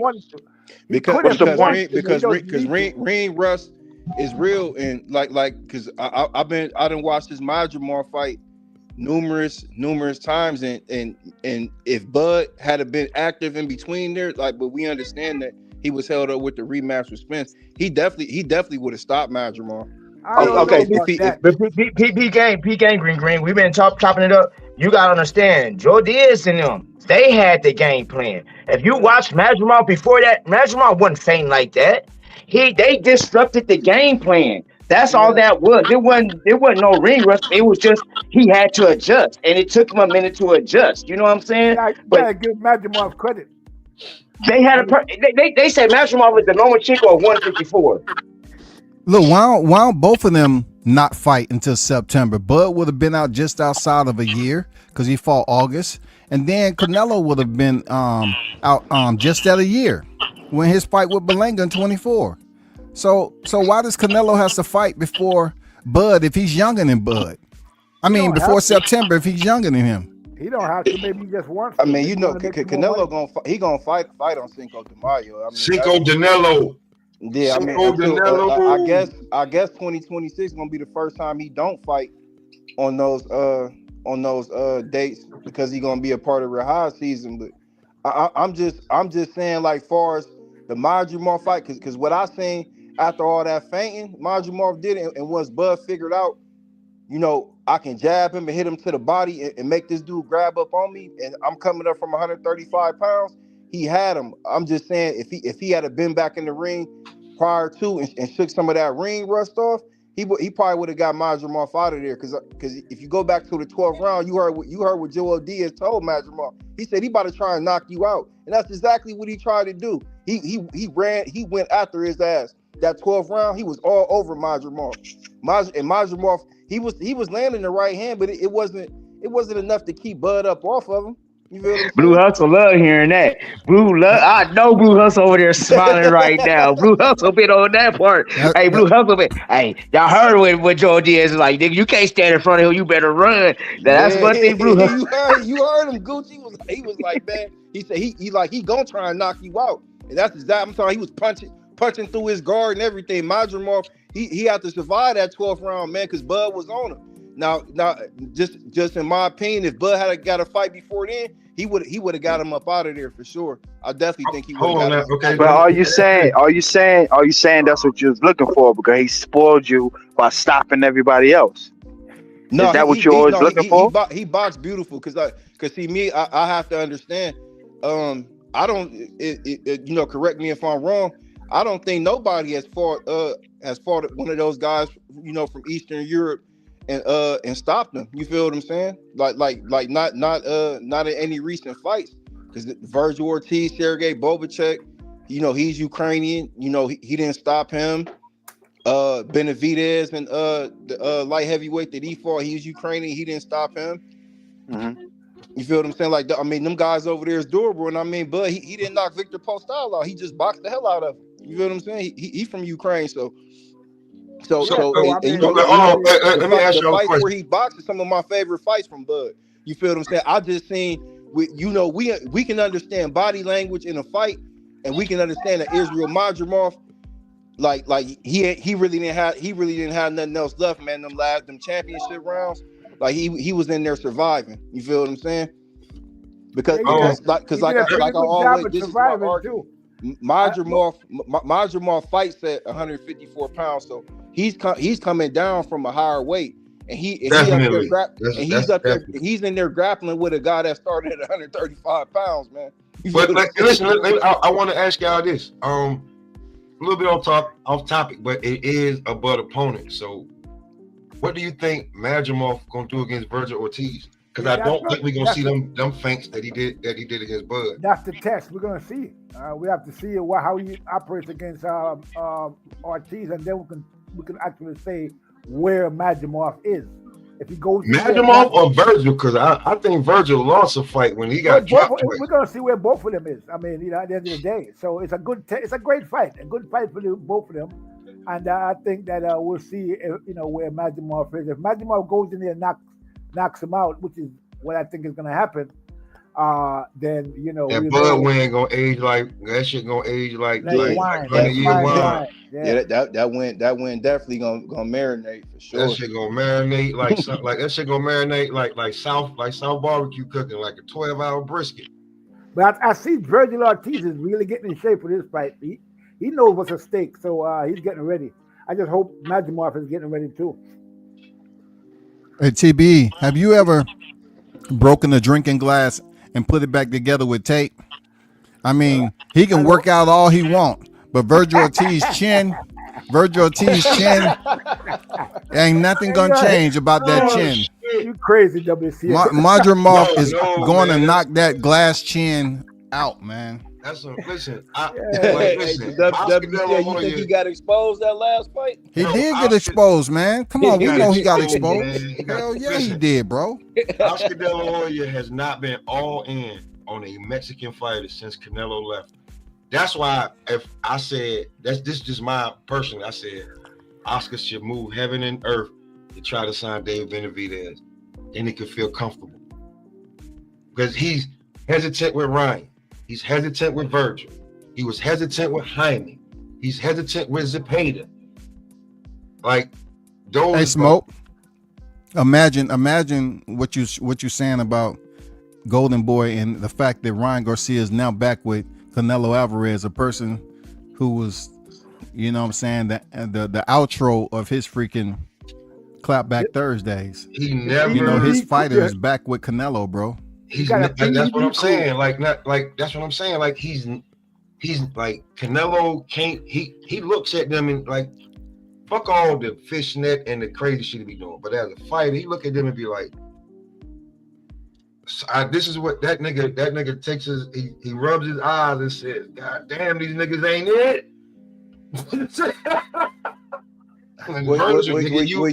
You know the history and how Oscar lost his first stable of fighters to the PBC, so he's being very particular on the situation that he's putting this new cast of characters in. I swear, listen, I don't know how much the budget he got. I don't know how much money he got, but if I would try to get in his ear and be like, yo, I think you should try to go give David Benavidez like 25 million, see how much that loyalty is with Al. Off the rip, promise him this contract, whatever, bro. He's He's literally you, Oscar. Out of everybody you've been trying, he's literally you. Mexican American. Don't give a fuck. Fight anybody. You know you niggas like to have a good time. When I see David Benavidez at certain places, I'm like, he can say what he want. He lit right now. He definitely done had a few drinks. He done smoked a blunt or two.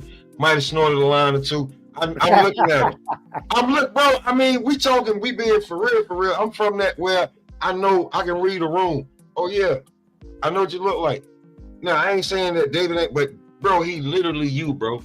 That don't take away that he's in the gym every day and all that shit. He's literally you. He's literally you. Oscar did not get his respect from Mexico till he beat Chavez. He took it. Canelo know that. He not gonna let David take it. He's not gonna let David take it. You listen, real talk. The first Blade movie. You're not even a pure blood. That's what they holding against David Benavidez. He not even all the way Mexican. I done heard this shit, bro. They not gonna let him take it. There's nothing you can say about Mexico boxers without having Oscar in the top 10. But he had to take it. And Canelo is not gonna let David take it no time soon. Hey, Smoke, I ain't gonna lie though. Let's just say hypothetically they fight, David Benavidez do win. I still don't think he'd take the mantle from Canelo. I ain't saying the mantle because Julio's still able to fight after the Oscar shit, if I'm not mistaken. But bro, we know that we know who next up. The only way he's gonna take the mantle is if he turns white like Canelo. Other than that, it's not gonna happen, bro. You don't think he can do it the Oscar way? You gotta understand. I mean, white like Canelo. Nah. Canelo means for Mexican boxing, like along with him, his endorsements and stuff. Canelo, well, at least when he deals with the PBC, he gets the Mexican TV rights over there, and Canelo, he really, just like you said, he really from over there. He really from Guadalajara. David Benavidez, he's not from over there. He's not from over there. Like Oscar was from East LA. He from New Mexico. Like they just ain't gonna, bro. You gonna have to really earn that shit. But Smoke, what helped Oscar was Oscar won a gold medal though. You feel what I'm saying? He won a gold medal for the USA, but he did it with being a Mexican American. You feel what I'm saying? So it had that attachment to it. David Benavidez, he's really just a guy that's he really just. But you get what I'm saying. Oscar needs to go get him. Nobody else can do it. It's got to be that. It's just gonna run fluently, in my opinion. Yeah, I think he would have to make a deal to Samson Likowicz that he couldn't refuse because Samson and the PBC they kind of locked in. I think 25, because bro, listen, Oscar, you don't feel comfortable with none of the Mexican fighters you got. This boy, listen, I'm 43, so I can say it. About to be 44 this month. Damn. This boy is still young and can take you where and can put you back where you want to be. But there's no other fighter out there for you that can do it other than Dave Benavidez. Because they're going to obviously relate you to him. If Montevideo or Joe Vincent do a video on why he went and got him, you would see they are the same guy other than the fucking gold medal shit, bro. They the same guy. He would have to be able to move David Benavidez accordingly. I think what I'm saying? I think like after that Morrell fight, he didn't need that fight, but he looked, in my opinion, he looked superb. And Oscar will have to be able to move him accordingly to get him the big fights, man. I mean, I think Oscar got a good relationship with the Sheik. I think him and, I don't know how long that shit gonna last, but him and Eddie Hearn buried the hatchet. It's gonna, whoever on the other side gonna look petty. I think Oscar got a good relationship with Top Rank. That's the main reason why David Benavidez got to be at that fight on the 22nd, because he got both of the interim belts. So if all able to pull it off and they do, and they do a trilogy, then may the best man win out of that. But if Beterbiev is successful, then David Benavidez, like that fight's on the table for him. So, man, I want to see him fight either he got or. A lot of options. I want to see him fight either or. People keep on acting like Beterbiev isn't aging. Like the age freaking conversation debate don't pertain to him. He's 40 years old, bro. He's gonna get old just like me and everybody else. WC, listen. Yeah, for sure. Hey, listen, y'all, man. When you get to a certain age, you get out of bed and you move wrong, and you may be fucked up for a week. Wait for it to happen. Oh, bro. Wait for it to happen. Whoa, bro, I didn't do shit. What the Nigga fuck, is hurting for no reason. Bro, this dude, hold on. I'm not gonna let this little young mud jugger. Look, I'm 50 in 18 days. I'm not gonna let a young 44 talk about pains and aches. You young mother jugger, you gotta wait till you wait 5 more years, then you're gonna start seeing pains and aches. But it started to creep up on you in the 40s though, man. Listen to me. I'm not like, listen. I played a lot of street basketball, bro. I did a lot of nigga shit where I just thought like I had, impressive, like, nigga, I can do this, I can do that. You jumping, nigga, I'm from the South, nigga. We jump off houses if a nigga say you don't think you can do it. So you hop that fence all the way. Now listen, I ain't saying that it wasn't fun, I remember. But in my 40s, early on, when you don't keep doing that shit, you don't work out as much. But it'll let you know. Hey, no, but Beterbiev, man, he a different type of cat though, man. Yeah, like I don't care. Listen, I don't care how different he is, my nigga. He's a different type of 40-year-old to the point when they tested his blood levels, his testosterone is higher than most 20-year-olds. No, so that's true. That's cool. We don't know. What about the bone marrow? What about the ligament support? What about the ligament support? The tendon support? Is that the same as a 20-year-old? What he telling you is what I'm trying to tell you. That I don't know. I will say this. He may be slowing down because he didn't get the knockout. Bill was the only guy that survived in there with him. Yeah. Green. I don't think Benavidez can really mess with Benavidez right now because the main reason actually is that his conditioning is suspect. It's still suspect even after all these years. He's not getting in top condition like he's supposed to for these fights. In the David Morrell fight, he got tired early. I didn't see him get tired. Luckily, Morrell got tired too, so they were both tired. But if he was in a better condition, man, he just needs to get himself in better. He needs to be like 20-round shape. Hey, they came out the gate though, TBE. Like they came out the gate.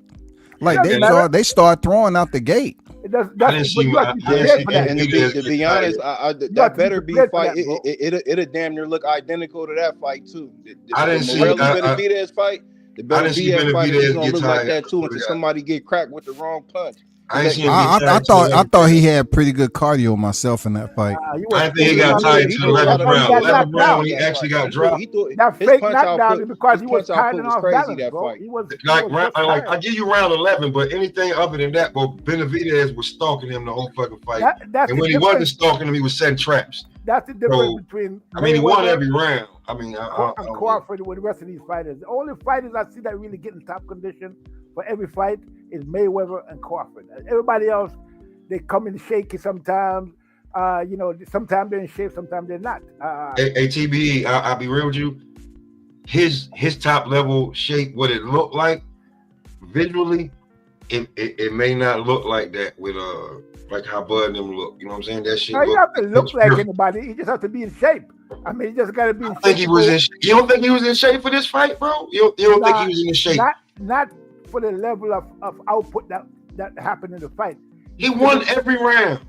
I'm not saying he didn't win the fight, boy. I predicted a knockout, so I'm not saying he didn't win the fight or he was, I'm just saying that if he was in better shape, he probably would have got the knockout, and he wouldn't have looked so like weak in the later rounds. In the championship rounds, I'm gonna be. I don't think David Benavidez. I don't think he's gonna be getting a lot of knockouts at like heavyweight because we just got to be honest. He pretty much gonna be in there with guys that's his size, man. That's his size. He got David Benavidez. He's not really a light heavyweight, man. He really should be fighting. Well, that's all the more reason for him to be in top shape. If he's not gonna get the knockouts, I think fight 12 rounds. You probably see a knockout if a guy just coming up from like 168 or something like that. You feel what I'm saying? Like, I don't think he's gonna be knocking too many guys out. And like heavyweight, he don't have to if he can beat them up. If he can beat them up, he don't have to knock them out. Beating guys up, beating them up a lot with a lot of volume punching and stuff like that. I don't really think he's gonna be knocking nobody out at like heavyweight.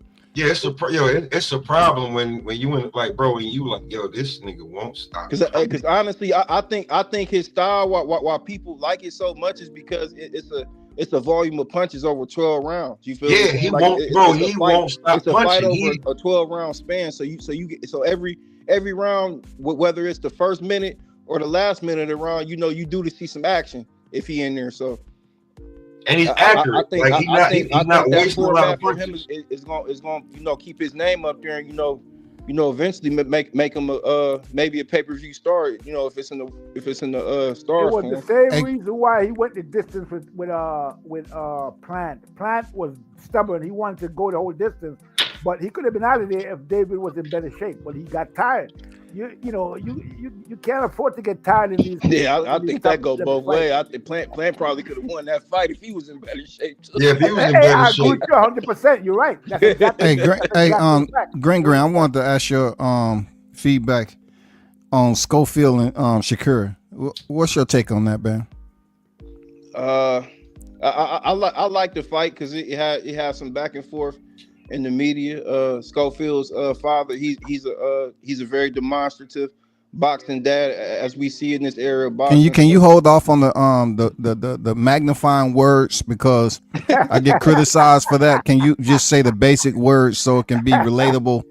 It resonates more to the common people. Okay, please, thank you. But yeah, Schofield Senior, he been fat mouthing, so you feel what I'm saying? It's a little build up behind it. I think Shakur gonna go in there, outbox him, get the win. Actually, man, I'm looking at Schofield's training sessions, man. I'm telling you, man, Shakur.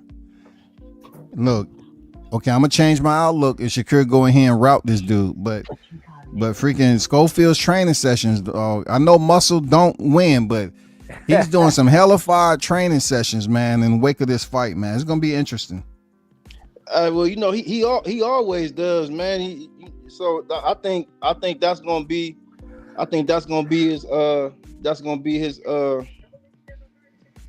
his thing, like far as his boxing. But man, skills pay the bills, man. He's got to hone in on his skill set. Like he's a very athletic guy, man. Probably come into shape, probably can go 15 rounds. But the thing is, man, you got to make your mind work when you in there in the ring, man. You gotta figure a guy out, and you got to make a guy do what you want to do in that boxing ring, man.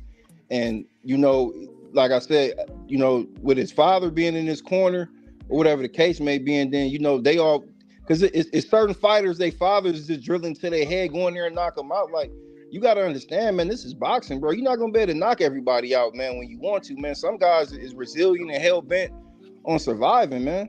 And then like when you go in there with that type of approach, you leave yourself open to get caught. And we seen this happen with Teofimo.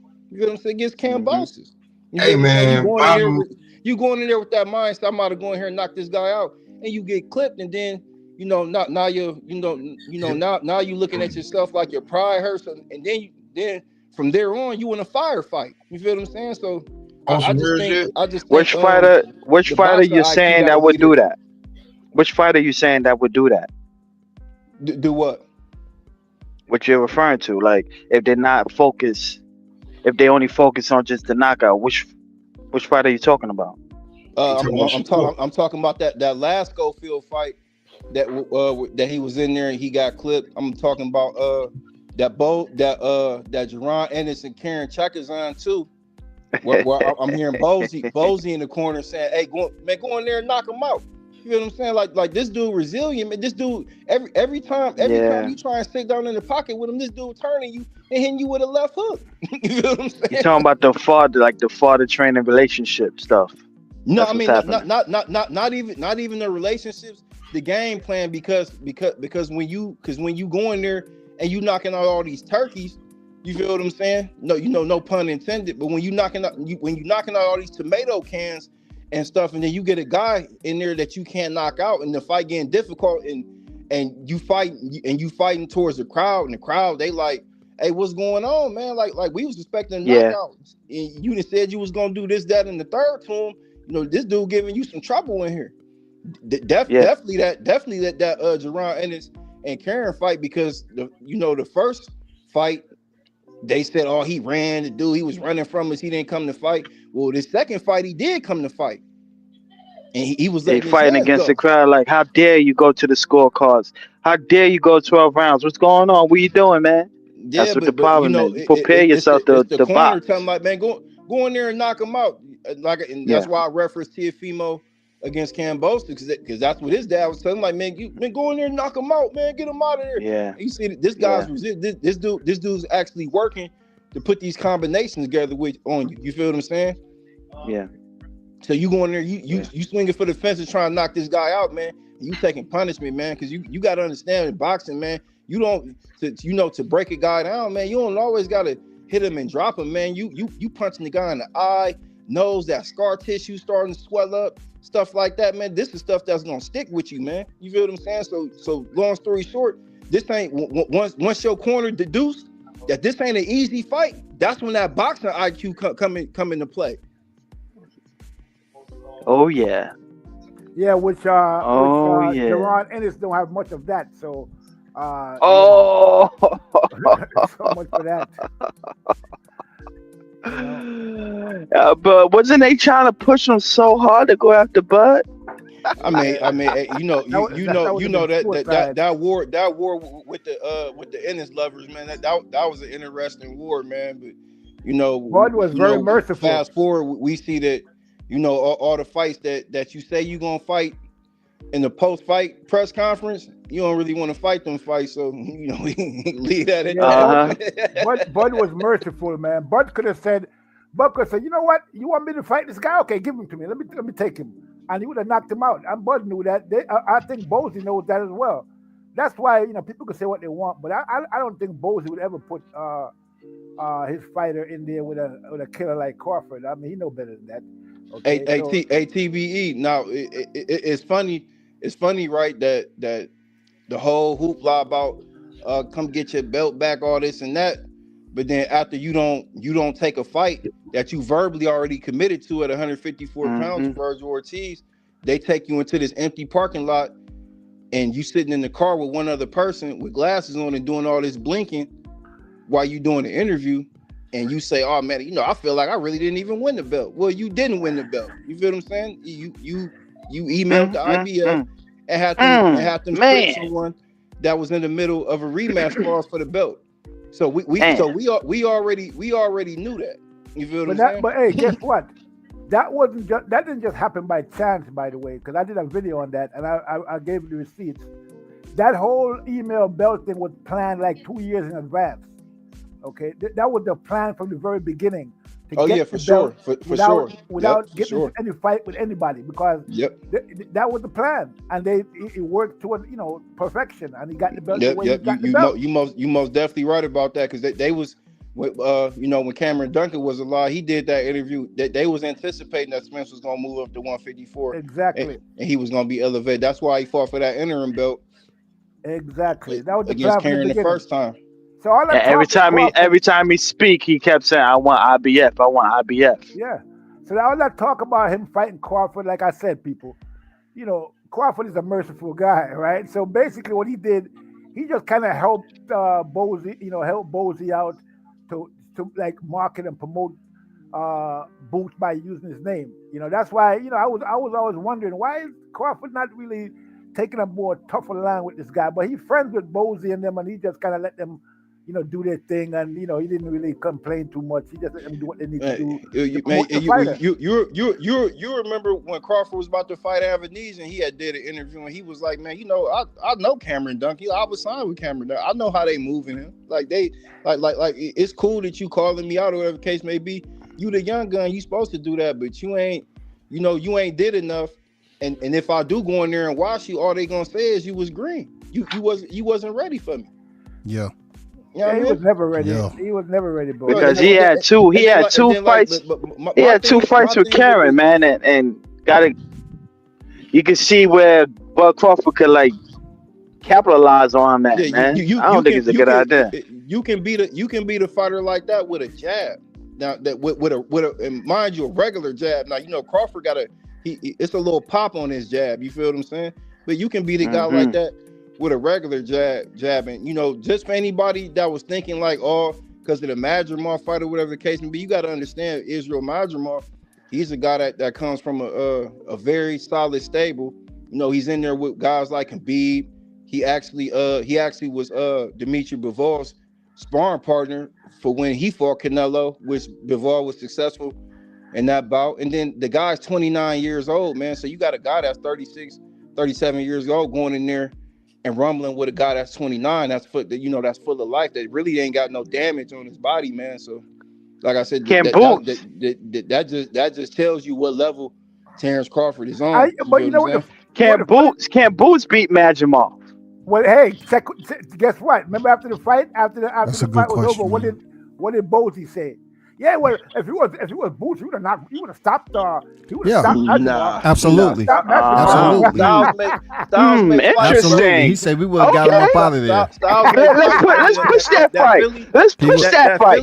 Let's push for that fight. Ain't knocking out no guys from Eastern Europe. I can tell you that much. Let's push for that fight. The way Ennis inconsistency, plagues him. He ain't going in there against a Madrimov and having success if he went out the way he did against Karen.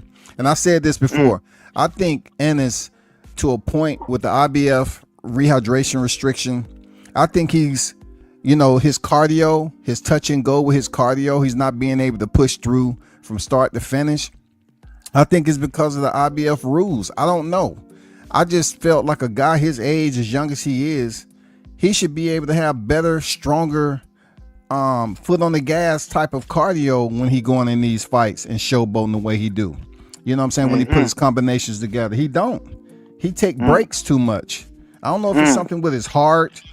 The IBF rehydration clause. I don't know, man. We won't know until he get out of that and go for another belt. Well, I'm kind of believing what Brian Senior and them was saying, man. Like he's really not as powerful as people think he is. You feel what I'm saying? I've seen that, even in that Avenesian fight, like, Avenesian, he's a guy that's, war torn, whatever the case may be. But in those exchanges though, man, he doesn't have unnatural power, man. He doesn't. You feel what I'm saying? He sort of gets the knockdown, but he doesn't finish it. Like he knocked down Avenesian, he didn't put nothing with it. He knocked down Karen in the rematch and didn't follow up. I don't like how they stopped that fight anyway. I think they just try to stop it to show like, oh, he stopped him before Bud did. No, I don't like how they stopped that fight. Look at this comparison though. When Crawford was at welterweight, he knocked everybody out, and that was the third division that he moved to. Jerron Ennis has been a welterweight his whole career. You feel what I'm saying? You feel what I'm saying? He been fighting at 147 his whole career. So after the fight with Karen, he was saying like, it might be time to move up. So, well, this is the thing, right? Because there ain't no soft touches at 154. You feel what I'm saying? Like you don't get to go up to 154 and push the narrative that nobody wants to fight me. You feel what I'm saying? There's no soft touches at 154. The gloves is different. You feel what I'm saying? All them guys up there, they could punch. You got boxer punchers up there, et cetera, whatever you like. You got a smorgasbord of fighters up there. So when you move up there, just know you're gonna have to be everything that you say you is. And then just like WCS is alluding to, if you still want to fight in the IBF with that 10-pound rehydration clause, so just thinking hypothetically, if you want to move up there or force your way to fight the guy that just knocked Tim Tszyu out. You feel what I'm saying? Are you sure that's something that you want to do? For real, you want that warfare? You want that type of warfare? Shit. Yeah. You want because that guy calling Crawford out. That he wants some smoke with Terrence Crawford. He been screaming Crawford name for a minute. You feel of course he want him. He want a big name on the sheet. You know, of course he does. Money. You want that turkey money. But I don't blame him. I mean, that would be a great fight actually if it could happen. Yeah, I think that would be a great fight for all the haters. It'll be a great fight, Green. If Crawford fought Bakram the way that Tim Tszyu did, because Tim Tszyu was just going in there well in the way, bro. Crawford ain't gonna fight that dude like that. I always thought Tim Tszyu was a hype job, man. You feel what I'm saying? Oh, okay. You feel what I'm saying? When I say a hype job, I'm not saying he's a bad fighter. I'm just saying a hype job pretty much sums up he a bad fighter, dog. I mean, it don't get no worse than a hype job. I don't think he a bad fighter. I just think they gave him a little more than he had actually earned. But he said he was gonna knock the dude out in 30 seconds, bro. Come on, man. Oh, you know, everybody was on the Tim Tszyu joint because he was trying to go after Jamel, and I like that. I like that he was trying to go after Jamel because he didn't want to fight Crawford. So I was like, all right, maybe somebody else will put the beats on him. But he got derailed. They put the beats on him, all right. Jamel, he wasn't hopping and skipping to fight that dude neither, man. but the what do you call it? The Keith Thurman curse struck Tim Tszyu. Oh shit, man! That dude Bakram, man, that dude could punch, man. Keith Thurman dropped out of the fight. I said the same thing about that Sergey Bovacek dude before that Virgil fight. I'm watching. I'm like, man, this dude could punch. He got a loss to Adams, but I'm like, man, this dude could punch for real, man. Yeah, that guy is no joke. He's a good boxer too, not just a puncher. He's a great boxer. So I mean, just by the little bit I saw of him, I could see that okay, this guy is the real deal. There's no way. I mean, I when Tim Tszyu. He had an easy fight with Thurman, but Thurman dropped out as usual, and we all saw what happened. Tim Tszyu's not a pure blood. That's what homie showed him. He got stuck, but Tim Tszyu had the wrong strategy against this guy, and even if he had the right strategy, he probably wouldn't have won anyway. Based on what I saw in that fight, the guy had a certain skills. He can punch, he can box, he can move. So Tim just kind of fell into the trap. But I thought Tim should never took that fight, actually. But it's the scrutiny though, right? Because if we looking at boxing and we breaking that, we doing a film study or something like that, when Devin Haney, when he got touched up by Ryan Garcia, everybody like, oh man, he got to get a new coach. What was that with that left hook? Well, didn't nobody really too much say nothing about Tim Tszyu getting hit with all them left hooks, man. You feel what I'm saying? Like, it was left hooks on the menu for him. As soon as he got in there, you feel what I'm saying? He wouldn't keep that right hand up for nothing. Yeah, well, I guess Tim Tszyu got a pretty good punch when it lands, and he's pretty. One thing about him is that his punches are a lot faster than they look. So, and the next thing is that when he comes in there, it's like he's when you think he's not close enough to punch you, he's close enough to punch you before you even realize, how did he get this close? So he was trying to use that type of style in there against Bakram, but Bakram was ready for him. So the rest is history. But he probably would have worked against somebody else besides that guy. He definitely would have worked against Thurman. He'd have knocked Thurman out. But Thurman escaped again. Supposedly Thurman is fighting some guy in Australia or somewhere. His next fight. At this point, he might as well just fight Spence, man. Yeah, that's what I think. That's the best fight for him, for both of them. Well, Spence got to find a trainer, man. Like, cause you still hear a lot of these Nomad Spence channels. They still talking about Errol Spence. I mean, who's gonna train the guy? Is he gonna go in there? Is he gonna go in there and be his own cut man and waterman? Cause he don't like to pay. You know what I'm saying? I saw Derek James. They say Derek James. He don't want to invest in nothing but his food, yo. Hey, on some real shit, like when you just said that, I was told that's why Buddy McGirt ain't with Janabek no more. He don't like to pay. Yeah, man, you gotta pay your trainers, man. All them cows and horses that Errol Spence got over there. You mean you couldn't send Diddy James a couple thoroughbreds over there, man? Come on, Is man. that why? Is that why James Nope. left him in there for the 9th round against Crawford to get beat up? You think that's why he didn't pull him out the fight? Hey, I ain't never thought about that. You might be honest. That's a definite. You might have just broke some breaking news right there. Bro, my money been funny since the Sean Porter fight. You done fell out of a car since then and everything. And my money funny? Yeah, I'm gonna let you go. That was kind of weird, man. That fight should have been stopped. I don't understand how that fight wasn't stopped before the 9th round. I mean, it's crazy to let the man stay. I mean, this is like the premier fighter in PBC, and they let him stay in there and get beat up like that to the point where he probably never gonna box again at this point. You know what I mean? So I mean, that was nuts, man. I don't understand that at all. They let him box because they was like, how dare you start business with Bud Crawford? You just definitely brought up a valid point right there, because it's like any other time, probably if he was getting compensated the right way, he would have been like, hey, enough is enough, man. We got save something for the rematch, because we already know we have a rematch. Save something for the rematch. He let that guy get beat up in there, man. But didn't get the memo.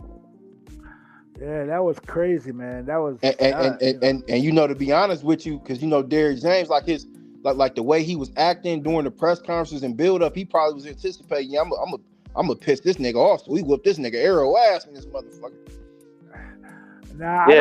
When he was training him, he hit him in the head in training. Yeah, and you know, Bud, he did smack him with that mitt, didn't he? Yeah, him and Derrick James, he smacked the shit out of Spence. They had a little face off walking by each other, but he couldn't get to Derrick James. Derrick James probably was like, I'm gonna piss this nigga off. He gonna whoop the shit out this nigga.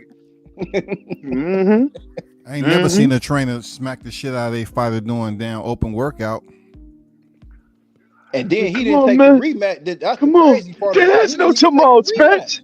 There's no tomorrow, Spence. There's no tomorrow. And it ain't been no tomorrow, right? He can't get back in the ring. But it was literally Texas massacre. That's what it was. That's a good point when you talk about, you know, how was Derrick James' mentality if he was old money heading to that fight, and the ass whooping and punishment that Spence got. Was it something that was in retaliation to not being paid as a trainer? Because trainers don't necessarily have paperwork on them.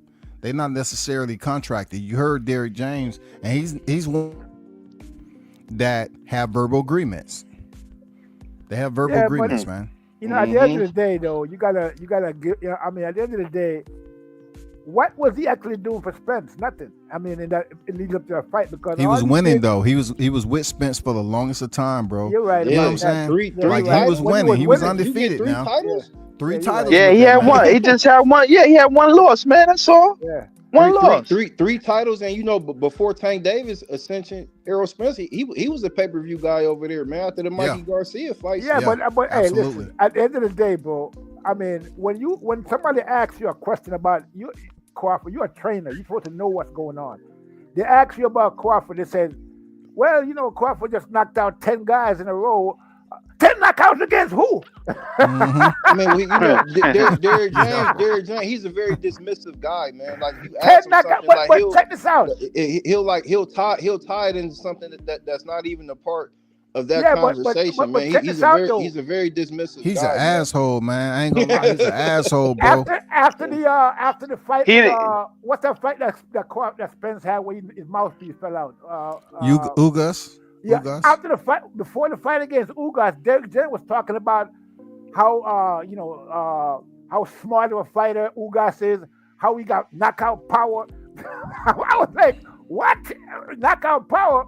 And he was praising Ugas, just like he praised Danny Gar. He praised every fighter that Spence beat. Hey, it's one reference that I'll tell anybody who is you know listening to Derrick James rhetoric. Go look at his box rec. and his sense of thought is the same as his box rec, all over the place, man. All over the place. Just go take a look at his box rec, man. The first time I met that dude was at a top ranked card, right? And look, I was there just covering the card, but I happened to see Spence then was in the building at a top rank event. So I said, let me go say hello, say what's up. And all I did was walk up to him. And he said, I don't want no interview, man. I'm watching the fight. That was his first reaction to me. I'll say, damn, I wasn't asking you for no freaking interview. I was just saying what's up because y'all signed with PBC and you over here and you're Spence's trainer. I was, this is in the middle of the fight, a fight that was going on. I wasn't asking for no interview because you couldn't hear shit in there, But yeah, he was an asshole, man. Yeah, I guess he was. So he did. So Derek James is the type of person you walk by him, he like, nah, I ain't know. You went out on the. Yeah, Derek James. He seems like the type of guy. He's like a statistician. Like if you somebody that's got more status than per se him, then he'll be happy to interact with you.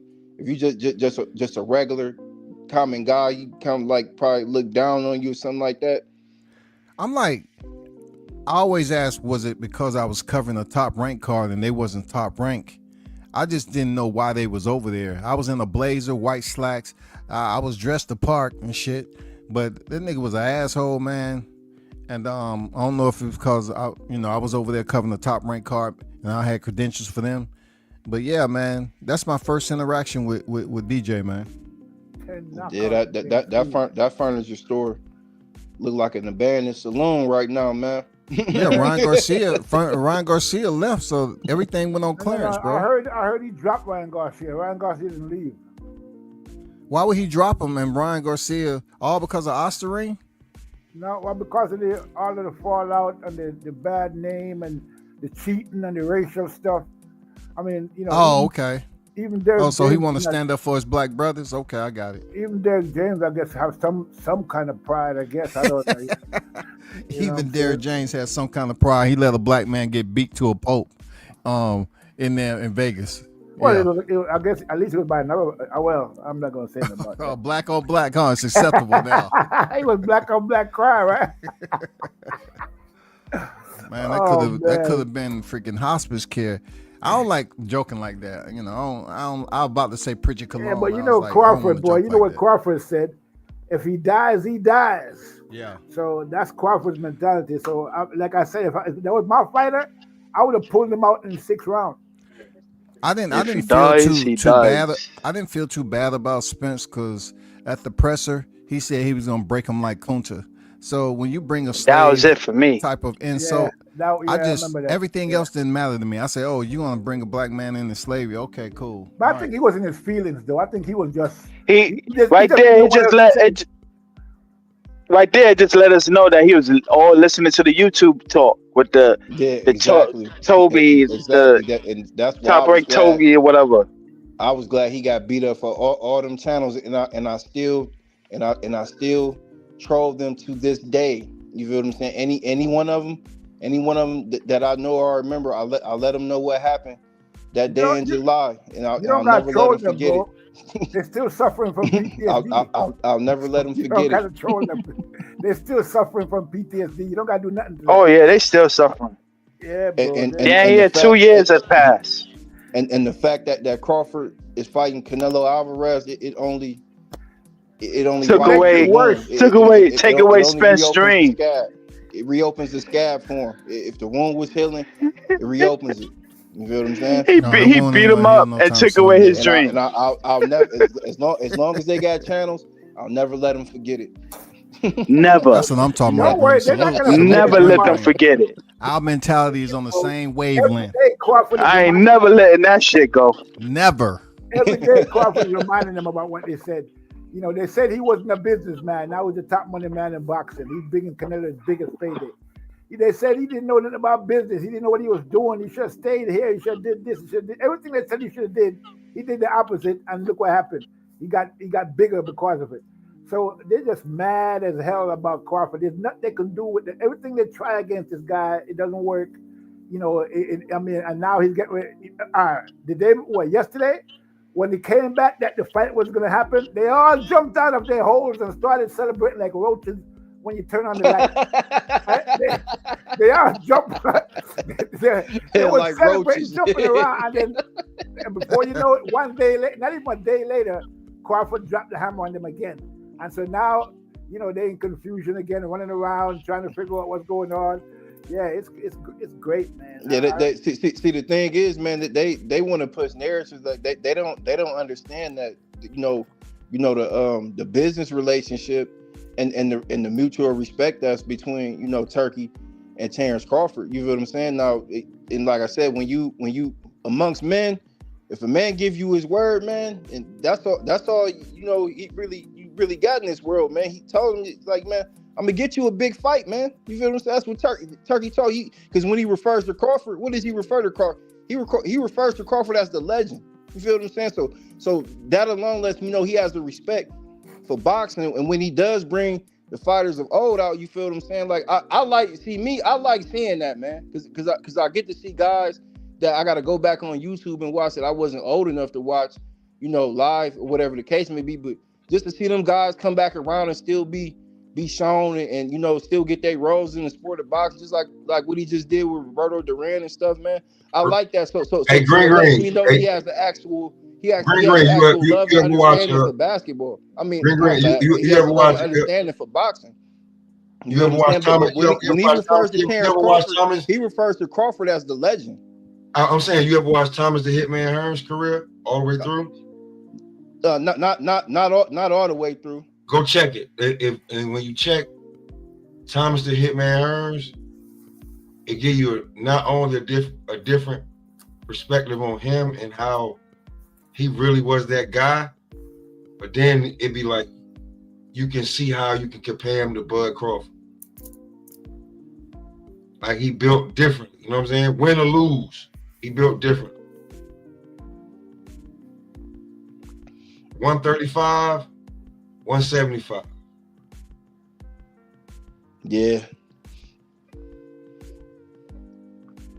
Yeah, but he lost to the Barkley nigga twice. I get it. That still don't mean he wasn't great. Oh yeah, for sure, man. He still fought everybody. He lost to Hagler. You've been watching boxing, man. You understand that Mayweather, the Mayweather era was that's probably gonna be a 1-on-1, man. Like, it ain't gonna be too many guys, man, that go 50-0 that made that type of paper, man. You feel what I'm saying? Like, it's just not, man. A lot of guys went 50-0, bro. A lot of them. Ricardo Lopez. But a lot of guys went 50-0, but like, to make the amount of money that Mayweather was able to capture. Yeah. Well, I mean, they went 50-0, but they went like because that's the reason. That's the reason why a lot of guys don't want to lose their because they feel like if they lose, then that that affects the monetary game. You feel what I'm saying? These guys went 50-0, but they went like 70 fights and then they lost. After the past 50. For sure. There's a lot of guys that went past 50-0. So I mean, I don't really see that as anything really big. I mean, but back in those days, those guys were fighting like 6-7 times a year.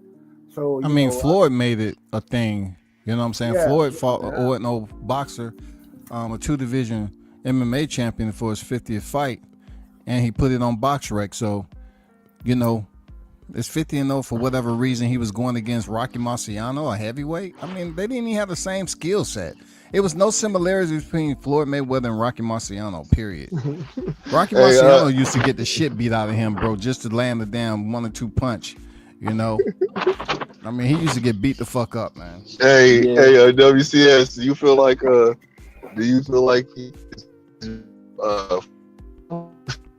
I can't hear you there, Boo. Can't hear you, Blue. Blue. She cut out. I didn't hear you was going in and out. Did that Rocky Marciano fight count as a win? You mean the McGregor fight? You talking about McGregor fight? I know that kind of. I know. I thought you said the Rocky. Him and Rocky wasn't living in the same era fighting. Oh, I thought you said that they fought or something. No, I said I'm he's about to say, comparing the 49 oh, I'm about to that say, I Rocky didn't see that fight. Marciano had to his 50-0, exceeding that of Rocky Marciano, who retired undefeated. Yeah. But Rocky Marciano and Floyd Mayweather's style wasn't the same. Plus, they didn't even fight in the same weight class. Facts. Yeah, I believe Mayweather is 49-0. I don't count that Conor McGregor fight.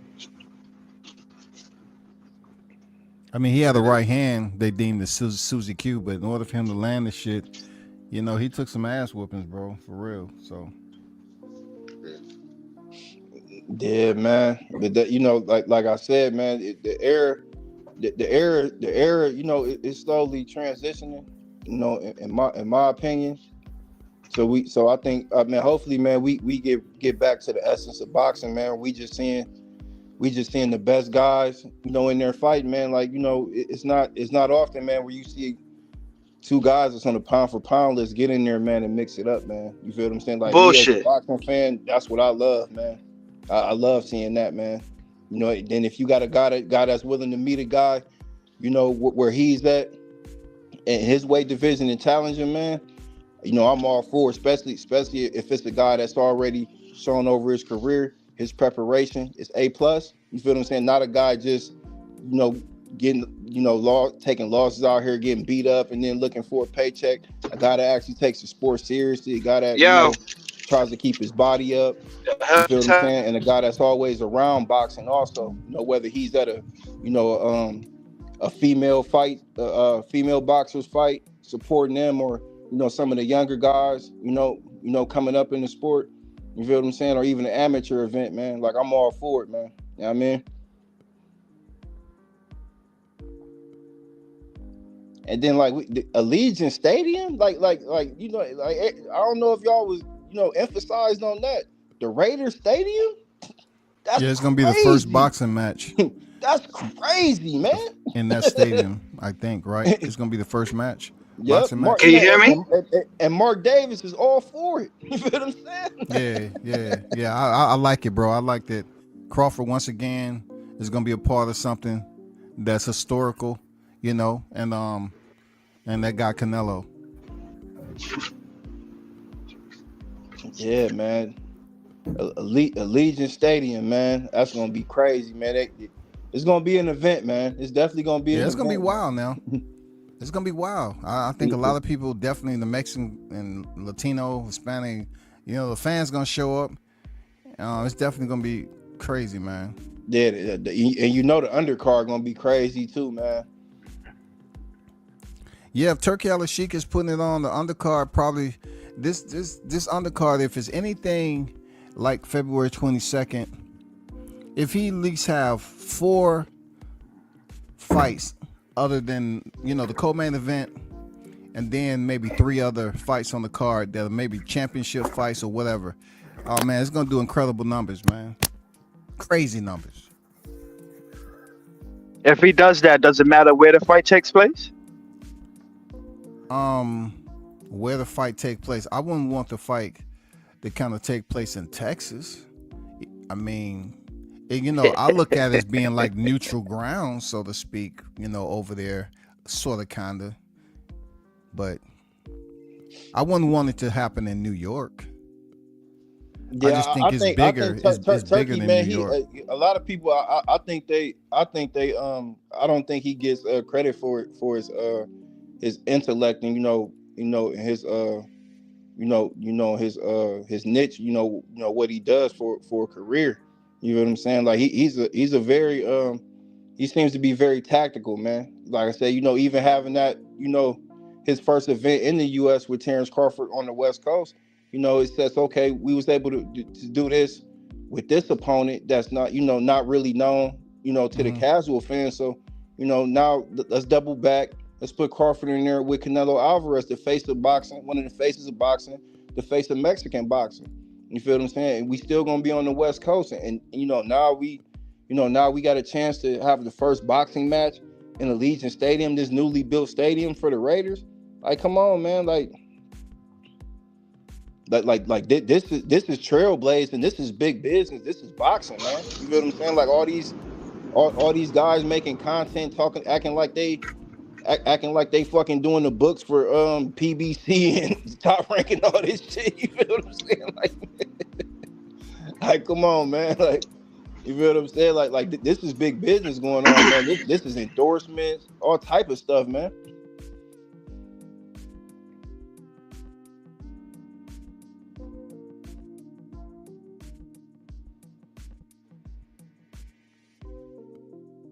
Why y'all be dropping out like that? What happened to? I thought Blue was saying something one time. He just dropped out. Was that Blue or? No, I think it might have been. Because I heard him talking, and it just went off. Yeah, I'm just this haven't been brought up, but I hope this is, the turkey cleared up everything, all the freaking clickbait, and I'm not clickbait. I wouldn't say that. All the misinformation about Jake Paul. Hope that shit don't ever come back up again before September. But I'm curious to know where they're gonna have the press conference at. You know what I'm saying? This is a high profile fight, so I hope they don't have it in Beverly Hills, because it's crazy expensive going over there. The Beverly Hills for a press conference. I doubt they come down here to Atlanta. I seriously doubt it. Even though Crawford, it'd be great if they stopped through the A, but I doubt it, man. I doubt it. I'm curious to know where it's gonna be at though, on the East and the West Coast.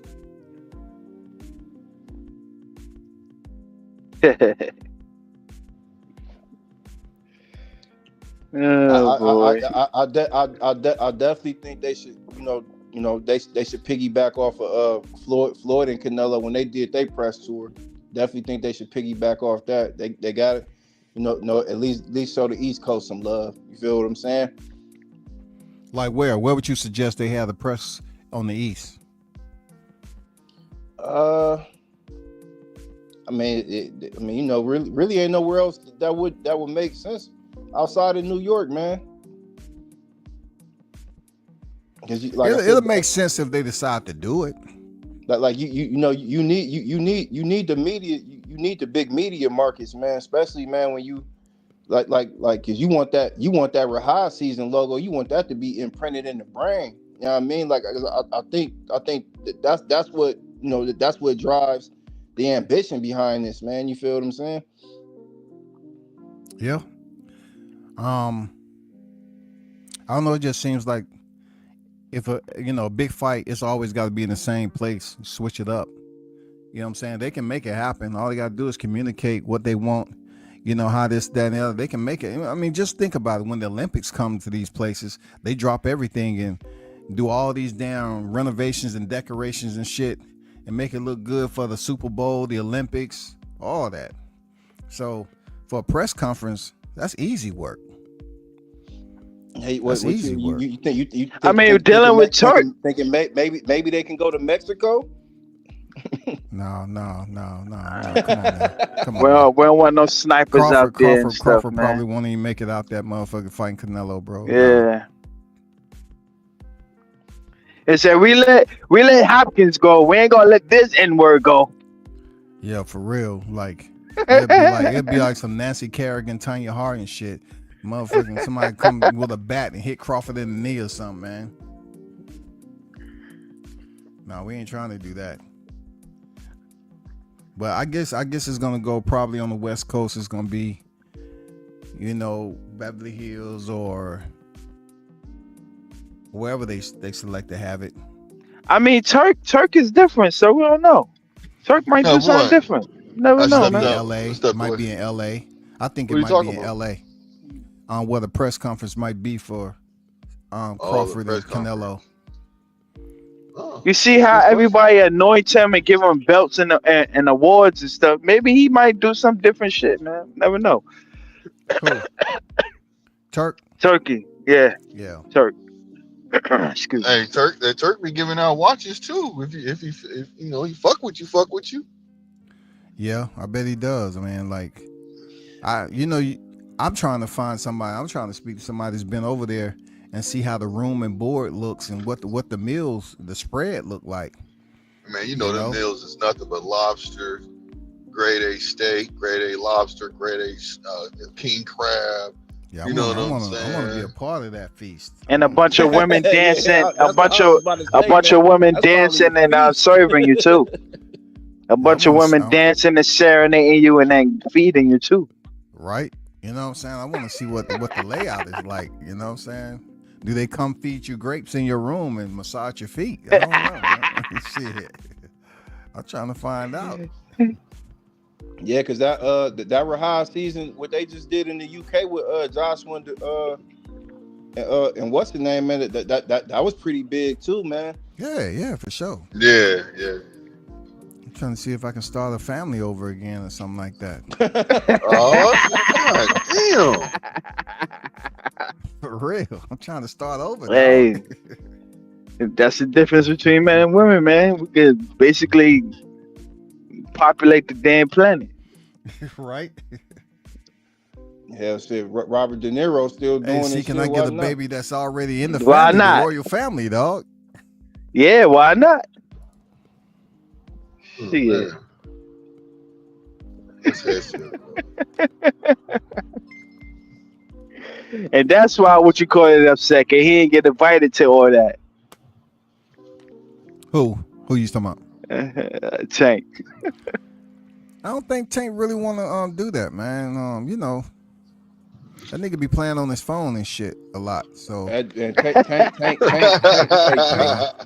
Tank not going nowhere where he see any other 135 pounders. I can tell you that much. If he see any of his contemporaries in the What happened? division there, he ain't Yeah. going nowhere over there. Yeah. What did you just say? WCS? Did you say yeah? Did you agree to him? No, WCS? That's the type of person he is, huh? Look, Okay, I'm talking about. He said Tank don't want to go where his contemporaries are at, right? So we remember when he ran into Tevin Farmer. You know what I'm saying? You see how that turned out with the back and forth talking and shit. So I haven't really seen Tank in the building passing by his colleagues, man, like in the same division, man. Like who? Who has he just been in the building with and just chilling and Blue? Shit, nobody.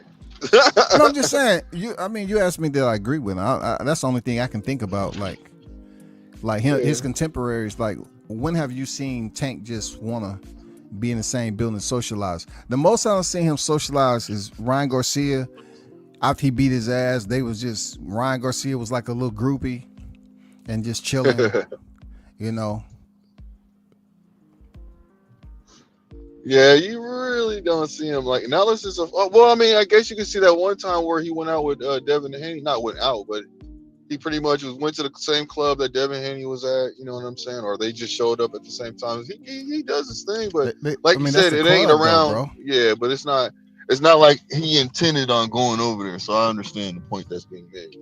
Like he was well, I'm I about to haven't be seen over him here. hanging out with none of them niggas. Like, I'm Hey, serious. it's few far in between. Him and Richard Hitcherson's on good terms. One minute they you see him together, next minute you tell them on Twitter you can get it too. Like, yeah. I mean, I thought him and Shakur was pretty decent till Shakur up here told me I don't fuck with him for real. I'm like, what? You talking about? I don't fuck with Buddy for real. Like, I don't have no problem with him. I don't fuck with. Why you don't fuck with him though? I mean, what Hitchens do, man? Oh no, Hitchens said something about him when he was he gave an assessment of Hitchens was being interviewed and he gave his opinion about a fight. You know what I'm saying? That he felt like, you know, this could happen, and Shakur caught wind of it and didn't like it and said what he said. I mean, that's some fake shit basically. So yeah, but between that class of fighters, man, it's gonna always be some back and forth, some he say she say stuff, man, because all them dudes they came up together, and you got one or two guys in the division that you know everybody scouting to fight each other, and then you got one guy that's got mutual dealings with both. So it's like damn. So if they get in front of a camera and they give an opinion and somebody feel like you ain't saying what you supposed to be saying, man, they gonna have a gripe with it, man. I guess that's just it is what it is, man. Some of that stuff you really can't get around, man. Yeah. It's just that for the guys that got belts, man, like if you unify, then you gotta unify, man, because everybody, a lot of people were saying, Keyshawn and Shakur Stevenson, they need to fight. You feel what I'm saying? And I'm like, if they both holding the title at 135, and everybody's saying they want to unify or be undisputed, then I mean you gonna have to get it on, unless somebody gonna be like, hey man, well I'm gonna move up. You feel what I'm saying? Yeah. Keyshawn, I thought Shakur would move up before Keyshawn, but Keyshawn he said that basically he's tired of hearing people saying they should fight each other, and he said that he would get the belt from this from Brinchek, or get the belt that he's about to get right now, win the belt right now, and then he would unify, and then if he had to, if he had to, because there's plenty of people at 135. He said that him and Shakur could fight, but he said if he had to, he'd just unify and then move up to 140. But here's the thing though. Here's the thing though about that, because but at 135, everybody know the most prized fight is the fight with Tank Davis. So, depending on who would get the Tank Davis fight, if it was to happen, would some guy feel slighted? No, he said he would rather. He said he would rather see. He feels that Shakur deserves it over him, so that's why he said he's not really tripping. But he said if he gets it, if it happens, it happens. Because I mean, I'm pretty sure neither one of them really care about who gets it first. One of them might feel like, I think Shakur might feel he does deserve it first, but then at the same token, I think they both have mutual respect among each other, to where if Keyshawn did get that fight, he probably wouldn't have a problem with him. He wouldn't have a problem with him taking. I mean, they say that, man, but we gotta understand the hearts of man and human nature. Yeah. You feel what I'm saying? Because I talk about this point a lot, and I always tell everybody,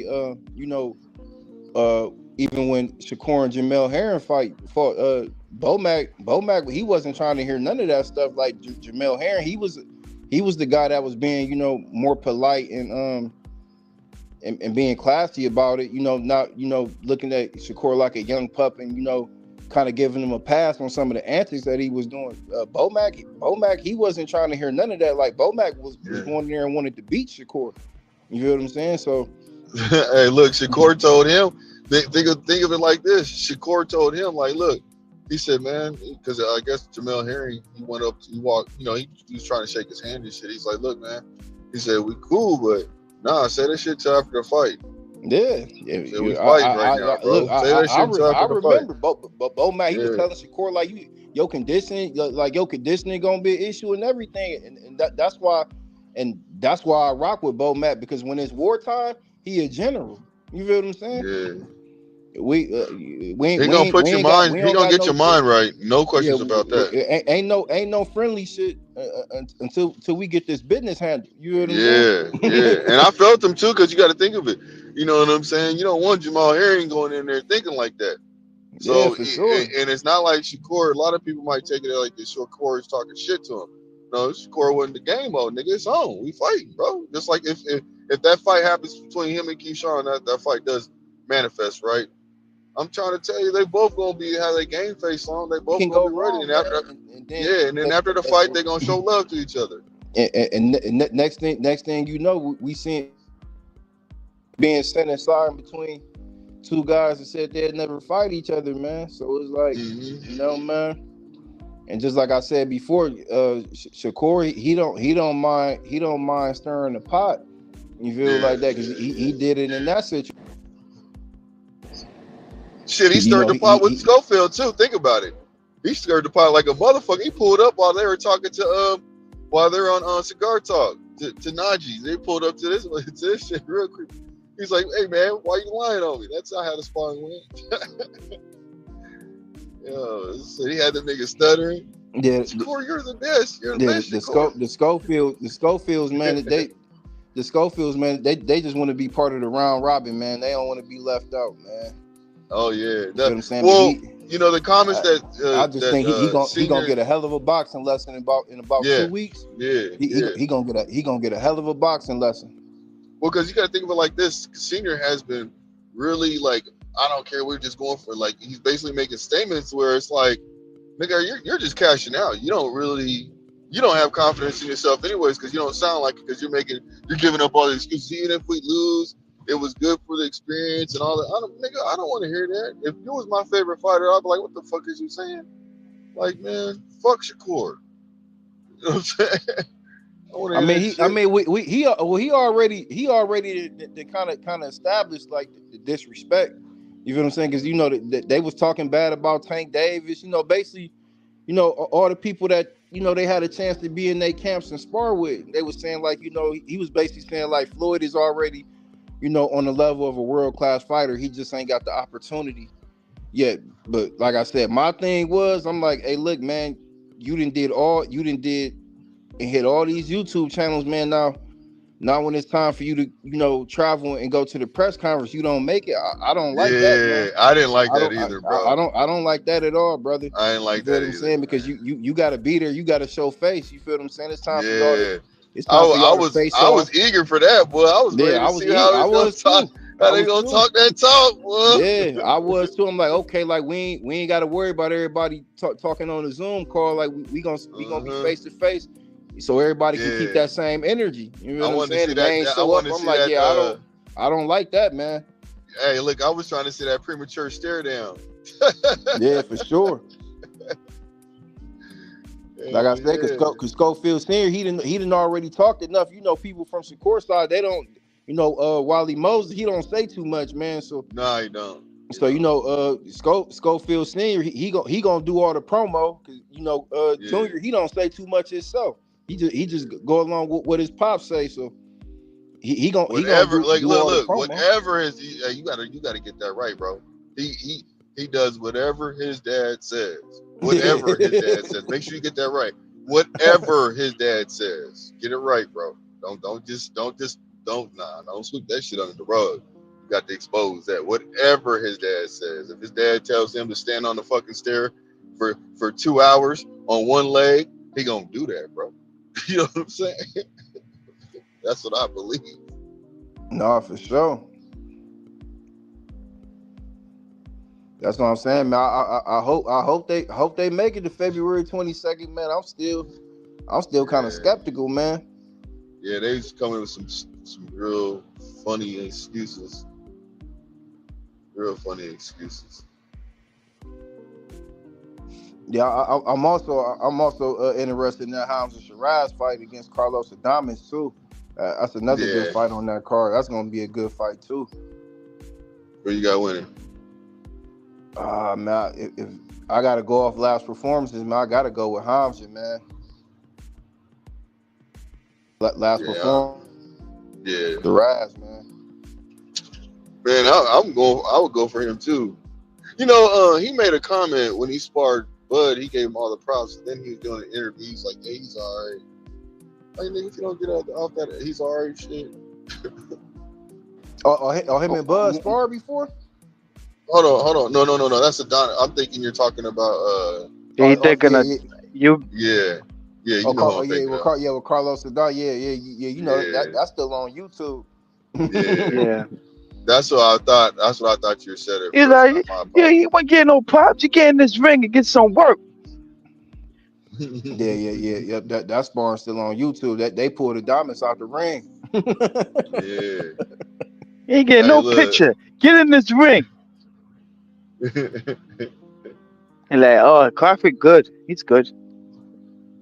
Yeah, he said he was giving. You get your picture after that. Yeah. You shake my hand and get your picture after that. Man, that's crazy, man. That just lets you know that Buck he trains and spar with different weight classes, man. Yeah, he did. I hope all this. I don't know if he could take a 168 hit. I don't know. Yo, cut that shit out, man. Yeah. Hey, I hope that Shakur's hand. I hope he gets in there and shows out, man. You know, he deserves it, man. get these haters off his back just for a little bit, at least for a day or two. At least for a day or two. At least for a day or two, man. Nah, the haters never sleep, man. I'm sorry. Oh, you already know, man. You already know. It's wishful thinking. When one fall asleep, the other one pick up the baton, man. Oh, That's yeah, what happens. most definitely. Yeah, most definitely. Yeah, until he go in there and share the ring with Tank Davis, man. I think that's just gonna be the, that's gonna be his position. He gonna be like the antagonist. You feel what I'm saying? Yeah. Are they ever gonna share the ring? Oh man. Are they ever gonna share the ring? They Is Tank, matter of fact, is Tank ever gonna leave 135? No, what you mean? Go I up don't and think wait? No. Tank move. I don't think Yeah, Tank go up. move. He's not going up to 140. He said he said they got too much power up there. Ain't that right? WCS. He said they got too much power up there. He felt the power of the fires. He ain't going up He can there. put a rehydration clause on somebody. Man, if I was, look, the way the Sheik giving out money right now, man, shit, I wouldn't even worry about Tank. I ain't doing no rehydration clause. Go somewhere else. I'm gonna get paid over here just like you get paid. Yeah, I don't mind traveling, goddamn. I want to see the world. I think that's hey, what look, it is. Hey, look, I don't mind traveling, goddamn. You talk about you get money out here. Well, I've already been out here fighting all around. I don't want to do that no more. You know what I'm saying? Right. I'm gonna I take think a that's vacation. why. They can get paid for it. Fuck I that. think that's what it is. That's why I think that's what the upsetting thing is. Because hey, I want to get paid more than you, and I want you to follow my rules. But people could go like, I'm going to Turk. Fuck you. Yeah, I mean, shit. He Hey, got turned down. He got turned down when he tried to make the fight a couple of times. Champion at These 140. fighters, yeah, because he was coming down lowballing. at 135 to fight you. Yeah, because he told Rojo, what's the name, Rojo or whatever, because he told him to go down. He said, come down. You got to do a weight clause. Like, hell no, I'm at 140, bro. I'm at 140. I'm not doing that. Him saying boxing is trash and boring and all this other shit ain't gonna stop people from watching. If he go away, it's still gonna be here. Oh yeah, for sure. I said the same thing. I said, if he retired, boxing goes on, bro. Any of these fighters retire, boxing still goes on, bro. Yeah, it's Yes, not it the end do. of the day. It's not the end of the day. It's not the end of the day, man. Somebody else gonna draw the attention of the Yeah, people. facts. You know what I mean? Facts. I want some chicken, man. I ain't gonna lie. And then, like I say, boxing, it's on such a world level now, man. Like it's so many fighters, man. So many countries, man. That boxing is almost like a part of their curriculum now, man. You feel what I'm saying? So, just hopefully, man. Hopefully, boxing come back to the Olympics, man. Hopefully, man. I like what you just said. Yeah, I look forward to watching boxing in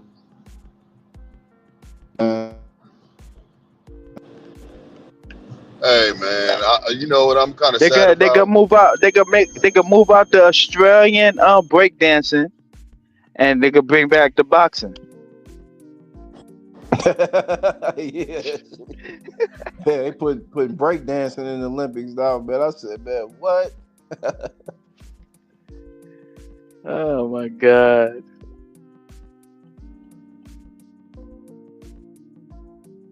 Yeah, we gotta get boxing back, man, for sure in the Olympics, man. It's like, man, because now everybody gonna be like, man, you're gonna be a lot of guys. They gonna be so high strung to turn pro, man. Like, man, that turning pro, man. You gotta adjust to that, man. That ain't just no easy feat, man.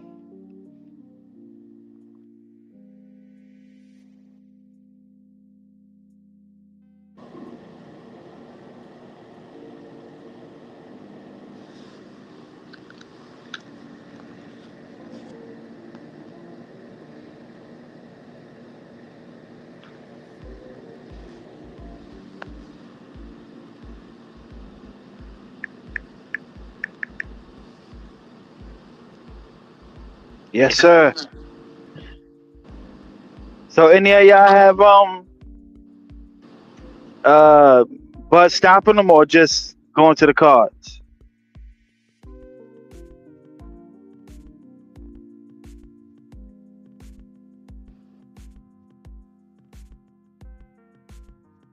I think Bud gonna give him a boxing clinic. Decision? That's what you're going for? Yeah. I'm gonna go with the. I'm gonna go with the decision. 'Cause, like I keep it real, man. Because when I look at fights like this, man, especially a super fight of this magnitude, you gotta take Hmm. into consideration, man. Canelo is he's a rich warrior. You know what I'm saying? So he got enough money to fund an incredible training camp, and he'll tell the media, oh yeah, he's a little guy, this Yeah, easy payday, but in all yeah, reality, he I believe it's mutual respect between both fighters. You feel what I'm saying? So I definitely believe that he respects Terrence Crawford's body of work, his skill set, et cetera, et cetera. Even his camping the way he carries himself. You feel what I'm saying? And I know Team Crawford knows that they got to go in here and they got all the odds against them. You feel what I'm saying? They got all they yeah, got all they got all the odds against them. You feel what I'm saying? So if it does go down to the scorecards, Bud got to go in here and damn near and win damn near every round convincingly. Like literally, what he tweeted last night, he has to go in here and shock the world. Because like I say, even that Bivol and Canelo fight, one of the judges had him winning. So, there you go. so like I say, he know what he up against. But like I said earlier, man, a guy that's proven his dedication and his preparation to the sport, man. Like I said, I'm ride with him to the end. You feel what I'm saying? If he up for that challenge, I'm up for it too. You know what I'm saying? But Canelo not no slouch by no means. And like I said, he one thing for sure, two things for certain, he's active. Canelo done fought like 3 or 4 times in the last year and a half. So he's definitely an active guy. Yeah, I agree with that. But Canelo said out his mouth still though. He said he only got one good fight on his resume.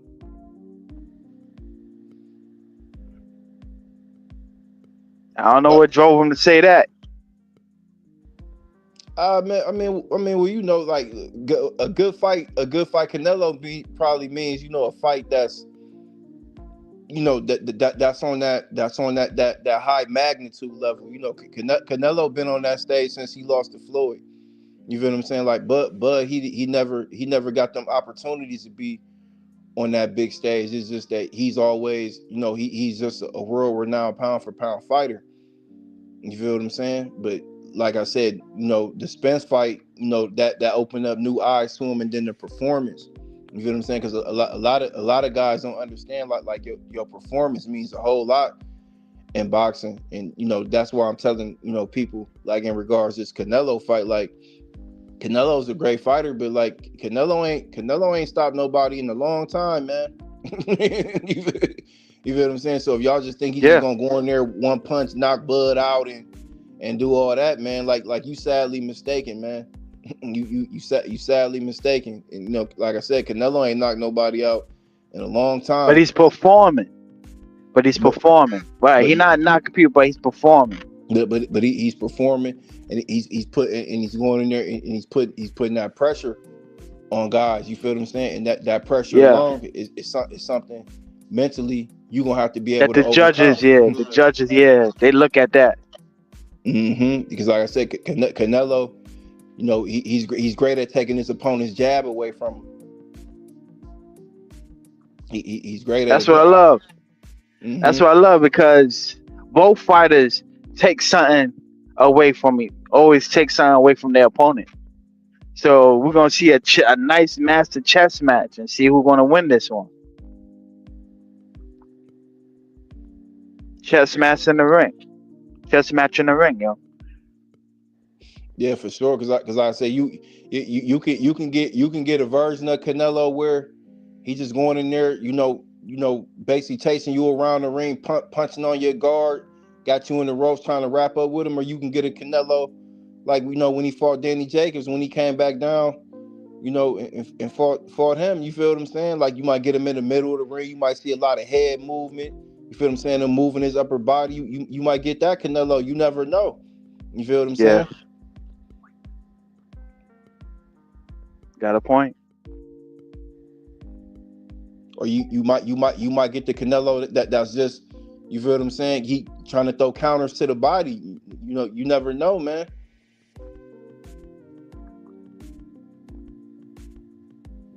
Got a point. But like I say, Crawford and them, man, they definitely gonna put a game plan together, man. In a blueprint to win. You feel what I'm saying? Like I said, he got it. They got super middleweight guys up there too, man. The one Bomac Red and Saul fighter, Lester Martinez, that guy from Guatemala, man. He like number 2 or 3 in one of the sanctioned bodies too, man. He's a hard punching super middleweight too, man. I think that guy, he might be a little bigger than Canelo too, man. So like I said, Right. he go in there, get work with him, still get in there, move around with So Cold. And then like I said, they gonna be bringing guys in, man. They gonna be bringing guys in, man, getting world-class sparring, man. So it's gonna be a big event, man. I can't wait to see it, man. Yeah, that's the thing. I think Bud already like trains with bigger fighters and bigger punches and stuff like that on a regular. He's a gym rat. He lives a boxing lifestyle. You know what I'm saying? So when they be like, oh, I don't know, Canelo's bigger naturally, he's a bigger puncher. I'm like, yeah, he is. But this man Bud trains, man, like no other. Yeah, for sure. And then, like I said, like size wise, stature wise, like they not like it's really not no difference, besides the It's point that just girth, different in girth. Yeah, Canelo fights at a bigger weight class, and his style, he has a style for the opponents that he's fought at the super middleweight. His style for the opponents, like it complements his body structure. You feel what I'm saying? Yeah. Because if he's not moving a whole lot at 168, that means he can go 12 rounds. You feel what I'm saying? Without being totally gassed. It'd be some rounds he'll take his foot off the gas. You feel what I'm saying? Just so he don't get gassed out. Especially if he has success early, and like damn, like I'm controlling the fight. Definitely. You feel what I'm saying? But the thing is though, like even in regards to Canelo, man, Canelo trained with a lot of Cuban fighters too, man. He got a lot of Cuban fighters in his camp that he bring in to train. You feel what I'm saying? And it's only going to accelerate the build up now that Teofimo Lopez is over there with Eddie Reynoso too. So how is that going to accelerate the build up? What the hell has Teofimo got to do with anything? Because Teofimo and Bud, they've been trolling each other. Man, fuck Teofimo. Teofimo don't have no clout, bro. He's a clout chaser. Okay, that's all he's doing. He's a clout chaser. I don't see nothing that Teofimo have to really offer to Bud. He's been clout chasing on Bud's name. I mean, the guy's a clown, so I don't even rate Teofimo. No, I think you're referring to like helping Canelo train. That's what you mean by mentioning Teofimo? No. Just a simple fact, because you got Ryan Garcia's back over there now. Ryan, he was just talking crazy about Bud too. Somebody he ain't fought nobody, he had knocked him out, all this and that. Oh Jesus you know Christ! What I'm saying? Like so it's like, okay, like if I go in here and I get this win against Canelo, man, I mean I get a win against your whole camp, your whole state. Yeah, but you don't need any wins against those two clowns, Ryan Garcia and Teofimo. No, not figuratively, but Bud's the type of fighter like it helps that he has an edge. You feel what I'm saying? Like even with the Spence fight, oh, you ain't fought nobody, all this and that. Like, okay, keep saying that you only intensifying my training. You feel what I'm saying? Yeah, he beat up Spence and all the fans and You everybody talk with him. Yeah. you talking bad about me. You saying I ain't did nothing, but I'm an active Hall of Famer. I'm a guy that's actually still boxing. That if I could have retired a few years ago and I was going first ballot until the Hall of Fame, but you still want to talk crazy and disrespect me. Okay, all you gonna do is intensify my training. All you gonna do is make me lock in even more. That's why I brought that point up. Yeah, but them guys, like I said, I get what you're saying, but at the end of the day, those guys they don't have no effect on Crawford whatsoever, bro. Those guys are non-entities. They don't matter. Okay, at the end of the day, that's what it Yeah. comes down to. Crawford got what he wanted. He's Yeah, locked in now. Teofimo is an idiot because number one, all of 90% of Teofimo's fans are black, but he's going around talking about black people like dogs. I mean, it doesn't make any sense. The guy, I mean, you think Teofimo got a Mexican fan base? What kind of fan base does Teofimo have? The only people that talk about Teofimo or support Teofimo are black people, bro. And yet he goes around, dissing black people every chance he gets. So, it is what it is. He's lucky because of the Turkey Al Sheikh is putting him in the mix because Top Rank was getting ready to get rid of him at the end of the day. Okay, so I mean, they can't do nothing with him because he's not gonna sell because he done dissed his fan base, and he just him and his father get drunk and start talking stupid, and they go in those meetings with the boxing executives acting crazy. You know what I'm saying? So I mean, the Top Rank is tired of Teofimo. He was supposed to fight Devin Haney 4 or 5 years ago. What did he do? He went and made a deal with Kambosos to fight Kambosos instead. Bob Arum wanted him to fight Devin Haney. He didn't do that. He went and made a deal with Box or something, Triller or whatever the hell it was. And he fought Triller. Yep. He fought with Kambosos, and get what happened? He lost the belt. So right away, Bob Arum was pissed at that for like years. Okay, he did that, and then he goes around and he never really tried to rematch Lomachenko. I mean, the guy is a joker, man. He's not too smart. Him and his father don't have no business sense.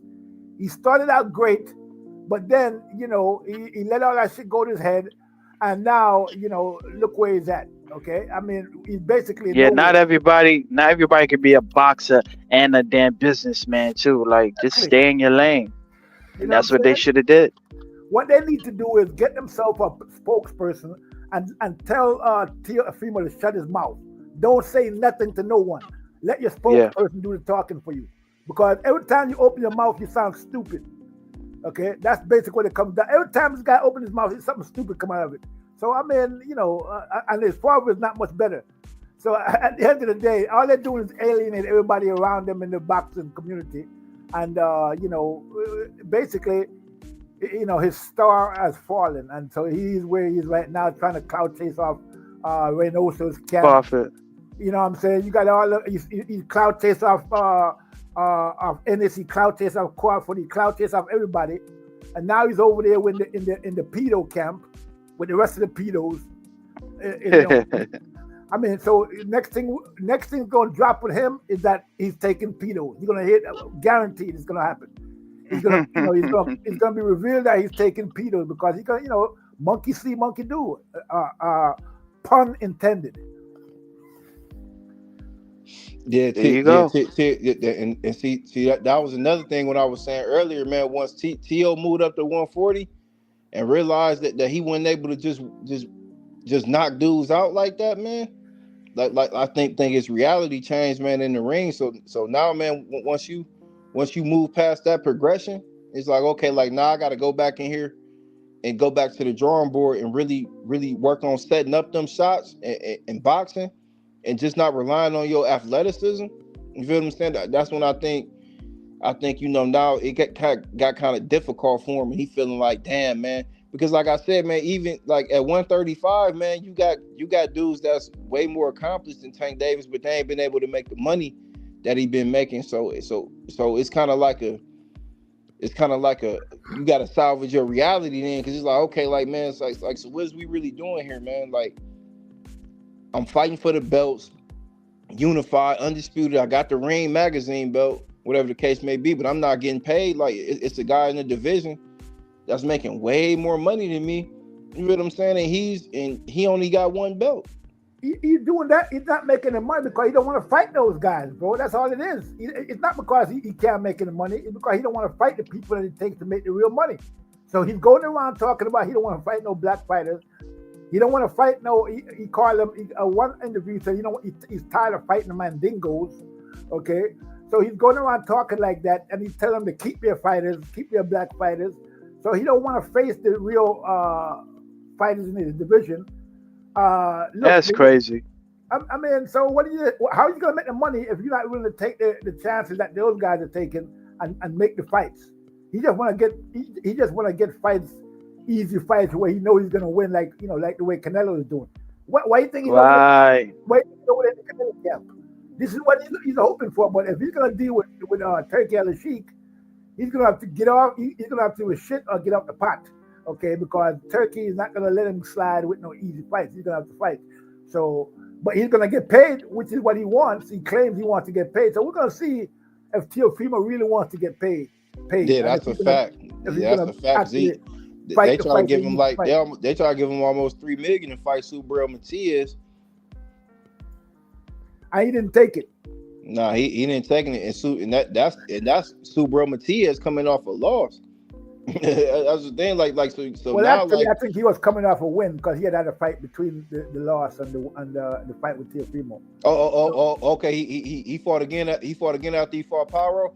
Yeah, I forgot who he fought, but he won. Okay. He's coming off a win. But Teofimo don't want no parts of that. So I think what happened is Top Rank threw Teofimo to Matias and said, you know what, we get tired of this guy Teofimo. Let's throw him in the water. Let's throw his ass in the water, see if he can sink or swim. He's gonna have to sink or swim, and so, but he know what was going on. So he said, "Oh no, I don't want that fight." He did everything to trash the fight. So now you think that Top Rank is happy about that? No, you know what I'm saying? They well, it's not really Top Rank so much. It's that guy on Top Rank that he doesn't like, or Todd LaBeouf, not Bob Arum, but I mean, you've heard Bob Arum call him an idiot. more than once. I mean, you dummy. That's not the way it goes. So Teofimo is really not a very smart guy. He doesn't know anything about the business, doesn't know how everything works. His father is no helping that. Maybe he's good to train him in the gym, but when it comes to the business part, they don't really know nothing about that. His first business deal he tried to make, he lost the belt. Okay, not the belt, he lost all the belts. So, he's still holding on to the ring belt. But that's about it. So I mean, they don't know nothing about business, bro, and that's all there is to it. And they're going around blaming everybody else for their troubles when it's really Teofimo that's causing the problems. I guarantee you, the first fight he gets, he's gonna lose it with Riyadh season. If he's supposed to fight Hitchens next. I don't think he's gonna get past Hitchens. That fight haven't really been locked in yet, from what he said. They haven't even sent paperwork yet. Probably because Teofimo probably don't want to fight. He's probably trying to get an easier one. I think he's trying to get a bigger fight where he can make. Subriel Matias is not a big money fight. A lot of people gonna say you should have took the Matias fight, but he probably dangerous fight, and plus it's for no belt. Then they say you should fight Hitchens then. Isn't it for his belt? Out there fighting for his belt? Yeah, but he doesn't get nothing out of it. He just be defending his belt, Teo. Well, you're supposed to defend your belt, bro. What are you fighting for if you're not defending your belt? I agree. You're supposed to be defending your belt. Absolutely. I think, man, to be honest with you, at 140 out of all the champions, I think Richardson Hitchison style wise, that probably be the best.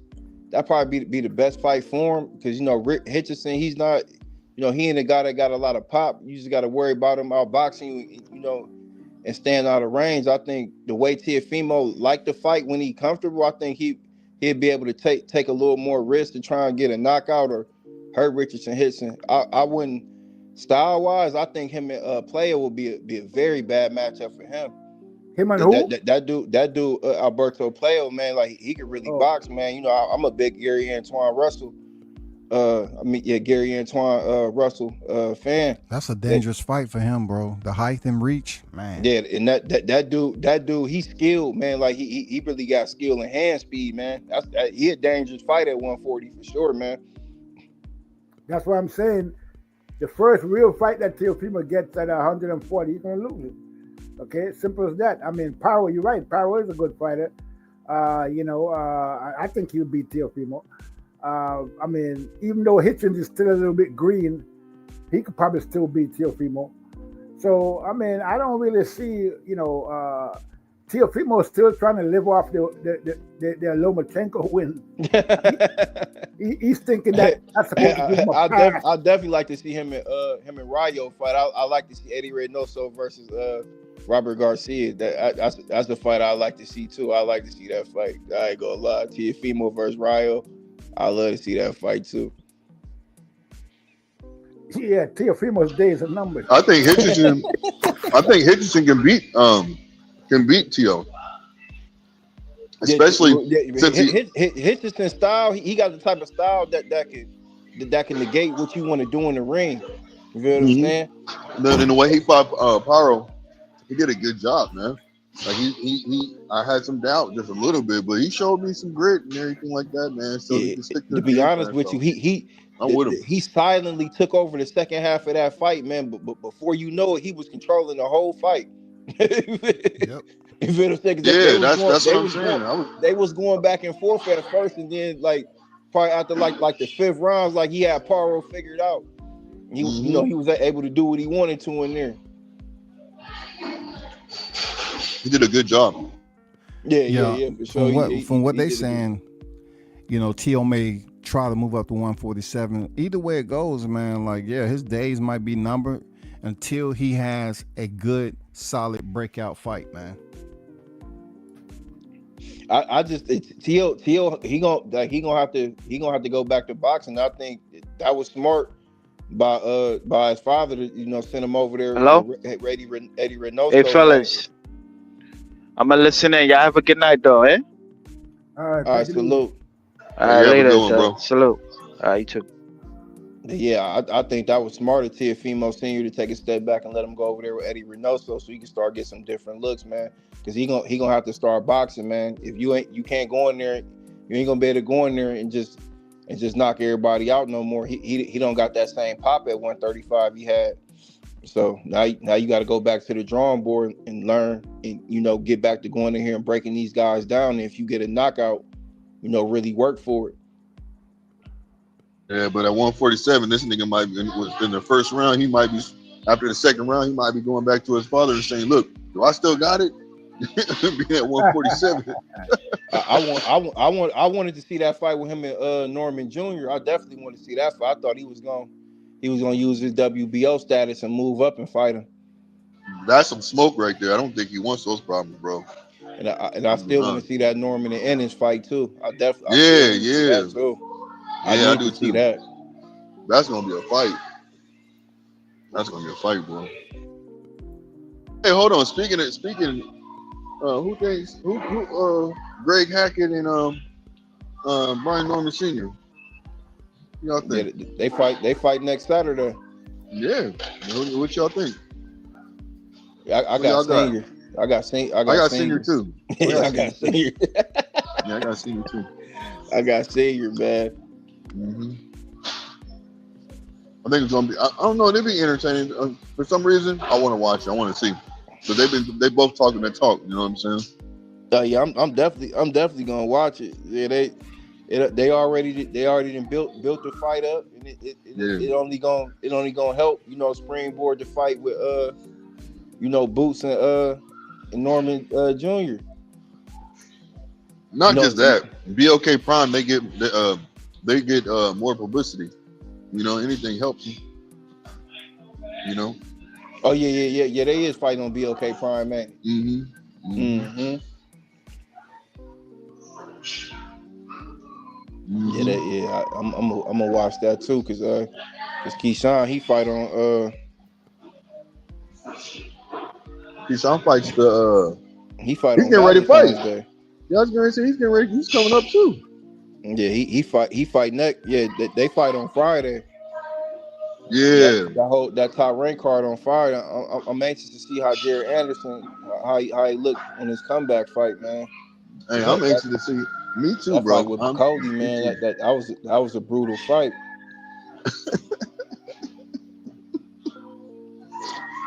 that was most definitely a brutal fight, man. Mm-hmm.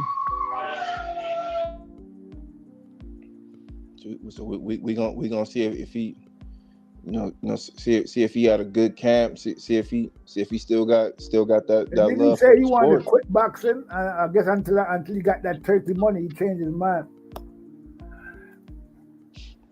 Yeah, he kind of was fast tracking a lot of stuff, man. Like I don't think that was smart just to go run over there to Sugar Hill, man, and you about to go in there and fight a guy. That has been on a tear like that, man. After he lost to Michael Hunter, man, I didn't think that was too smart. Yeah, but money talks. He got big money for the fight, so it is what it is. He went in and did it. He need that money. I think that's the reason why he was talking about leaving boxing. He wasn't really making any money. He was getting these little fights here and there, but until Turkey came into the game, a lot of guys wasn't really making any money. I mean, now they're making money and they're happy, so they're ready to fight. So that's the way it's supposed to be anyway. Hey, I like this. I like what the Sheik being in it, man. You get to see who's real and who's not, and who's really trying to duck. You know what I'm saying? The people are starting to be exposed. That's why I like it. You know what I'm saying? Because you can't make no excuse no more about the money being there or you being the best fighter. Have to feel like you have to go fight that person. Now you have an opportunity to fight everybody, and you can't look at that person saying, "Damn, man, I don't really want to fight that motherfucker." But now you could be like, "Man, I'm gonna get paid for that fight. Let me go in there and really do a 50. Get this money on." I'm glad the shit is doing what they're doing. Long as these promoters willing to work with each other, now I'm all for it, man. Yeah, they're willing to work because they're not spending their money now. So I mean, think about it, man. That shit was disgusting before, man. PBC, you on the wrong side. You know what I'm saying? Top rank. Yeah, I mean, come on, man. That was so disgusting. I'm glad things have changed. They're changing for the better. It seems. It seems. A lot of people still are praying for the old days to come back. People like Tank and Tank who now before if you wanted to get, he was the so-called quote unquote face of boxing, and if you need to get a fight with him, you have to go jump through hoops. You gotta do this. You can't be too good. You gotta take a catch weight, or you got a rehydration clause, and you fight Tank and you get the money. But other than that, that was it. But now they don't need Tank. All these fighters don't have to fight Tank to make any money. They can, Turkey is setting up the big fight for them without Tank. You know what I'm saying? So yeah, it's great what's going on now, man. The way it was going before was a joke. Boxing was on its deathbed, really, until Turkey came along.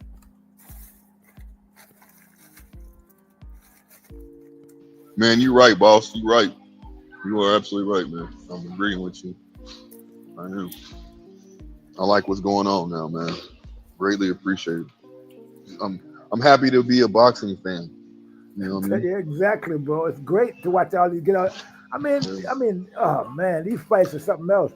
So to get all these big fights, all these guys fighting each other is the best thing for boxing. And look at boxing. It's becoming like international. You know what I mean? It's like it was already international, but now it's going like really international. I mean, we're talking about big time boxing again. Yeah. And it's not just one fighter who can do all the big time. Like for example, Canelo. It's not only one fighter getting big time opportunities and big time boxing. Everybody's getting paid big time and doing big time boxing now. So I mean, yeah, it's great, man. It's the best thing for boxing since I don't know when. The fact that these, a lot of these people out there talking all this nonsense, about bending the knee and, so I saw some channels out there talking about how Turkey bending the knee to Canelo. I mean, these guys are delusional. I mean, I don't know what the hell these guys are smoking, man. But they want to spin this narrative. I don't know what it is with them and Canelo. If they think Canelo is Jesus and they're worshiping Canelo or what the hell it is. But Yeah, another thing too, my friend, is that they feel like Turkey don't the money, they talked all that shit talking about he didn't have the money's out, that's why he ain't doing nothing. He ain't gonna bring the fights to the US, and I mean he's doing all that. He's bringing the Bud fight to the to the radio stadium. That's wonderful, man. I mean, bro, just the card alone that's coming up in the 22nd. If he had did only that alone, I would be happy, bro. Because we don't get nothing like that. I mean, other than with Turkey. I mean, there's nothing like that happening anywhere in boxing. So, for people to just go out there and try to trash what he's doing, I don't understand it. I don't really see what the point is, what they're trying to prove. You're getting the fights that you want to get. You're getting big cards. You're paying $25 for a pay-per-view when you was paying $90 before for some 2-fight pay-per-view that nobody wanted. You know what I'm saying? I mean, it's what was happening with boxing was crazy, man. I mean, these $80-$90 pay-per-views and you're getting like 2 or 3 fights, and I mean, the card, was stunk, basically. So yeah, now we're getting real boxing, man. I'm happy it's happening. I miss those $59.99 pay-per-view days.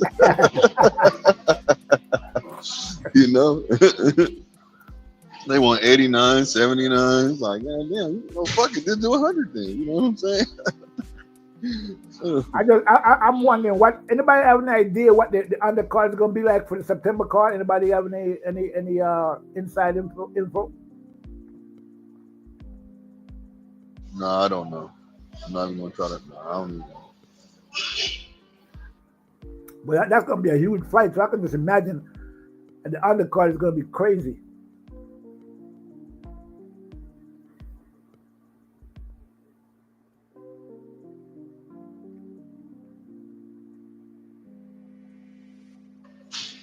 Shit, Clarissa Shields is trying to get on the fight card too, right? Yeah, they should put it on that fight, man. That would be great. I would love to see that.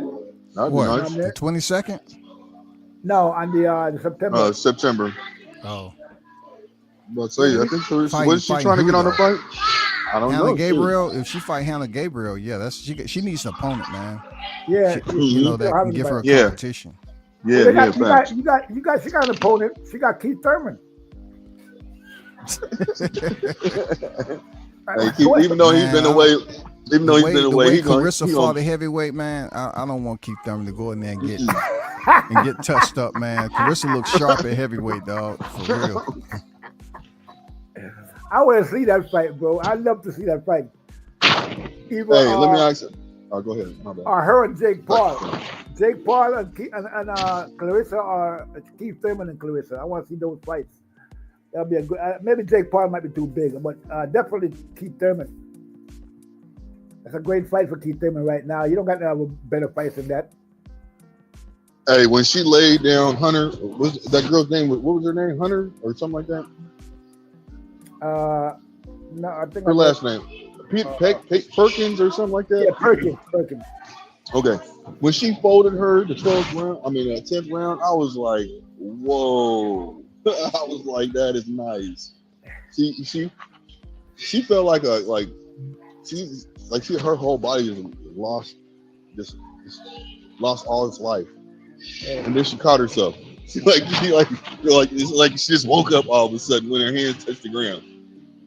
But she just bent straight over. I was like, what? That's crazy. Yeah, I was happy for Clarissa. They need more women boxers, man. They need to start doing some recruiting and start, training some people.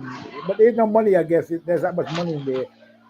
That's one thing. At least one thing that Jake Paul did good, is he's focusing on women boxing. They give him an opportunity to fight when he fights. So that's great what he's doing with that. But other than that, women boxers don't really get much opportunities. Eddie Hearn was doing something for a while, but he's not really doing it like he used to. So, but I don't think the Sheik and them are going to be focusing on women boxing. They, they're not too. Those Arabs are not too woman friendly over there. So they don't believe women should even drive, much less box. So I don't think he's going to really go for that too much. I would think he's not going to really. I don't think he's going to really support women's boxing. I think you got a point, but I also think that if it comes down to it, for the money, I think he put on a big fight. If there's a big women's fight out there and they came to him, I think. Well, if he does that, he'd have to do it in America. He's not going to do that in Saudi Arabia because nobody's going to go to that. You're not going to watch. So? Yeah, I know so. I can see that. I can see that. I can see that most definitely. It's a cultural thing with them. It's not just it's religious. So I mean, it's not going to fly too much over there. I don't think he's going to take a chance like that. On his reputation in his own country. Hey, WCS, you there? Nah, he's not there. He got his thing on mute. Yeah. I was gonna say, man, I appreciate you opening up the panel again, my guy. Yeah, man, I have to do it at least about once or twice an annual calendar, bro. Hey, hey, look, it's still better than nothing. I mean, I've been on here for 6 hours, dog. That quick. Yeah. I mean, well, you've been doing stuff too. You've been doing stuff too. Panel hours for the year, dog. I feel my quota. Look, you've been gone too. It don't count. No. Hold on. Don't let them escape that easy. You've been gone too. You know what I'm saying? So we still get a couple more hours. Yeah, I think I've been on here at least 2 hours. I've been on here long enough. It's time for me to hit the road. Hey, good looking out, WCS. All right, for sure, man. Appreciate you pulling Blue up. Hustle, man. Green. See you guys on the next one. You too, man. September 13th can't come fast enough. I'm out. I heard that. Yeah, WCF. Yeah. You on it. This is a good show today, man. As usual. Yeah. Hold on for a quick second. Yeah.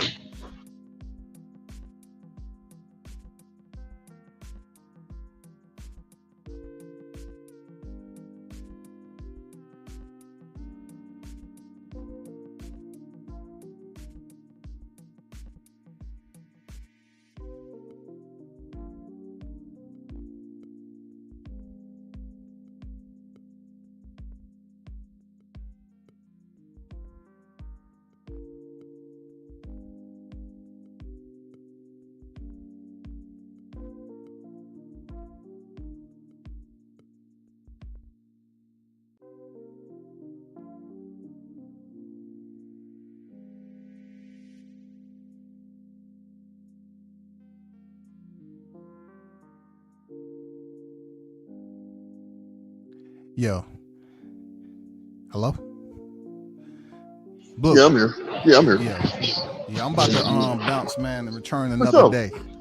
Yeah, for sure, man. Appreciate you, man. On to the next one. Yeah, appreciate you pulling up, everybody that joined the panel and those in the chat, man. Salute to y'all. Shout out to the hottest chat in the game, man. We should do it again. I'm out.